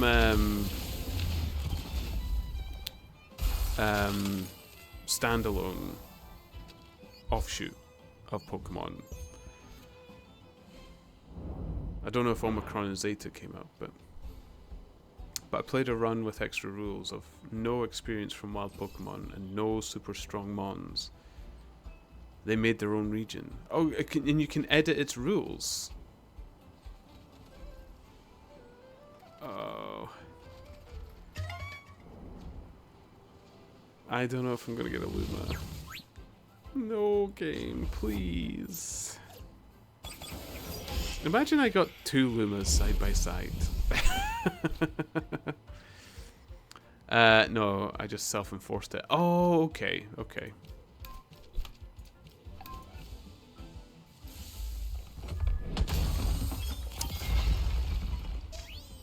So you wouldn't farm experience from wild if you needed to or anything.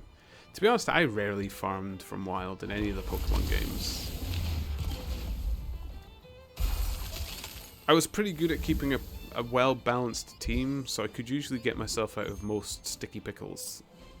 A bit like how I played Temtem. I tried to keep the level balance close, if I could. Oh, we're on 286. Come on. Come on. It's generally the rules I go by in story modes for extra challenge, because the amount you can choose to grind feels arbitrary to me. So I'd rather have harder rules on what experience I have access to. I'm just lazy and impatient. I'll hammer against the wall if it means I don't have to grind. I say while I'm grinding for a Luma Obi-Wan.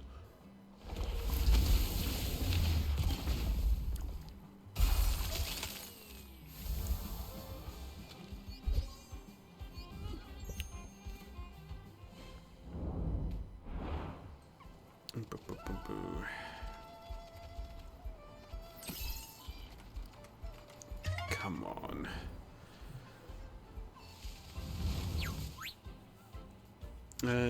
Yeah, I mean, avoiding the grind is a nice bonus to it. I was recommending Pokemon Mystery Dungeon before. Yes! Yes! That's the one. And I said I'd play it, but I'd need to get a physical copy first because I don't like emulating things I don't own. Because I'm a weirdo.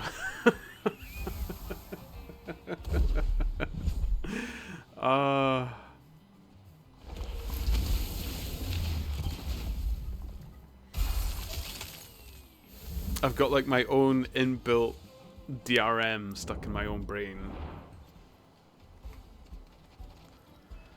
Oh, I've only got 10 left. Oh, come on, game, please. Please. We're on the final stretch. I'm going to have to start thinking about catching one of these.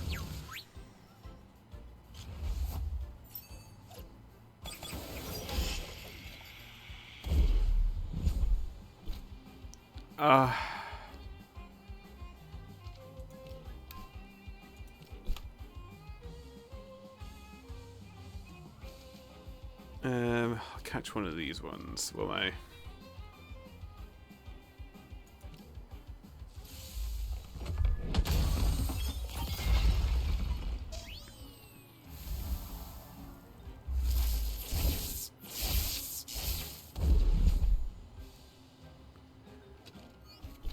Okay.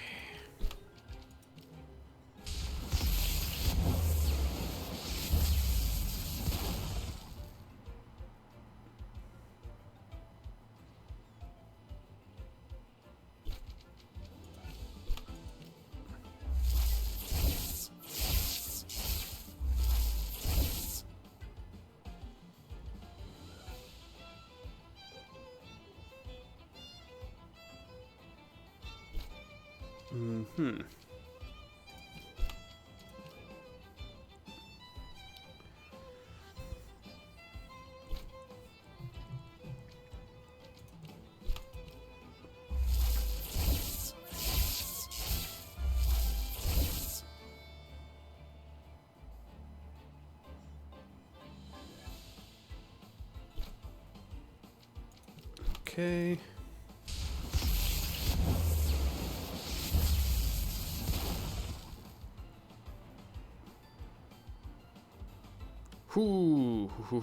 Okay.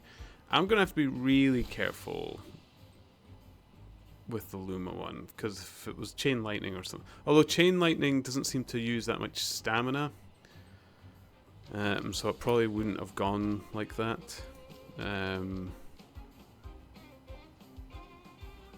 Let's just use a temp card. Use a temp card plus, and then use the plus plus after. See how that goes.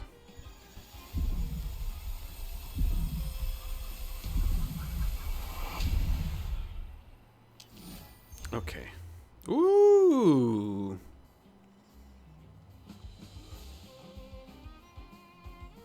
Not bad. Plus Sentinel. When entering the battlefield, removes the sleep status condition on the ally and prevents the sleep status condition on the ally and itself. I think that's the one I had before, but it changed when it evolved, wasn't it?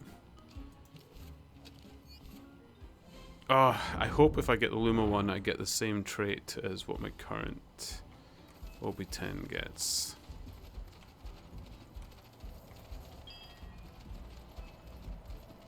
I say, brimming with confidence that I will get it one day. Forgetting that my luck is just awful. Could swap in Nesla, very respectable stats. That's the other one, I think, Target Replicator, which is also a really good ability. Does, when they evolve, do they always follow the same pattern? Like, if it has one...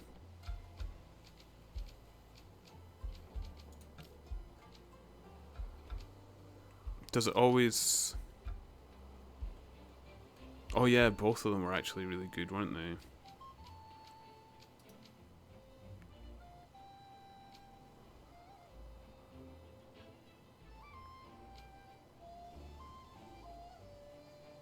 Oh, they're both good. Okay. It's just the source one was good with the item that we gave it, wasn't it?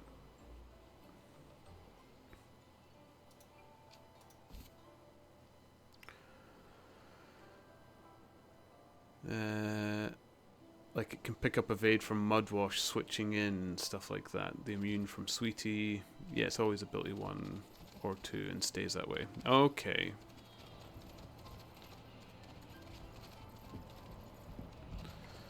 Okay. 8 more. We've only got 8 left. Oh, game. Please, please, please, please.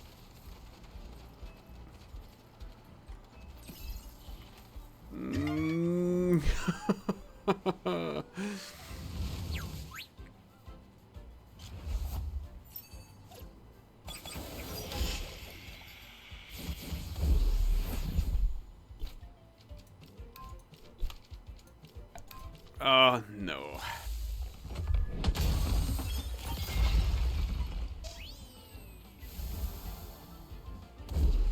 Unless the game's teasing me and saving it for my 300th. I will cling to hope.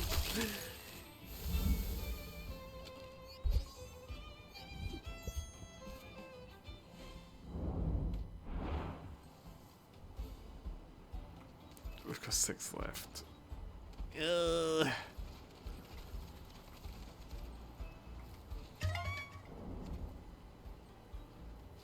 I bet there's some really cool combos with Target Replicator. Yeah.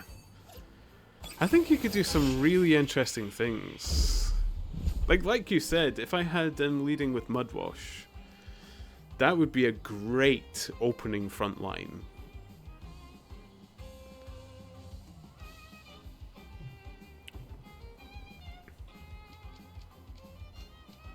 Because you could technically, if I did that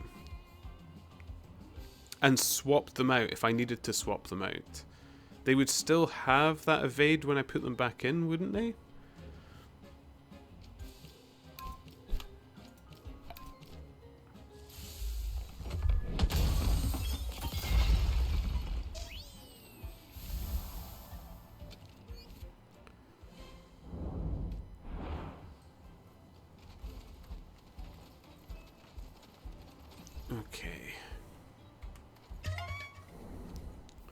The evade only lasts 2 turns, so only if you switch them back in turn 2. Oh yes, of course.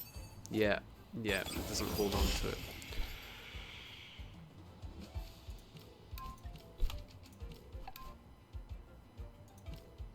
Oh, come on.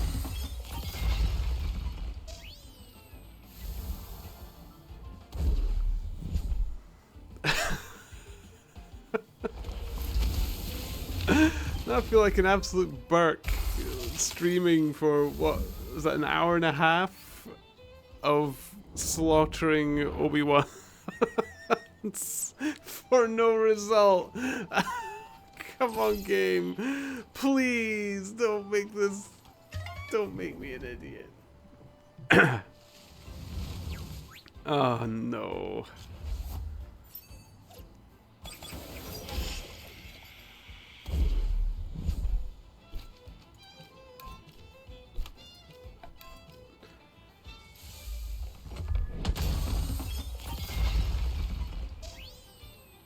Like if you have a water Tem on the opposite side but you want to stay in to use an electric move, switch Mudwash in, get evade on Obi-10. Oh yes! Oh, we're on the last 2. Next is going to be a double spawn, isn't it? Oh no! Oh no, I know it's not now! Oh, come on! Ah!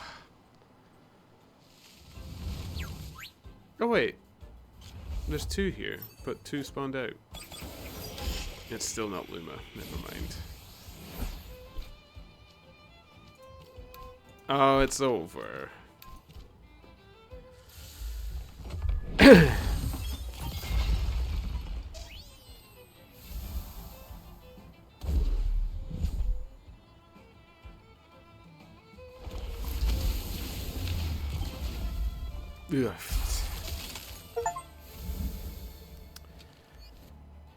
Oh well, I got the radar expert achievement at least. If there's 2+ in the world, it'll use 2 of them to make the double encounter. Ah.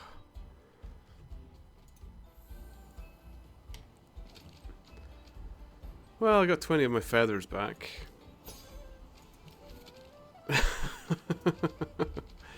Oh, something else I got.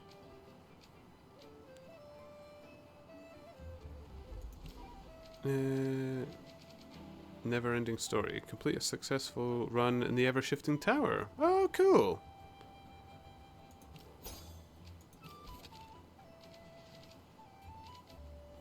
Is there like yeah.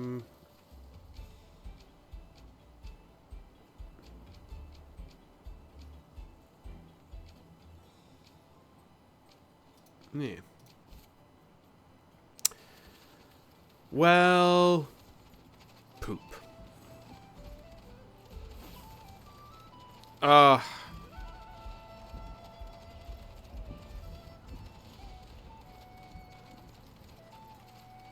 Okay, let's get...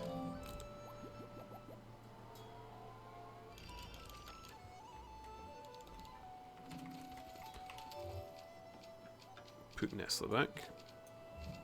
Take back 40 watt. What was 40 watt stats?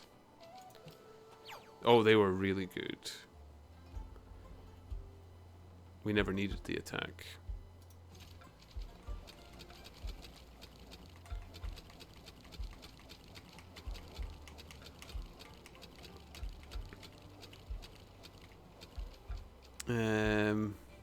And Obi-Wan's another male. Oh well.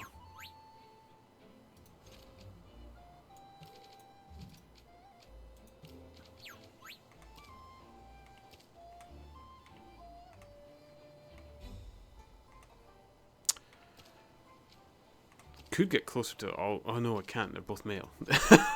Don't know why I was even thinking that. Okay, I have a whole bunch of Obi-10s somewhere. Or Obi-Wans somewhere.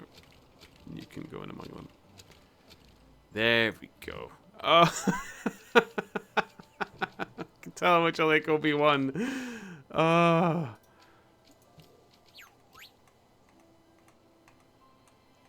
Oh, what a mixture.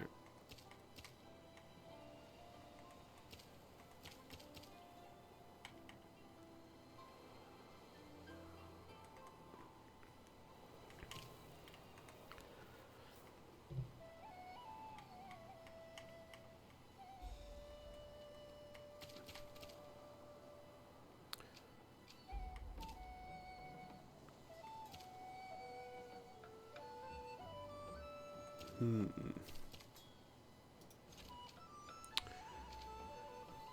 Quite the squad. I could just go into the like the digital shrine thing, couldn't I? With that and monster it, because I'm not completed that yet either.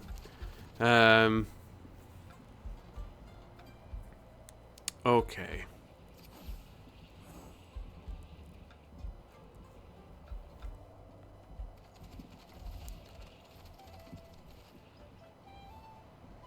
Oh yeah, you know the Arc Tamers thing. Yes. Or well, I started it, but those fights are really hard. Okay.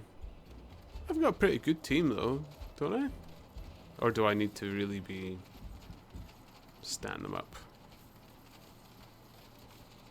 If it had given me my Luma Obi-Wan, we'd been pretty much there. Okay. They'll need to be level 100 for sure. Well, that at least got us closer. Mudwash is 99. We're so close now. Go to Tamer's Paradise. I'm going to buy another Obi-Wan Raider, but I'm not going to do it right now. But I'll just make sure I have it on me, so I don't spend feathers in a ridiculous thing and forget. Boop, boop, boop, boop, boop.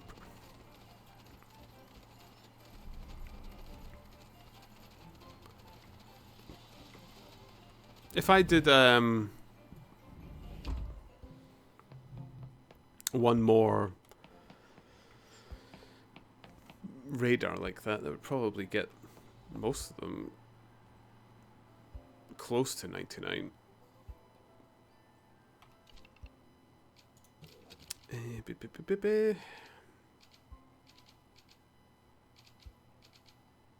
There we go.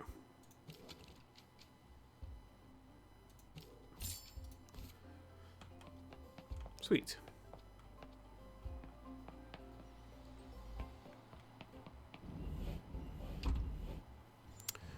Rebuilding bridges is quite a good quest too, with a hard fight. Probably a good one for you to do.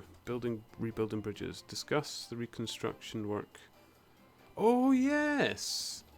Yeah, I could do that. He was in Uhuru, wasn't he?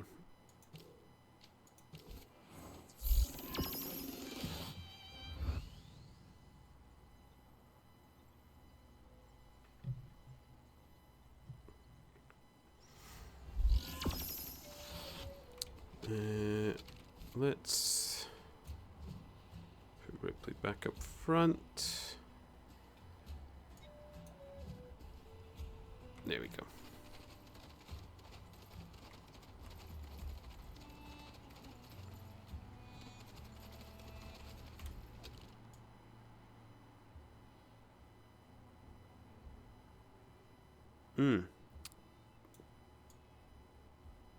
Couple of things going on here.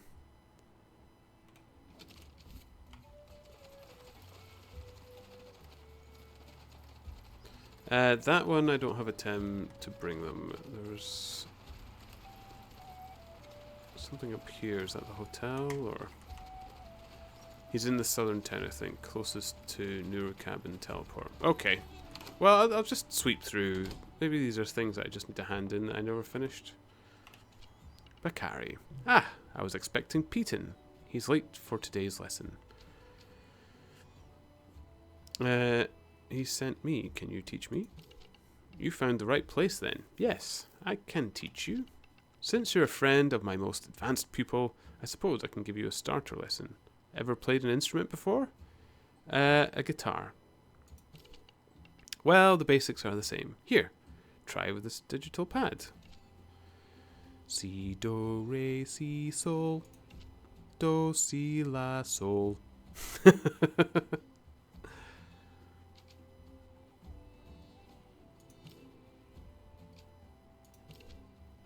La, la, si, sol. Oh, I actually have to remember this. La, la, si. Si, do, si, sol. La la sea soul. Soul sea. Do. What? No, that was right, wasn't it? Come on.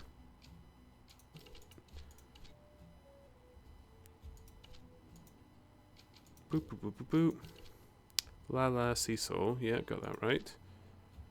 Si do re si sol. I did that as well. La la si sol. Oh no. Okay. Si sol. Whoops. Excellent. And that's the lovely Bristolian song.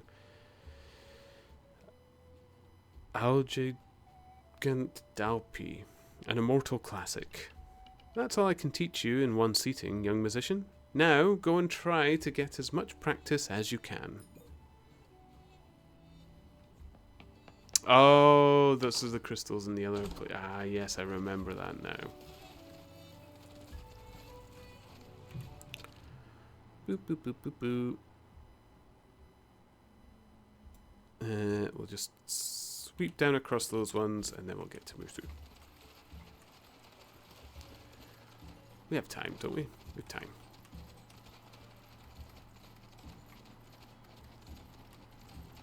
I can't believe how much time I spent on that Obi-Wan. Maybe I should do the oh, but then no one's gonna see me do like get my first Luma. That's so weird. It feels like something terrible to stream, but at the same time, if you get your first Luma, that's a good thing to be streaming. Yes. Ah, finally, some fine alizarin red. Let me mix it. What an incredibly deep shade. See that? Amazing. So superior to the usual chemical red's tints. Almost done. Now I just need the right shade of vibrant blue for the sky. It has to be lapis, Mr. Turnip. See if you can find some in Kasiwa.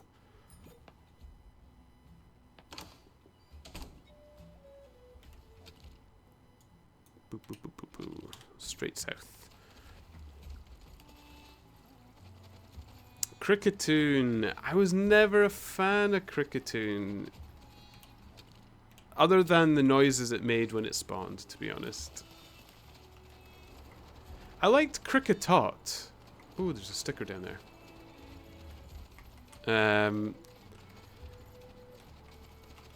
Like, don't get me wrong, I'm a fan of a glorious mustache. I just don't think it's suited. Ooh, I might actually have a sticker for the sticker book. Whoop! Yeah. You know, Pokemon Arceus, I must admit, I loved being in among the fields where the Cricketoons were. It was kind of exciting. Petter. I've been researching the ancient kings of Abre, and they're fascinating. Do you know how many of them died by poison? Fascinating. But could you teach me how to fish? I'm not sure I could. Do you mean ocean fishing, lake fishing, or river fishing? Now, I thought there were no oceans. What's he on about? You're on an archipelago. Now that you've asked the question, I guess I know more about fishing than I thought.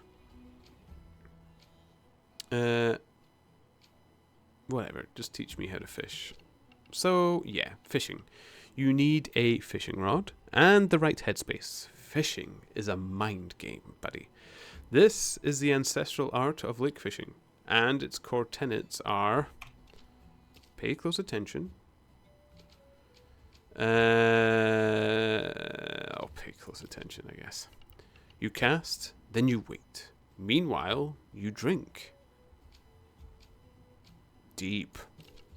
As deep as possible, yeah. So you catch the best koish. It's not airship science, really, come to think of it. I'm too busy with research to go fishing this season anyway. Want to borrow my rod? Sure. Thanks. Borrow it for 50,000 pansons, I mean. No way! Joking. It's part of the fishing culture, you know? Here, take it.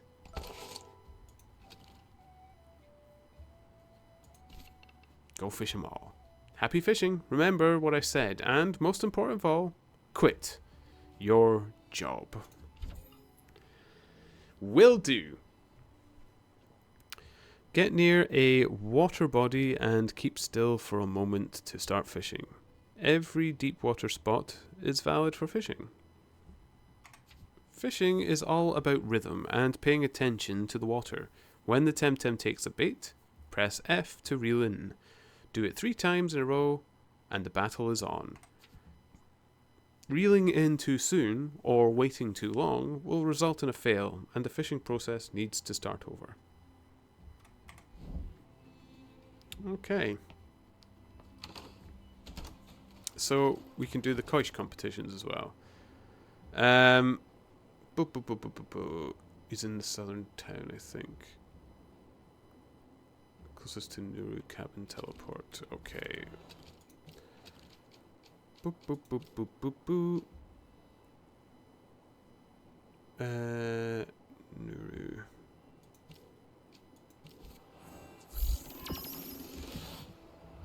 Oh yes, because he'll be the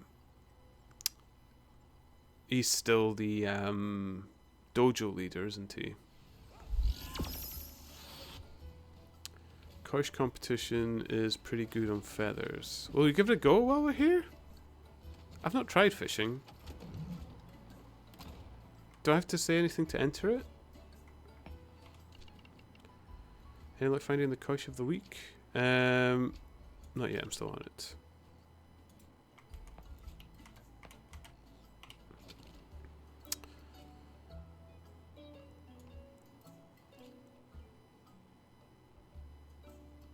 Okay.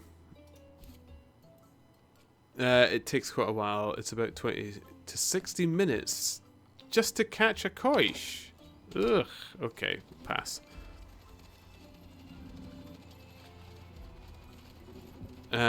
We are going to Vambai.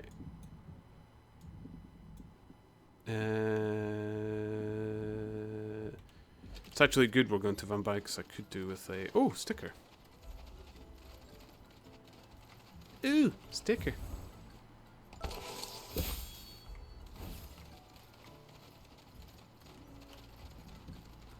Ooh, piece of candy. Here we go. What's this just doing out by itself? Okay, fair enough.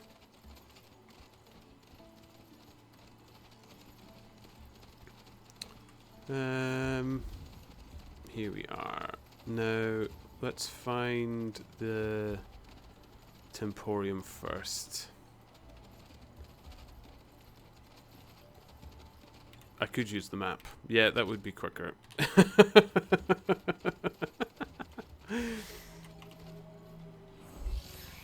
That's typical man navigation, wasn't it? I know where I am. I know where I'm going. Getting completely lost. Here we go. The rewards are good. I like it as a weekly. Oh man, this place. I'm so glad I don't have to go through that again. Hello. Love it when old friends come to visit. Welcome to your home, Wanangu.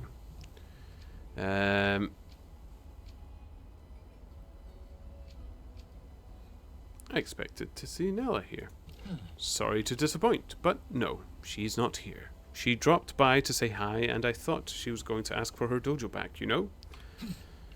She'd be perfectly within her rights. I only stepped up as dojo master because she wasn't around when the Bosoto invaded. But no, she didn't. In fact, she seemed happy not to. Relieved, like a weight off of her chest, you know? Complimented me on how I run the dojo, and then said she was taking a long holiday. Do you know where she might have gone? Oh yeah, I need to find her, don't I? Sure I do. She mentioned she wanted to take up fishing, so there's only one place really, the Nuru Lodge. What about you? Yes, I need some me time. Right now I'm in the middle of reorganizing the dojo. You heard Tahani, she wants to change how we work.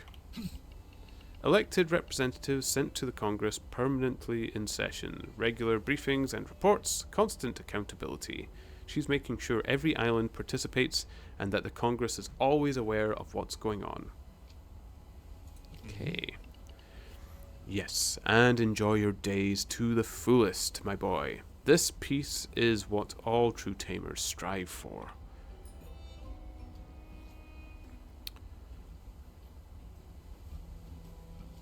Okay.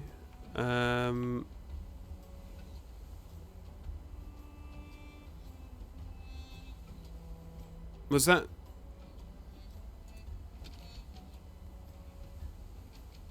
the same as the bridge one? Was that me carrying on the bridge one? No, rebuilding bridges. Oi. I've been expecting you, Mr. Turnip. President Tahani said you were coming to give us a hand, and it's a pleasure to see you again. Whatever the reason, my dear friend. Same here, friend. And now, down to brass tacks. After much consideration, we have decided that the most urgent project should be the reconstruction of the Upunzani Bridge. Without a crucial piece of infrastructure, Windward Kasiwa is practically broken in two. It was also the site of a significant battle between Belsoto and resistance fighters, so rebuilding it would be a great symbolic victory, a way to show we're overcoming the dark, recent past. I agree. So, let's get to work. It would be great if you could pay a visit to the site to elevate morale and encourage the workers. I'll stay here and oversee the budget and try to send as many volunteers as I can convince to go help. Perfect. Rebuilding bridges needs another talk. Yeah, I was getting quite grumpy with him. It's like, why aren't you telling me about bridges? Okay.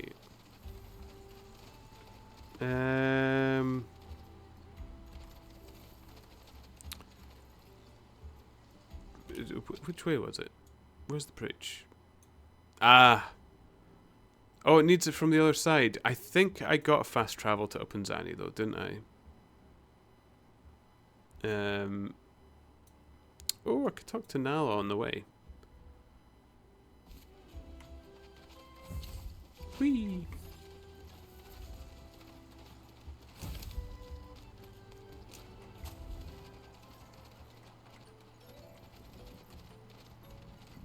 Lovely. Shh! Don't scare off the Koish. What do you want, Mr. Turnip? What are you doing here? What does it look like? I'm enjoying my retirement. Finally. The way Max ambushed me, and all those days in the Brayside Castle dungeons. That's more than enough proof that I am overdue to retire. And coming back to Kasiwa and finding how well Musa has reorganized the dojo, that is just confirmation. So, thank you for coming to say hi, but I am not going back to wherever you want me to. I am stepping down as Dojo Master, and as Arc Tamer too. Can Arc Tamer step down? Just watch me. I'm going to fish, then I'll have dinner and go to bed. And tomorrow? Tomorrow I will do the same all over again. Call it what you will. Don't you have things to do? I am invited to the inauguration of that new isle the Omnonesians built, but I do not have the slightest intention of attending. New places are for young people. Let me fish in peace. Just me, the silence, and this beautiful day. This is going to break into the fight that I'm probably not ready for, isn't it?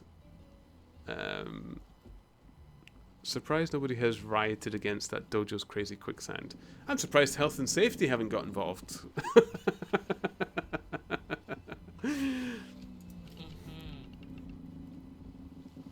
Dropping sounds to some eternal... I didn't like the logistics of it as well.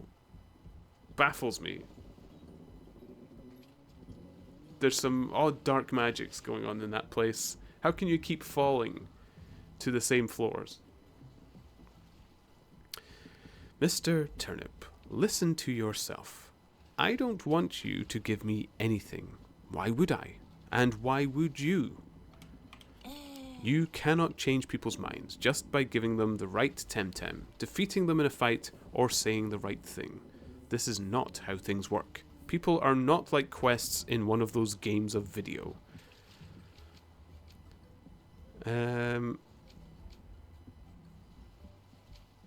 Come to Tamer's Paradise. It'll be fun. I am already having fun. You should try fishing too. It soothes the mind and heals the spirit. How can you be so sure we are not? If you want to have sophistry debates about reality and simulation, I suggest you go talk to the monks of the Miyako village and let me fish in peace. Insert I've been falling for 30 minutes Loki gif. Yeah! And man, how long was I thought I did the... Well, no. No, I thought I did the dojo well, and then I saw the second room, wasn't it? That was it. Quit fishing and fight me. I shall not. But I suggest you try fishing. Perhaps it will give you the peace of mind you so sorely need. Fishing slaps. Fishing is lame. I do not enjoy fishing. Mr. Turnip, I said no. Let me enjoy my retirement. Perhaps if I fished a koish. You are not really listening, are you, Mr. Turnip? Oops.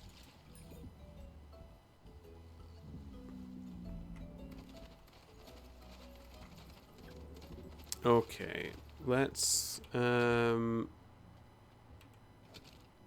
boop boop boop boop. Upanzani.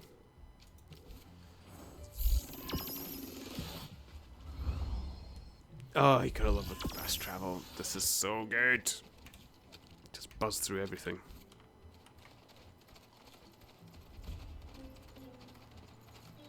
Boop boop boop boop boop boop boop.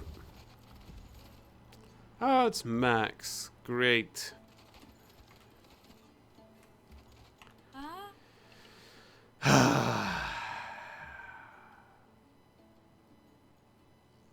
Okay, I'm ready to talk to him. Mr. Turnip, what are you... I mean, hello. I wasn't expecting you here, like. But, good to see you. Come to see Clan Belsoto's handiwork? No, I mean, yes, in a way, but not to watch and gloat. I told you I wanted to find a way to make things better, so this is it. I'm no architect or builder, but I've learned a thing or 20 about using Grandpa for precision work. That's how I survived that attempted defenestration. Is that the right word? I still don't trust you. Well, it's not that I don't trust them, I just don't like them.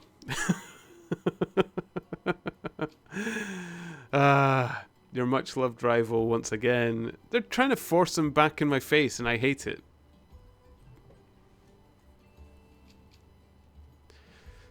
To be honest, Max's death was shocking enough that him coming back ruined it.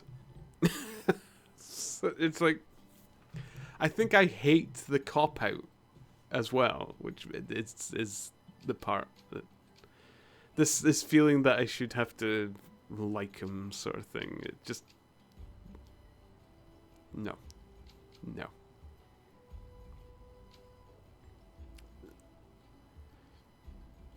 It was a really cool and shocking story arc that I wish they stuck to.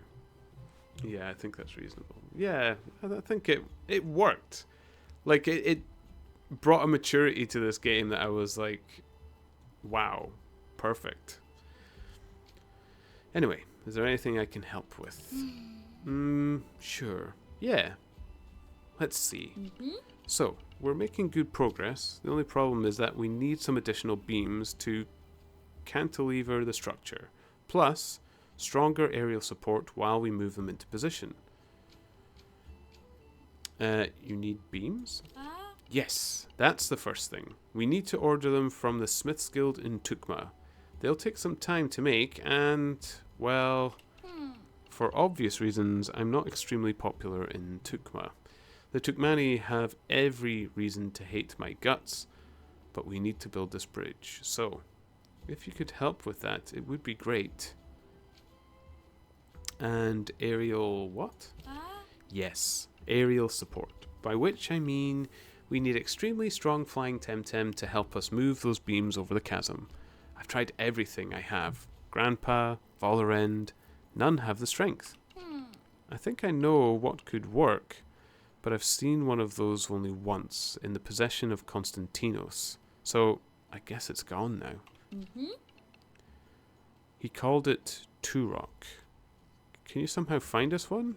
I know it's a tall order. Is that the Earth? Yeah. The Earth Tukai. Ugh! I don't think I unlocked that shrine. I think I found it, but I didn't unlock it.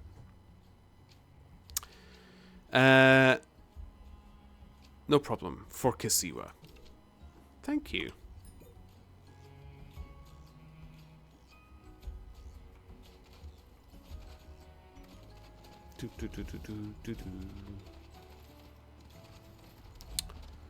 Okay. Anything else to do? Hand in whilst I was here? No. Boop, boop, boop, boop, boop, boop, boop, boop, boop. So, Tukma. We might as well do that first quickly before I forget it. Map. Boop, boop, boop, boop, boop, boop, boop. Quetzal.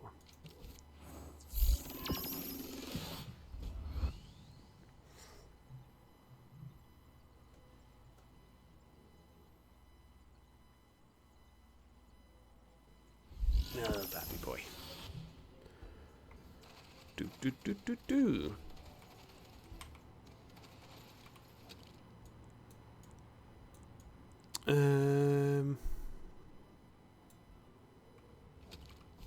I can't remember what was in. Was that somebody looking for a Temtem again? I think it was. If it isn't my favourite Temtem breeder, how goes your personal quest? Which one do you want again? A Bigu. Oh, I have no idea where that is. Oh, wait, no, Bigu. Is that the baby Babawa? The worst Tem in the game.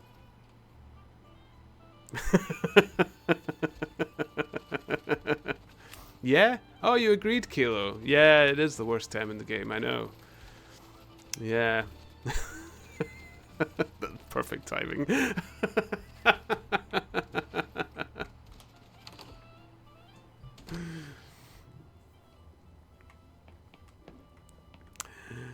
Bigu truly is awful. No, I was talking about Babawa.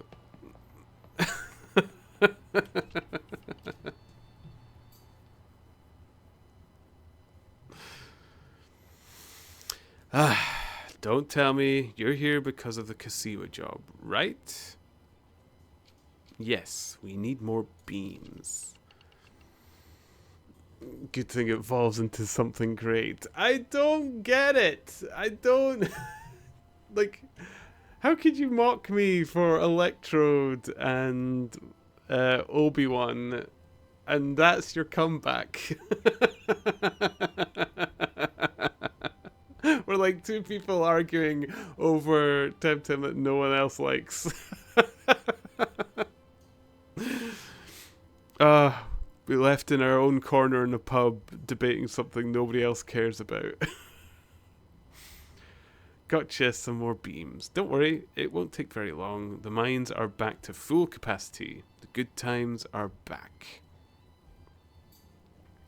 Hey, I've never mocked your preferences. I'm pretty sure the first time I said Volt Urban Electrode were my favourite, your reaction really was like, what? Those?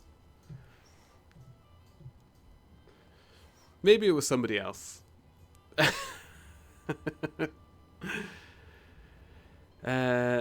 Gotcha. Some more beams.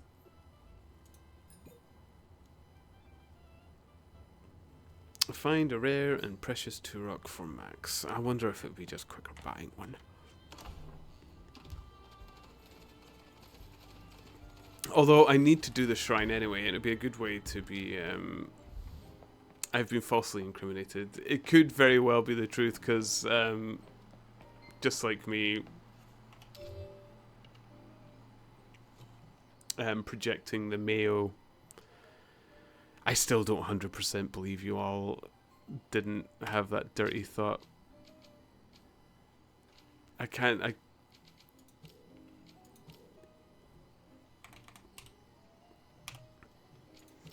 refuse. Ugh.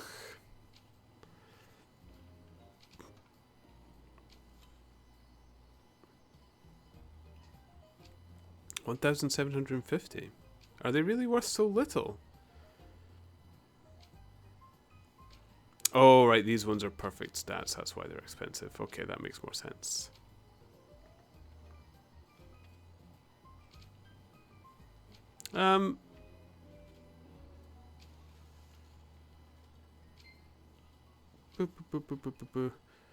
They're because they're missing fertility.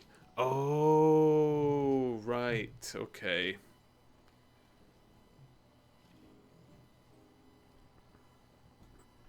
But that's fine if I was giving it away, isn't it? I should just not be lazy and do the shrine.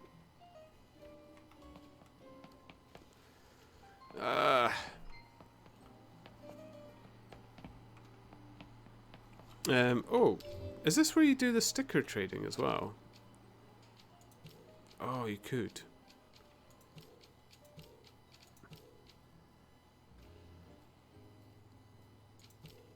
Can I?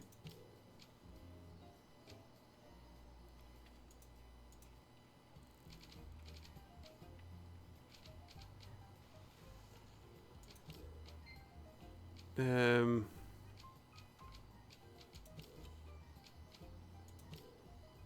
I just put in sticker?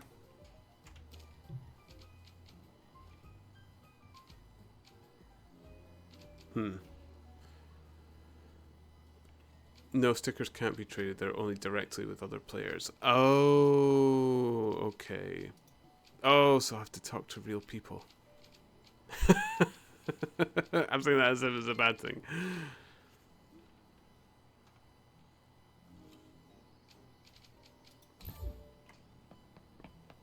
Okay. Tems with one perfect stat are only worth much if they have the right fertility to be used for breeding perfects.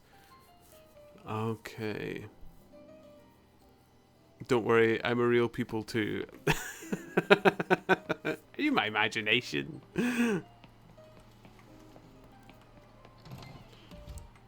Yeah, we've made a few friends. Look at us.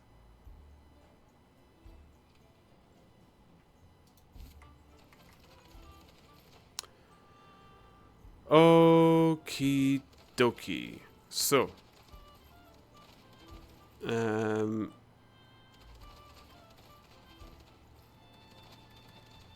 the Earth, that was back near,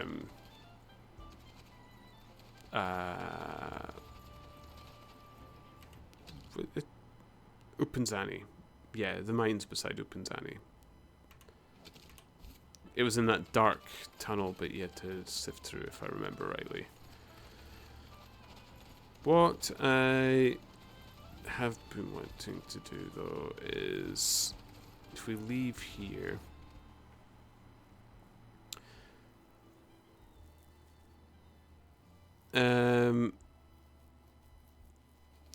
Did you buy the 2-hour? It's honestly worth because you'd have to buy a 2i. Oh yeah, the 2i is 5%. Although I think I have garbage 2i.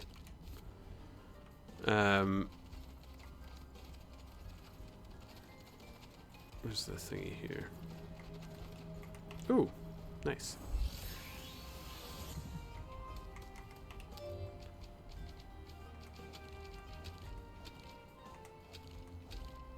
Or I thought I did.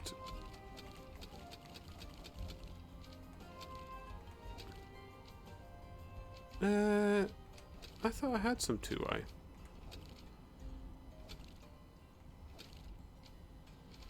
Oh, there they are. Guinness.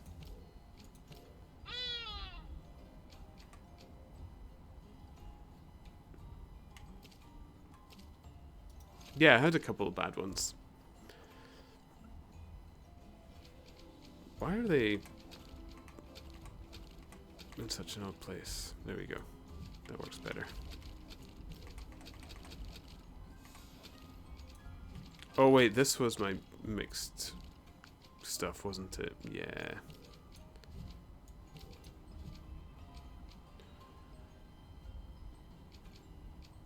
I've got quite a few earth Thames that I could use.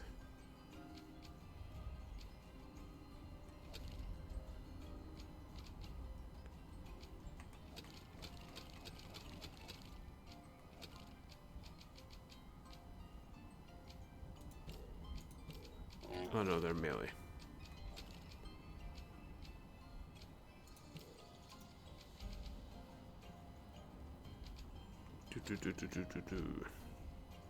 Oh, I have a roller.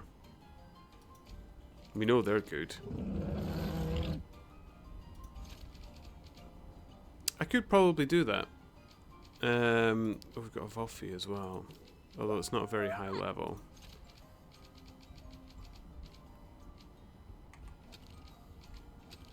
I thought I had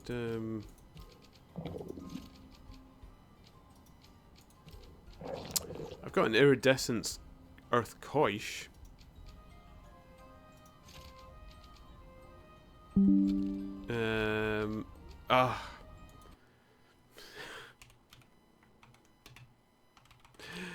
OBS disconnected. Right. Oh, that might actually be my internet. No, it's not.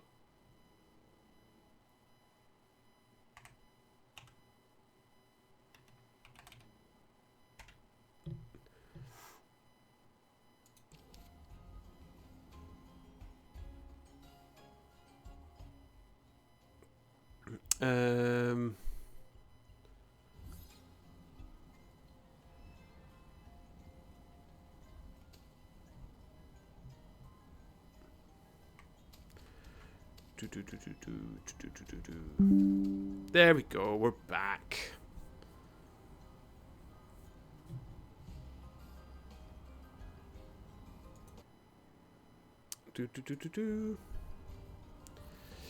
I reckon Mudwash should actually carry this one since it has water moves. Oh yeah, it's nearly level 100. Yeah, it would do. Right, I'll go to Upanzani. Can get ready for it.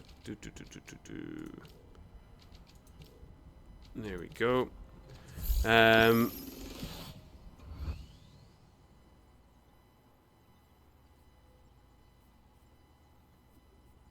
Here we go.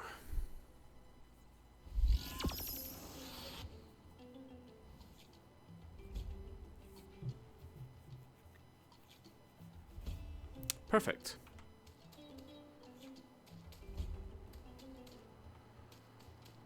So we'll move Mudwash to the front. Oh, I love the way they scribble around. Look at them. And we just bring a bunch of earths. I'll get this set up.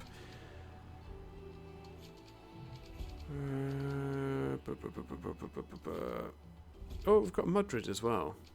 Okay. I like to put these in box 20 just so it's easier for me to find them again. Done, done, done, done. Beautiful. Take roll dirt.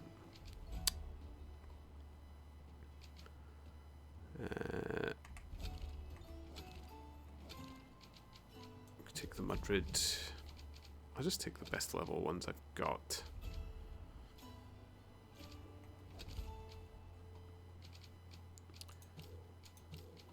Ooh. Stingsy was good. We'll take Stingsy. Ba, ba, ba, ba, ba, ba, ba, ba. Was this there? Was this a good one? No.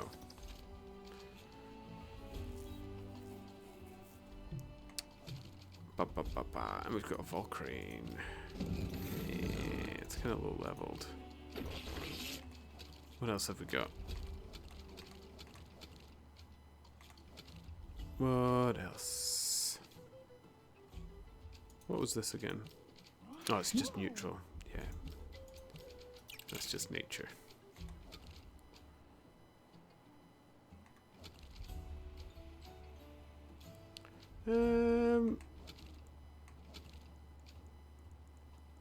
Okay, all the rest are pretty low leveled, or they're pretty low on the evolution thing. So I'll just take Volphy, I guess. Yeah, I'll take Volphy.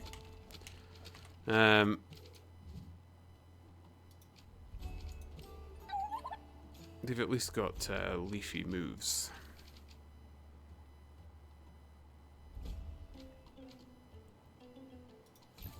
Which will work. Do do do do do do do do do.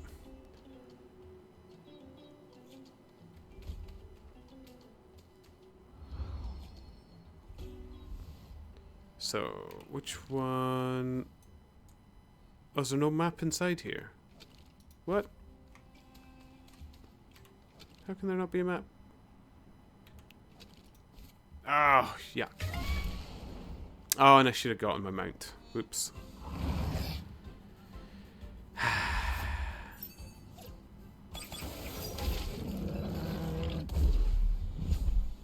I'm busy, Grumble.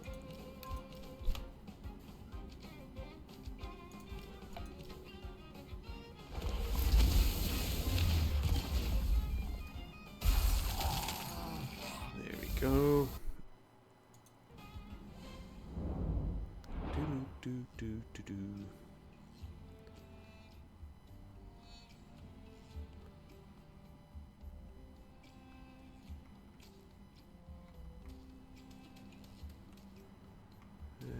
I think it was to the right. Oh, get my mount. Save me a lot of bother.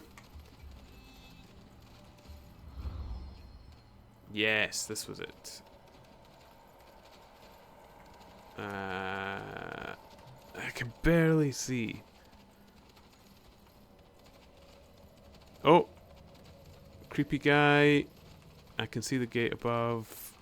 Where is it? There we go. Oh wait, maybe it wasn't through there. I thought it was through the darkness. Oh wait, I can see the mini-map. There's a path. Ah, it is through darkness. It's here. Okay. Here we go. Yan. A young Buana arrives. Pray. Take a moment to pay your respects to the first hearth. This is the resting place of Aisha, the mother. May it bring you peace and inspiration, traveler. Who's Aisha? Aisha Tada. Simply the mother, to our Kasiwan tradition. The mitochondrial matriarch, in the words of modern science. In short, the matrilineal ancestor of all humans. Your grandmother, to the nth degree, and mine, and everyone's. Perhaps 100,000 years ago, in this cave lived a woman from whom the whole archipelago is descended. So, here we revere the origin of humanity. It was here that the first fire was lit, and the first human was born, and the first Temtem was tamed. Aisha first made fire, and gave birth, and sealed the pact between Temtem and human. She is buried behind the inner sanctum. Am I allowed in here? Of course you are. Every well-meaning person is. Welcome to the first hearth, the ancestral home of every human. In a time like this, it is good to remember we all come from the same noble lineage. Kasiwans, denizens, Tukmani, Arburians, Sapanki, and Marilans. We are one people under the high above. Our way to celebrate the mother is to use only Earth Temtem friend, since they were the first to be tamed here by Aisha herself. Temtem up then. Cool. I'll do this fight, and then I've just realised what the time is. I might have to actually end the stream after this fight. I can't believe it cut out right at the end. Bang on 2 o'clock. Maybe I need to check over my router again. Although it's been more stable than it has been. I was fiddling with my routers before, and OBS has been a little bit better. Touch wood. So maybe I'll give it another tweak, see if there's something else. There's definitely no updater or anything calling for a reset. I certainly wouldn't put it around 2 AM. Okay.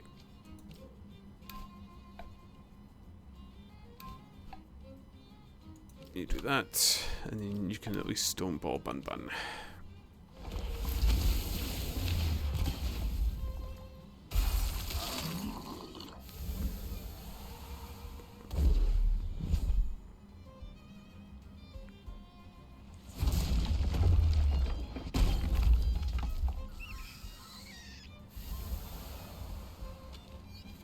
Beautiful.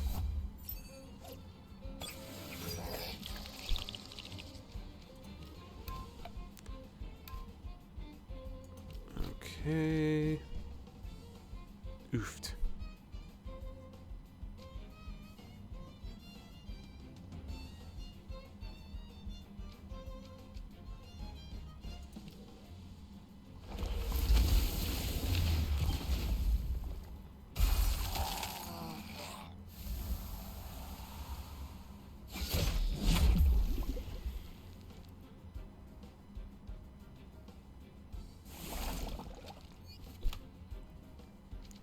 There we go.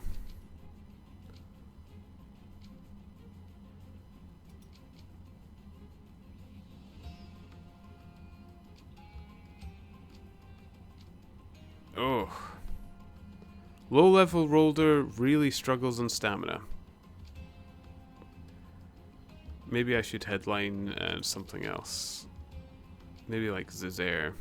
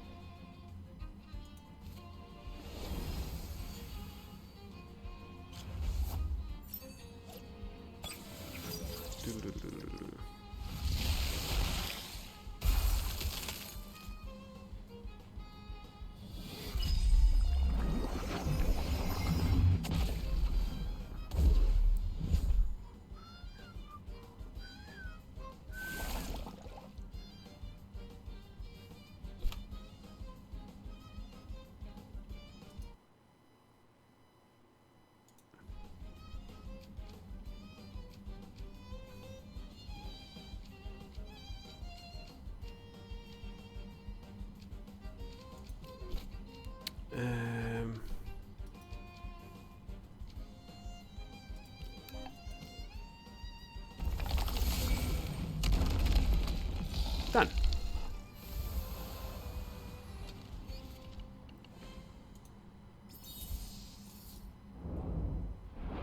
Okay. It was a pleasure. May the ancestors guide you. Okay. This is where I'll have to end the stream proper.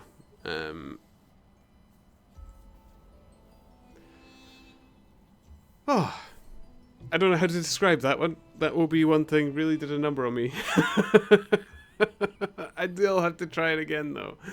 I don't know if I want to do it on stream again though. It was that was rough. Kilo. It was a pleasure. It's always a pleasure to chat to you. Sometimes I like, I really like streaming on a Thursday. They're quieter days. It's kind of nice to have that. Sorry you suffered with the radar. I didn't suffer. I just felt weird. Like, I don't know. I felt like it would have been boring to watch or something like that. But then we were chatting away and stuff. I will stream it because I want my first Luma to be recorded. It was just, oh my goodness. I mean, it's a grind, right? Isn't it? It's a grind. Oh, stickers. I might have got stickers. But I didn't suffer. Oh, I must have already had the... my sticker book's actually not looking too bad. Oh, I did already have them. Okay. Where's my favourite one? That is such a good sticker. I love that. I'm not lying when I said I'd have that tattooed to me. That is so good. Or even a nice poster. I need to see if that can be done. That is so good.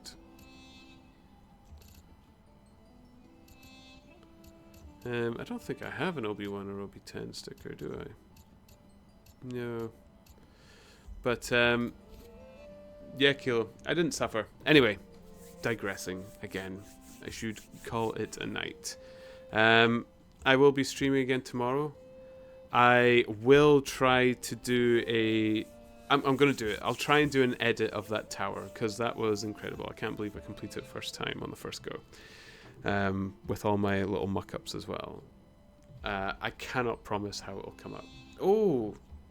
I should have written down that software you told me to use. I don't know if you're still there, Kilo. I might message you on Discord or something like that to find it, because I won't be editing it tonight anyway. But I will see you all later. Have a wonderful day wherever that may be, and I hope to see you all again soon. Hit film. Thank you, Kilo. I will write that down before I forget. This pen is dry. Pencil. Always keep a pencil, because pens will sometimes die. Hit film. Do they watermark and stuff like that? You said they were free. I realize I'm going to end up turning this into a huge conversation again. I should shush and just find out myself. I have the power of Google at my fingertips. I shouldn't just milk people for it. It doesn't watermark, and they're free. That is generous. That is very nice. I'll probably just give them a message on the YouTube channel to say it was edited by them. Oh, thank you, Kilo. I will do. Don't leave that open for me, though. Oh, boy. How do I open this pickle jar?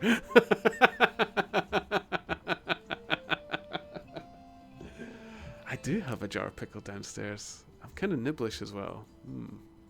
Or they're not pickles, they're cornichons. They have been opened, though. I won't need your help in opening them. Okay, I'm rambling. I need to go. It's late. It's bedtime. We all want to get some sleep.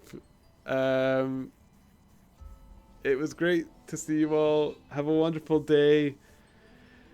Love you all. Toodles.